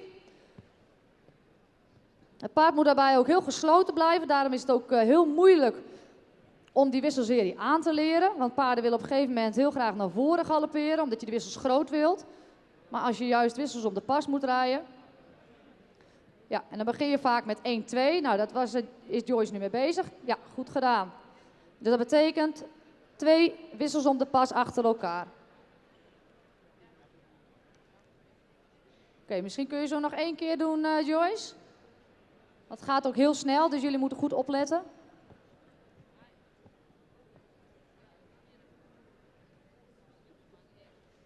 Ja, nou komt ze nog een keer en dan goed kijken of hij het goed doet. En als het goed is, dan vind ik best dat jullie applaus mogen geven hoor, want dit is echt heel moeilijk. Ja, kijk, dat zijn er al 3. Goed gedaan. Nou, en uiteindelijk wil je de 15 achter elkaar. En soms lukt het al wel en soms lukt het nog niet, maar het is gewoon ja, heel moeilijk. Maar goed, dat is waar je training mee bezig bent en op een gegeven moment kun je steeds meer. Nou, Henny laat even zien in de galop dat je... In de galop moet je in de zware toer ook pirouettes rijden. En dan zie je dat Walt hier al heel mooi zo die achterhand laat dalen. En dat is eigenlijk de bedoeling ook in een pirouette. Dat het paard zo klein mogelijk gaat galopperen op de plek. En dat betekent niet dat hij op de plek stil moet staan, maar dat die achterbenen in het ritme moeten blijven. Dat die galop zo klein is dat hij zo de voorhand om zijn achterhand draait. Nou, misschien zo nog een keertje, Henny.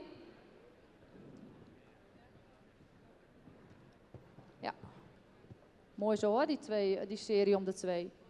Oké, doe je als zo naar rechts nog eens een keer een pirouette rijden?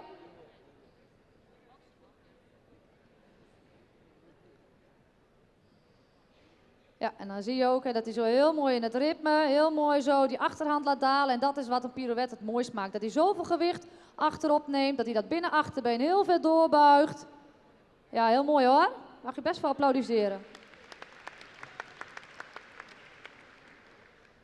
Oké, nou misschien kunnen jullie even een rondje stappen. Ga ik even kijken of er ook nog mensen in het publiek zijn die iets willen zien. En dat mag ook gewoon een oefening zijn uit de B of de L of de M. Want dan hebben jullie er misschien ook nog wat aan.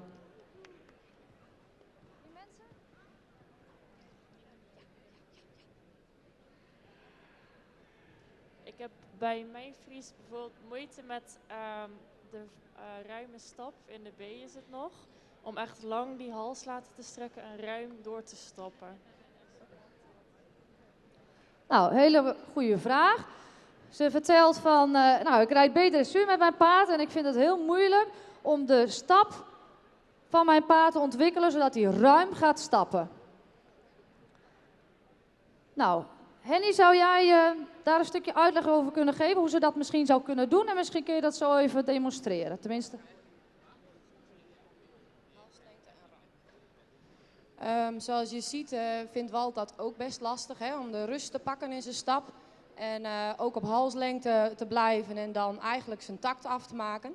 Het belangrijkste is dat je het heel veel doet. Dus als ik aangespannen heb, draf of galop of een wissel of een pirouette, dan ga ik ook weer stappen. Of ik laat hem er gewoon uitvallen. Dat ziet soms niet zo mooi uit. Maar dat hij eigenlijk gelijk zijn totale lossigheid weer pakt in zijn lijf. En dat ik vanuit die stap weer beginnen kan. En wil je de stap echt verruimen, heel veel schakelen. Dus heel veel klein stappen, groot stappen. En dan weer klein en dan weer groot. Net zolang dat je voelt dat je paard eigenlijk een beetje achteraan moet rijden. En dan pak je hem weer op en dan ga je weer draven en dan ga je weer naar je verruimde stap. Dus het eigenlijke woord is gewoon heel veel schakelen. Ook in stap.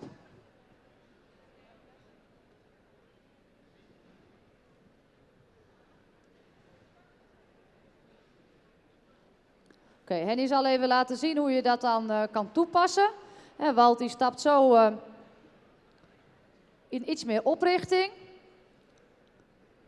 En dan gaat Henny zo in die stap ietsje schakelen. Nu zie je dat ze ietsje naar voren gaat stappen. Dan geeft ze ietsje been bij. Maar je ziet ook tegelijkertijd dat ze dan haar hand ook ietsje wegschuift. He, ze probeert ook dat hij haar hand zo naar voren toe volgt. En dan zie je dat Walt daarbij de neus meer naar voren brengt. Dat hij bij de hand gaat volgen. Dat hij daardoor zijn lijf losser kan laten.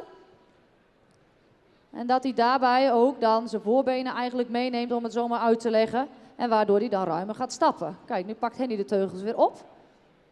En dan wil je eigenlijk dat hij dus die drive eigenlijk naar voren blijft houden. En dan zie je eigenlijk al dat hij nu al ietsje ruimer stapt dan dat hij daarvoor net stapte toen ze de teugels op maat maakte. Ja, dus zo kun je dat eigenlijk doen. En nu schuift ze weer de teugels van haar af. Zorgt ze weer dat hij de hand gaat volgen. Eigenlijk verlengt ze zijn frame. Hè. Ze maakt eigenlijk zijn lijf langer. Waardoor het achterbeen ook meer naar voren kan komen. En waardoor het achterbeen over de afdruk van de voorhoeven stapt.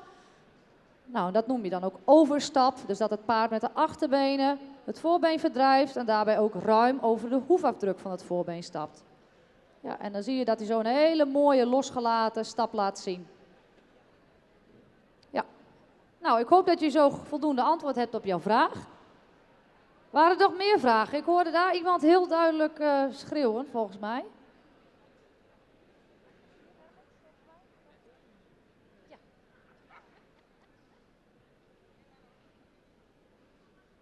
Oh ja, oké. Ja.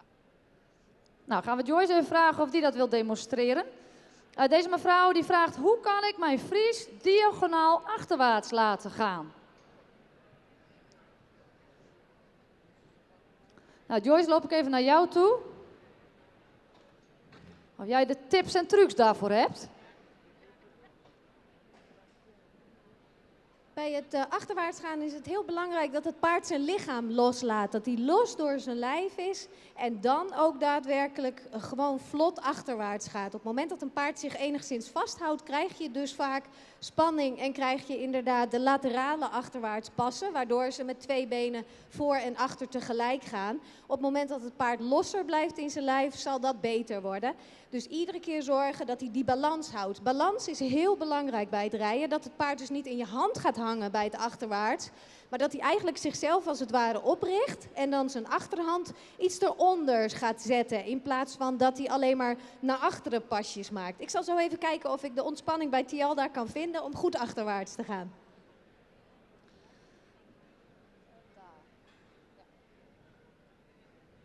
Ja, het is natuurlijk wel een beetje spannende entourage, ook voor deze paarden die natuurlijk al wel een beetje ervaren zijn.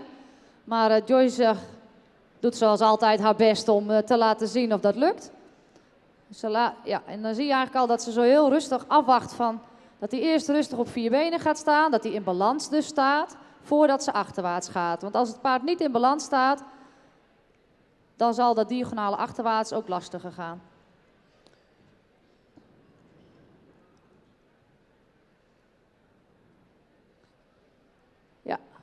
Nou, volgens mij ging dat eigenlijk al heel goed. Voor de mensen die niet weten wat diagonaal achterwaarts is, dat is dat het paard het linker voorbeen en het rechter achterbeen tegelijkertijd optilt en andersom dus ook. Dus het diagonale benenpaard tegelijkertijd optilt. Ja. En bij Friesen zie je vaak dat hij dus het linker voorbeen en het linker achterbeen tegelijkertijd optillen. Nou, Tjalda laat het hartstikke goed zien. Misschien nog één keer, dus als u hier naar kijkt, kijk of het goed is of niet. Dat hij dus het linker voorbeen en het rechter achterbeen tegelijkertijd optilt. Ja. Heel goed. Ja. Nou, Tjalda voert dat heel keurig uit. Nou, ik hoop dat u ook zo voldoende antwoord heeft op uw vraag. Ik denk dat we zo aan het einde zijn gekomen van onze demonstratie. We gaan natuurlijk nog even een mooie ereronde rijden. En dat lijkt ons nou leuk dat de dames zo in passage naast elkaar. En dan gaan we even het ritmegevoel van u even een beetje testen. Dat jullie in het ritme van de passage gaan meeklappen.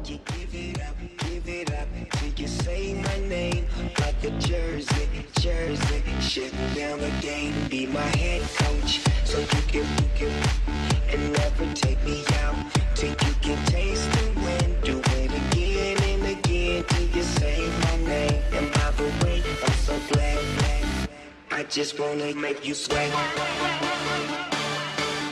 Ja, en natuurlijk even een rondje voor de fokkers.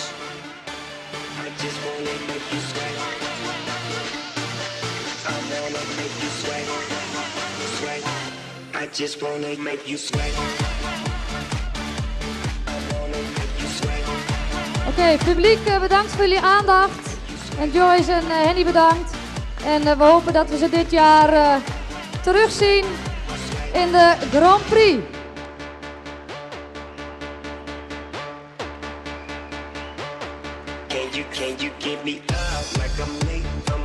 Ja mensen, nu nog een keer met z'n allen die handen op elkaar voor Joyce Haier, Henny Roffel met de paarden Horses to Fly, Tialda en Horses to Fly, Walt 487. Daar gaan ze. Uw applaus. En bedankt ook Kim Jacobi. We hebben nog 1 tuigrubriek op het programma staan. Tuigpaarden aangespannen in de KFPS sportcompetitie. Henk Dijkstra die geeft weer verslag in deze laatste rubriek van het ochtend- en begin van de middagprogramma. Want hierna gaan we naar de spannende derde bezichtiging, waarvoor 42 hengsten zijn uitgenodigd. Tweede bezichtiging, dames en heren, aanvang om 2 uur. We zitten prachtig op schema. Laatste clinics gaan ook her en der beginnen. Misschien nog even een klein overzicht. Zaal 1 New York in het WTC Hotel. Zo dadelijk om 1:30 komt daar aan het woord Dr. Anders Aagje Hardema. Ze heeft het over objectieve bewegingsanalyse van het sportpaard. Tweede zaal New York, WTC Hotel, eerste verdieping, 1:30. Mentale training voor de paardensport door Bea Faber van der Meij. In zaal 3, recht richten. Milou Faber heeft daar het woord van trainingsstal Faber. En in het Stroodorp een clinic over scheren van de paarden, toiletteren van het Friese paard door Meesoen Rashid. Nou, dat is het overzicht. Juryleden staan al paraat. Henk Dijkstra staat al paraat. We gaan naar de laatste rubriek van de KFPS sportcompetitie. Henk, ga je gang.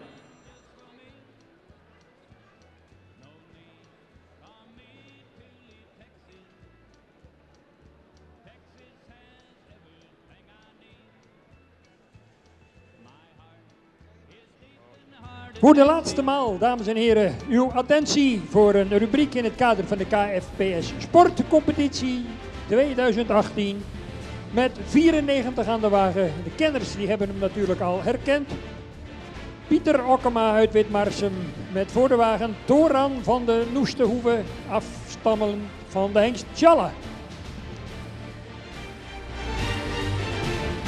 Dan met 73 aan de wagen Jardo van Bozem. Van de hengst Jasper, in eigendom bij Hiske Gietema in Bozem en gereden door Richard Hofstra. Met 2,71 aan de wagen Bommelsteins Quint. Een jonge Wolfert met Henk Hammers aan de leidsels in eigendom bij Jaap van der Meulen in Broek Noord. 148. Reense PJ, een jonge Torben van de combinatie Wiebinga van der Ark in Oud-Boude. Met uiteraard aan de leidsel zou ik bijna zeggen Udo de Haan. Met 73, die heb ik al gemeld, met 111 aan de wagen Sietse van de Oude-Riet. Een jonge Maurus van Rob en Gea Lemstra in Kootstertille, gereden door Nanning Lemstra. 42, Ronald van het Pompenblad, stamt af, hoe kan het ook anders, van de hengst Maurits. Met Willem Wester uit Kerkgaast. En met 85 aan de wagen, Tabe van het Pompenblad. Jonge Maurits eveneens uit de fokkerij van Willem Wester met Gooitsen Wester, de zoon van, dus aan de leidsels.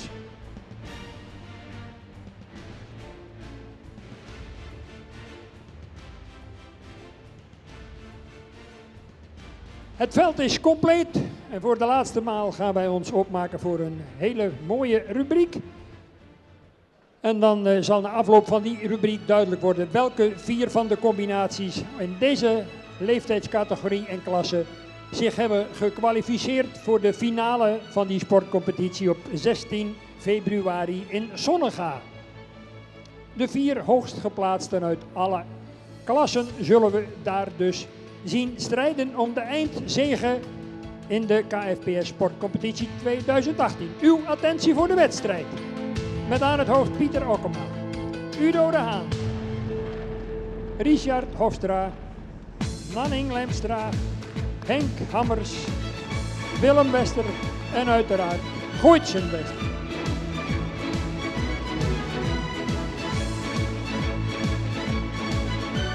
De jury, de heren Van der Meulen en Hoekstra en als arbiter de heer Van Bessel.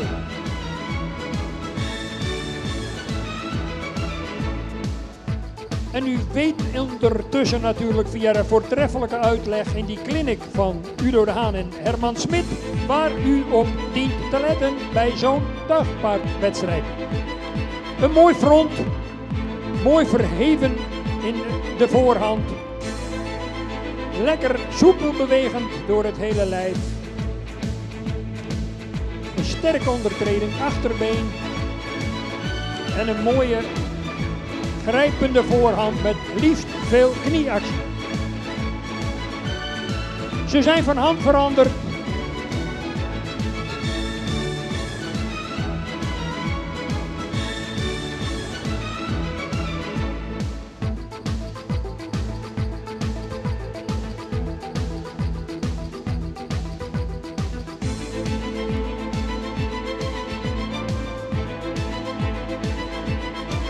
Veel strijd in de baan.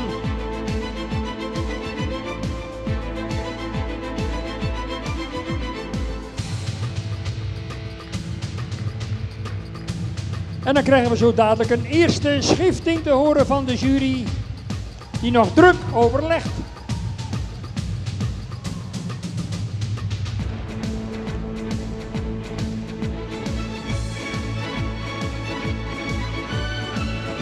...271, 111, 42 en 148.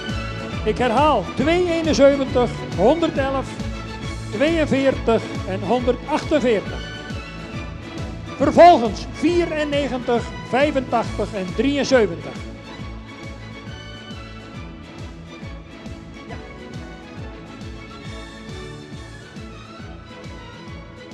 ...271, 111, 42, 48...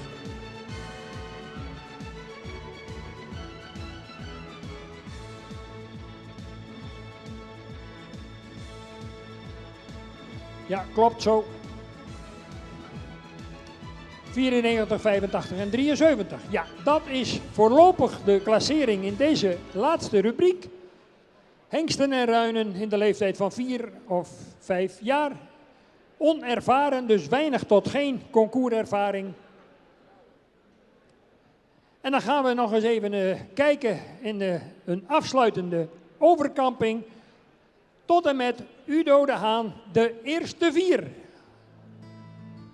Die gaan uitmaken wie hier het goud, het zilver, dan wel het brons en plek nummer 4 in de wacht gaat slepen. En laat u zich maar eens even horen, wie vindt u dat er moet winnen? Verdient Henk Hammers hier de zege? Of is dat toch die wat onervarener Nanning Lemstra? Of gooit Willem Wester hoge ogen? En dan natuurlijk de maestro Udo de Haan. Ze strijden volop voor de zege. En hebben we kwaliteit in de baan? Jazeker, dames en heren, in deze onervaren groep. En natuurlijk maken zulke paarden dan wel eens een foutje, maar dat is inherent aan de leeftijd. Ze komen nog een keer op de andere hand voorbij.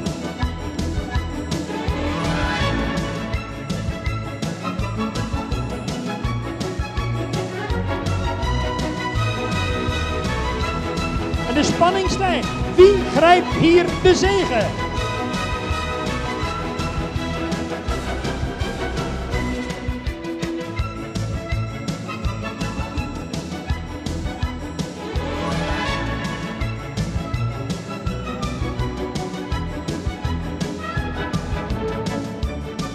En een hele verrassende winnaar. 111. Dan 271. Dan 148. En tenslotte 42. Dat was een bloedstollende finale. In deze groep hengsten en ruinen 4 en 5 jaar oud. En als ze zo dadelijk staan opgesteld, dan horen we natuurlijk weer graag even van een van de juryleden een toelichting. Heer Hoekstra. Ja, dankjewel Henk. Nou, een mooie groep. We hebben dus 4 over laten rijden, waarvan nummer 111 aan kop hebben gezet. Een paard met een heel mooi front, een mooi voorbeen en sterk in de achterhand. En dat vonden we van nummer 2, 271. Mooi paard, wel ritmisch in de beweging vaak, maar wat te onrustig in het front. En dat heeft hem dus de eerste plaats gekost. Dan komen we bij nummer 348. In het begin een beetje scheef gesteld, een beetje aan de snelle kant. Maar toch heel mooi over de benen. Sterk in het achterbeen en een mooi voorbeen. En nummer 42, die vonden we in het begin beter. Hij zakt een beetje af, Willem. Maar wel een paard die de neiging heeft om achter te gaan zitten. En het front omhoog wil duwen. Die neiging heeft hij wel. Dus dat is het positieve eraan. Gefeliciteerd allemaal. Waarderend, instemmend applaus aan het adres van de woordvoerder van de jury, de heer Hoekstra. En ja, dan moeten we natuurlijk, dat hebben we bij de andere rubriek ook gedaan, toch even een reactie vragen bij de, ja in dit geval, wel een hele verrassende winnaar. Nanning Lemstra, had je het gevoel in de finale dat je wel eens zou kunnen winnen? Ik heb daar geen moment bij stilgestaan. Ik denk, ik doe mee en ik zie wel wat schipstrand en dan word je eerste. Dat is geweldig. Hartstikke mooi. Een mooie dag toch, of niet? Ah, helemaal geweldig. Hartstikke mooi, absoluut. Gefeliciteerd. Weer een van die jonge mensen waar wij de komende jaren nog heel veel van gaan genieten in onze zo prachtige tuigpaardensport, dames en heren. Beloon ze allemaal, in dit geval voor de laatste keer. En dan hebben we nog even een heerlijk muziekje voor u.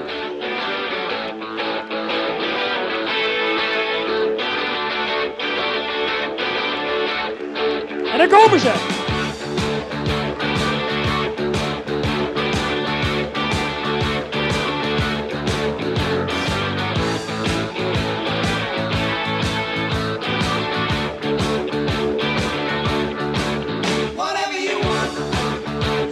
And whatever you want. Tuigpaarden Friesras.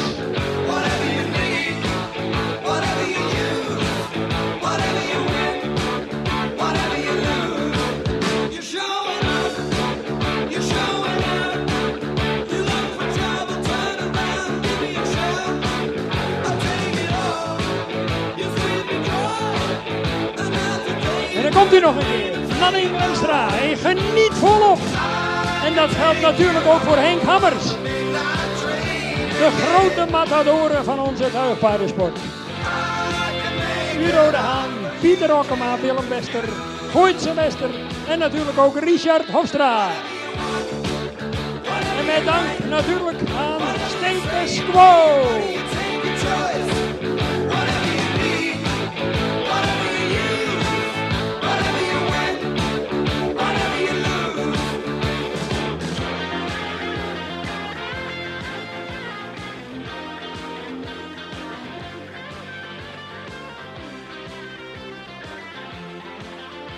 Mooi. En uiteraard dank, als ik nog even mag Bert, aan onze juryleden, de heren Hoekstra, Van der Meulen en Van Wessel. En natuurlijk ook aan onze ringmeester Harm van der Meulen. Een applaus zou ik zeggen.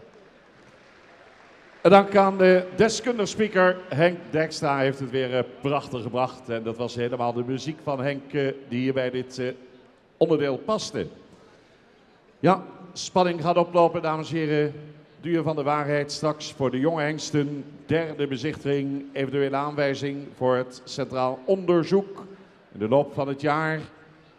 Gisteren begonnen met 81 hengsten in de tweede bezichtiging. eerste bezichtiging heeft uiteraard vorig jaar in Drachten plaatsgevonden. Gisteren dus in die tweede bezichtiging 81 hengsten, 42 daarvan zijn uitgenodigd om vandaag in de derde bezichtiging te verschijnen. En de paarden die worden aangewezen voor het Centraal Onderzoek, die worden morgen gepresenteerd. En dan worden ook de mensen daarachter, de fokkers en de eigenaren, in het zonnetje gezet.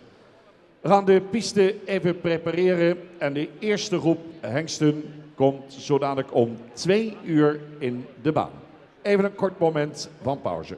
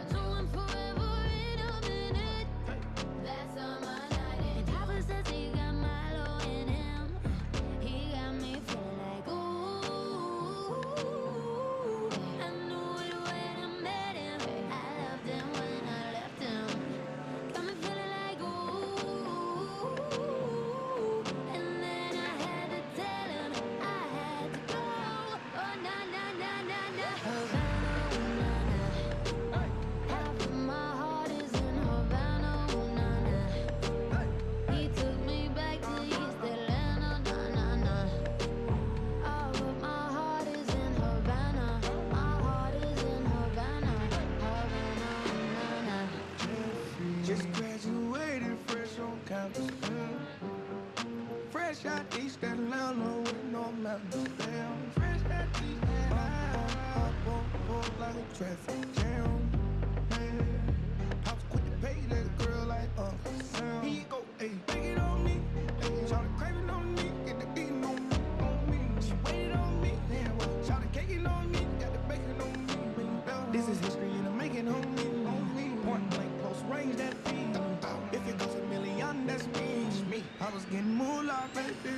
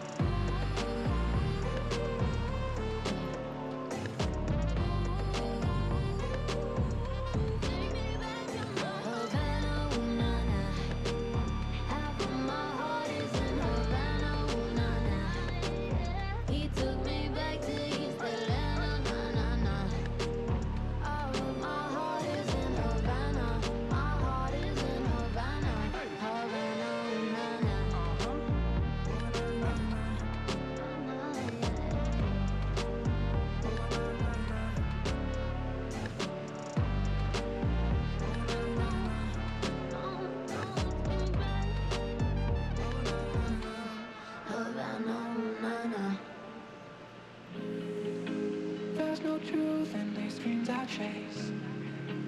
By the side, I still see your face. Even though things fall into place, can't deny I still see your face. There's no truth in these dreams I chase. By the side, I still see your face. Even though things fall into place, can't deny I still see your face. I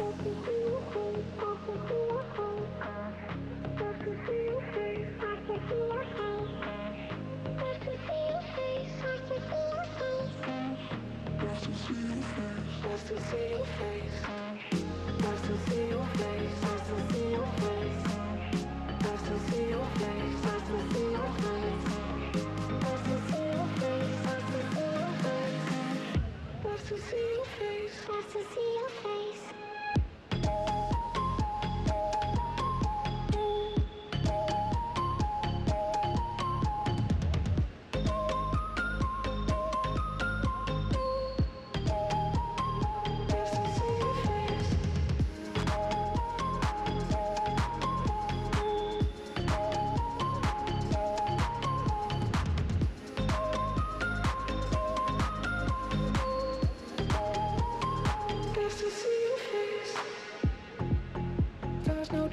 in these streets I chase. Out of sight, I still see your face. Even though things fall into place, can't deny, I still see your face. There's no truth in these dreams I chase. Out of sight, I still see your face. Even though things fall into place, can't deny, I still see your face.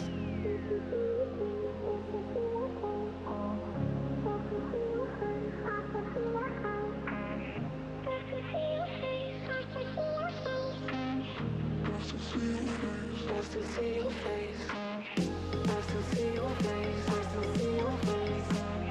I still see your face. I still see your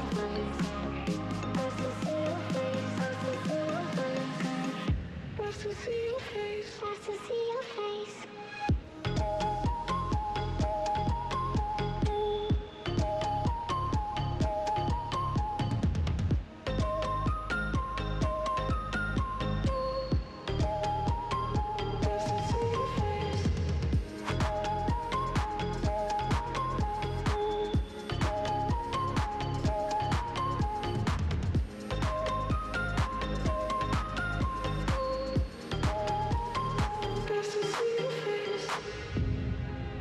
There's no truth in these dreams I chase. Out of sight, I still see your face. Even though things fall into place, can't deny, I still see your face. There's no truth in these dreams I chase. Out of sight, I still see your face. Even though things fall into place, can't deny, I still see your face.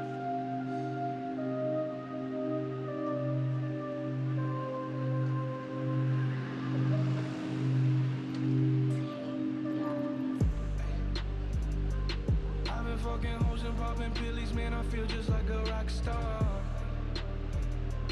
All my brothers got that gas and they always be smoking like a rock star. Fucking with me, call up on no Uzi and show up, man, them the shot toss. When my homies pull up on your block, they make that thing go grata-ta-ta. Hey, hey, switch my whip, came back in black, I'm starting saying recipes to Bon Scott. Though we blowing smoke, she asked me light a fire like a Marsan. Hey.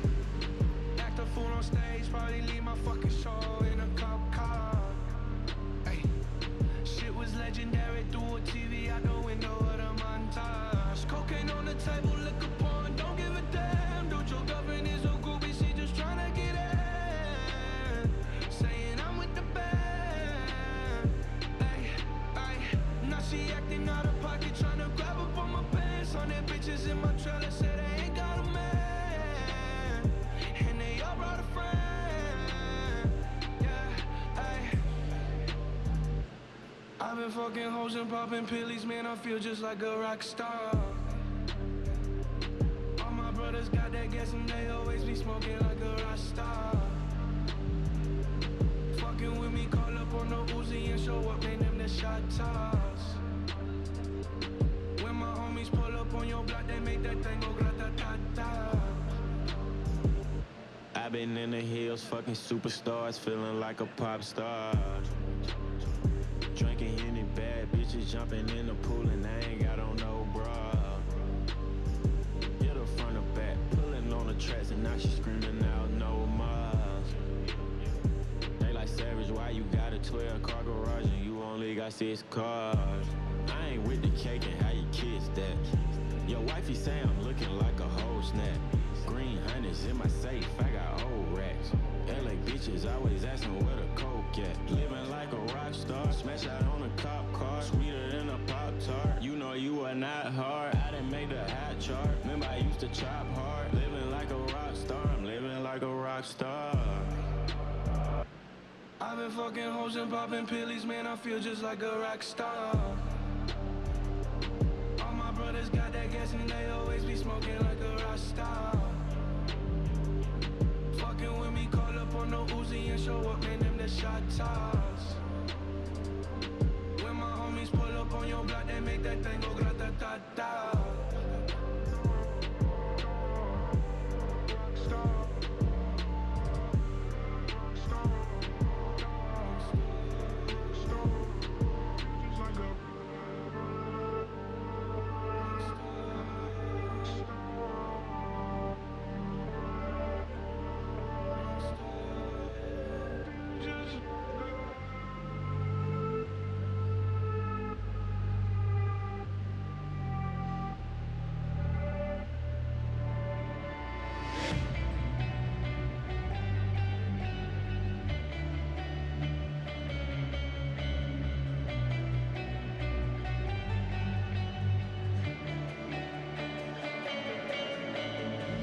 said that we would always be.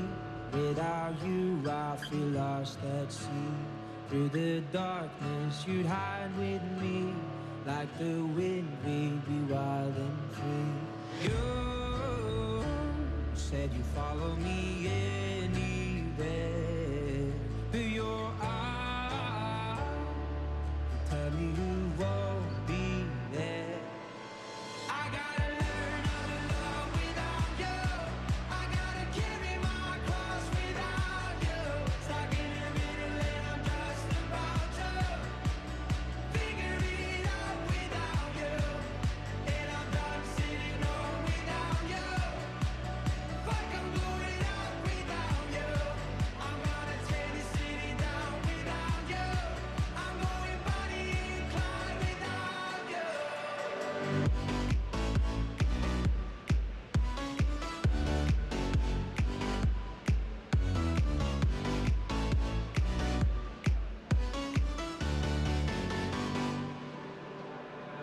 Now I'm running away, my dear, from myself and the truth I fear. My heart is beating, I can't see clear. How I'm wishing that you were here. You said you follow me anywhere, but your eyes tell me you won't be there. I gotta learn how to love without you. I gotta carry my cross without you. Stuck in the middle and I'm just about to figure it out without you. And I'm done sitting home without you. Fuck, I'm going out without you. I'm gonna tear this city down without you. I'm going Bonnie and Clyde without you.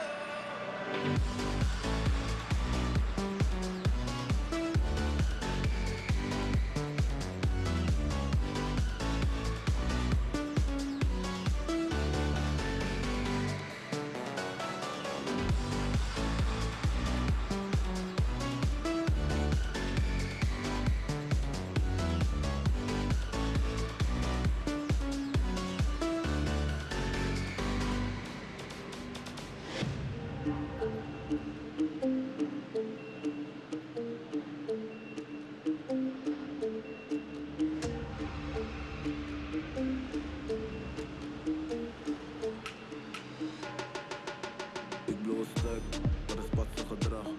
Op die VIP-deck met een bitch en een fles, wat is patse gedrag? Je beef met je pik, je hoe op mijn lip, ben op patse gedrag. Ik stress niet om ladies, chain aan mijn nek, ben op patse gedrag. Patse gedrag, dit is patse gedrag. Als ik stress niet om hoes en zo, money veel, nu vallen ze net domino. Heb ik tijd, mag ze rijden, geen rodeo. Ben ik druk, zie ik je niet, ogen Tokio. Ik rook voor je hart, ik voel het in mijn zakken, maar ik geef het uit alsof ik rijk ben. Chain icy aan mijn pols, eng, dit is Louis Vuitton, geen my brand. Ga niet met je meepraten over verlies, verdriet, wanneer ik je brood met de kerst zie. Ironisch, want ik vind niet eens kerst, jij bent veteraan, jij was vroeger aan net hersie. Ik krijg love van de buurt, want ik geef de buurt love. Ik heb liefde voor mijn broeders, net Jersey. Eerst wilden ze niks, maar nu was ze dik, ze deed stif, maar niet duik zijn ze kopt van pers. Blow stuk, wat is patse gedrag? Op die VIP-deck met een bitch en een fles, wat is patse gedrag? Ja, beef met je pik, je hoe op mijn lip, ben op patse gedrag. Ik stress niet om ladies, chain om mijn nek, ben op patse gedrag. Patse gedrag, dit is patse Het is een boy gedrag. uit de hoofdstad, kom zit op mijn schoot, schat. Skip je vriend als hij broke was. Die kleine jongen dacht even dat hij groot was. Heel veel cash, maar je boy heeft ook pas. Ja, je bitch stapt in, we gaan let's go. En mijn money is lang, dat is echt zo. Dit is Jack Shy, Rick, geen Esco. Kleine jongen, kom eens kijken hoe ik stacks blow. Je bent geen biggie, dagoe, maar een lening trekken. Je vrouw helpt me steeds met mijn paper tellen. Echt waar, ik ga je één ding zeggen. Ik heb scheid aan jou, ik ben nog steeds mezelf. Zeg de juf van vroeger en de meester even. Dat we heel dik gaan, ja we leven lekker. Ik pak 5 voor een show, geef de helft aan mijn paps. Motherfucker, ik verdeel het even. Ik blow stuk, dat is patse gedrag. Een paar minuten nog, dames en heren. Stel al, spanning loopt verderop. Derde bezichtiging, jonge hengsten. Begonnen met zo'n 306 hengsten in de eerste bezichtiging in Drachten afgelopen jaar. Uiteindelijk 81 door naar de tweede bezichtiging die gisteren hier heeft plaatsgevonden op de KFPS hengstenkeuring. En 42 hengsten nog in de strijd in de derde bezichtiging.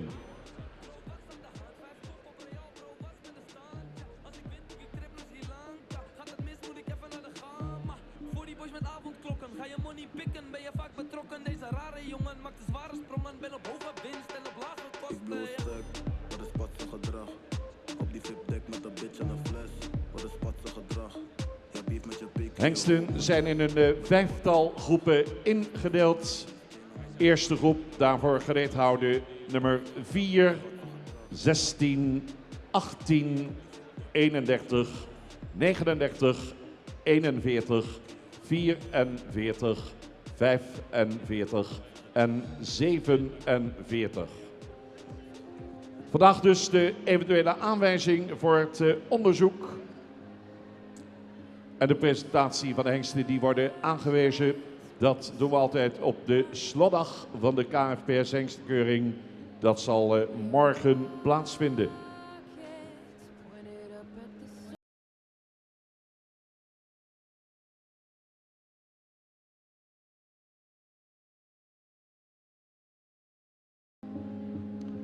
Ik zie ringmeester de heer Van der Meulen de piste al betreden. Het zal niet lang meer duren en dan beginnen we aan de eerste groep.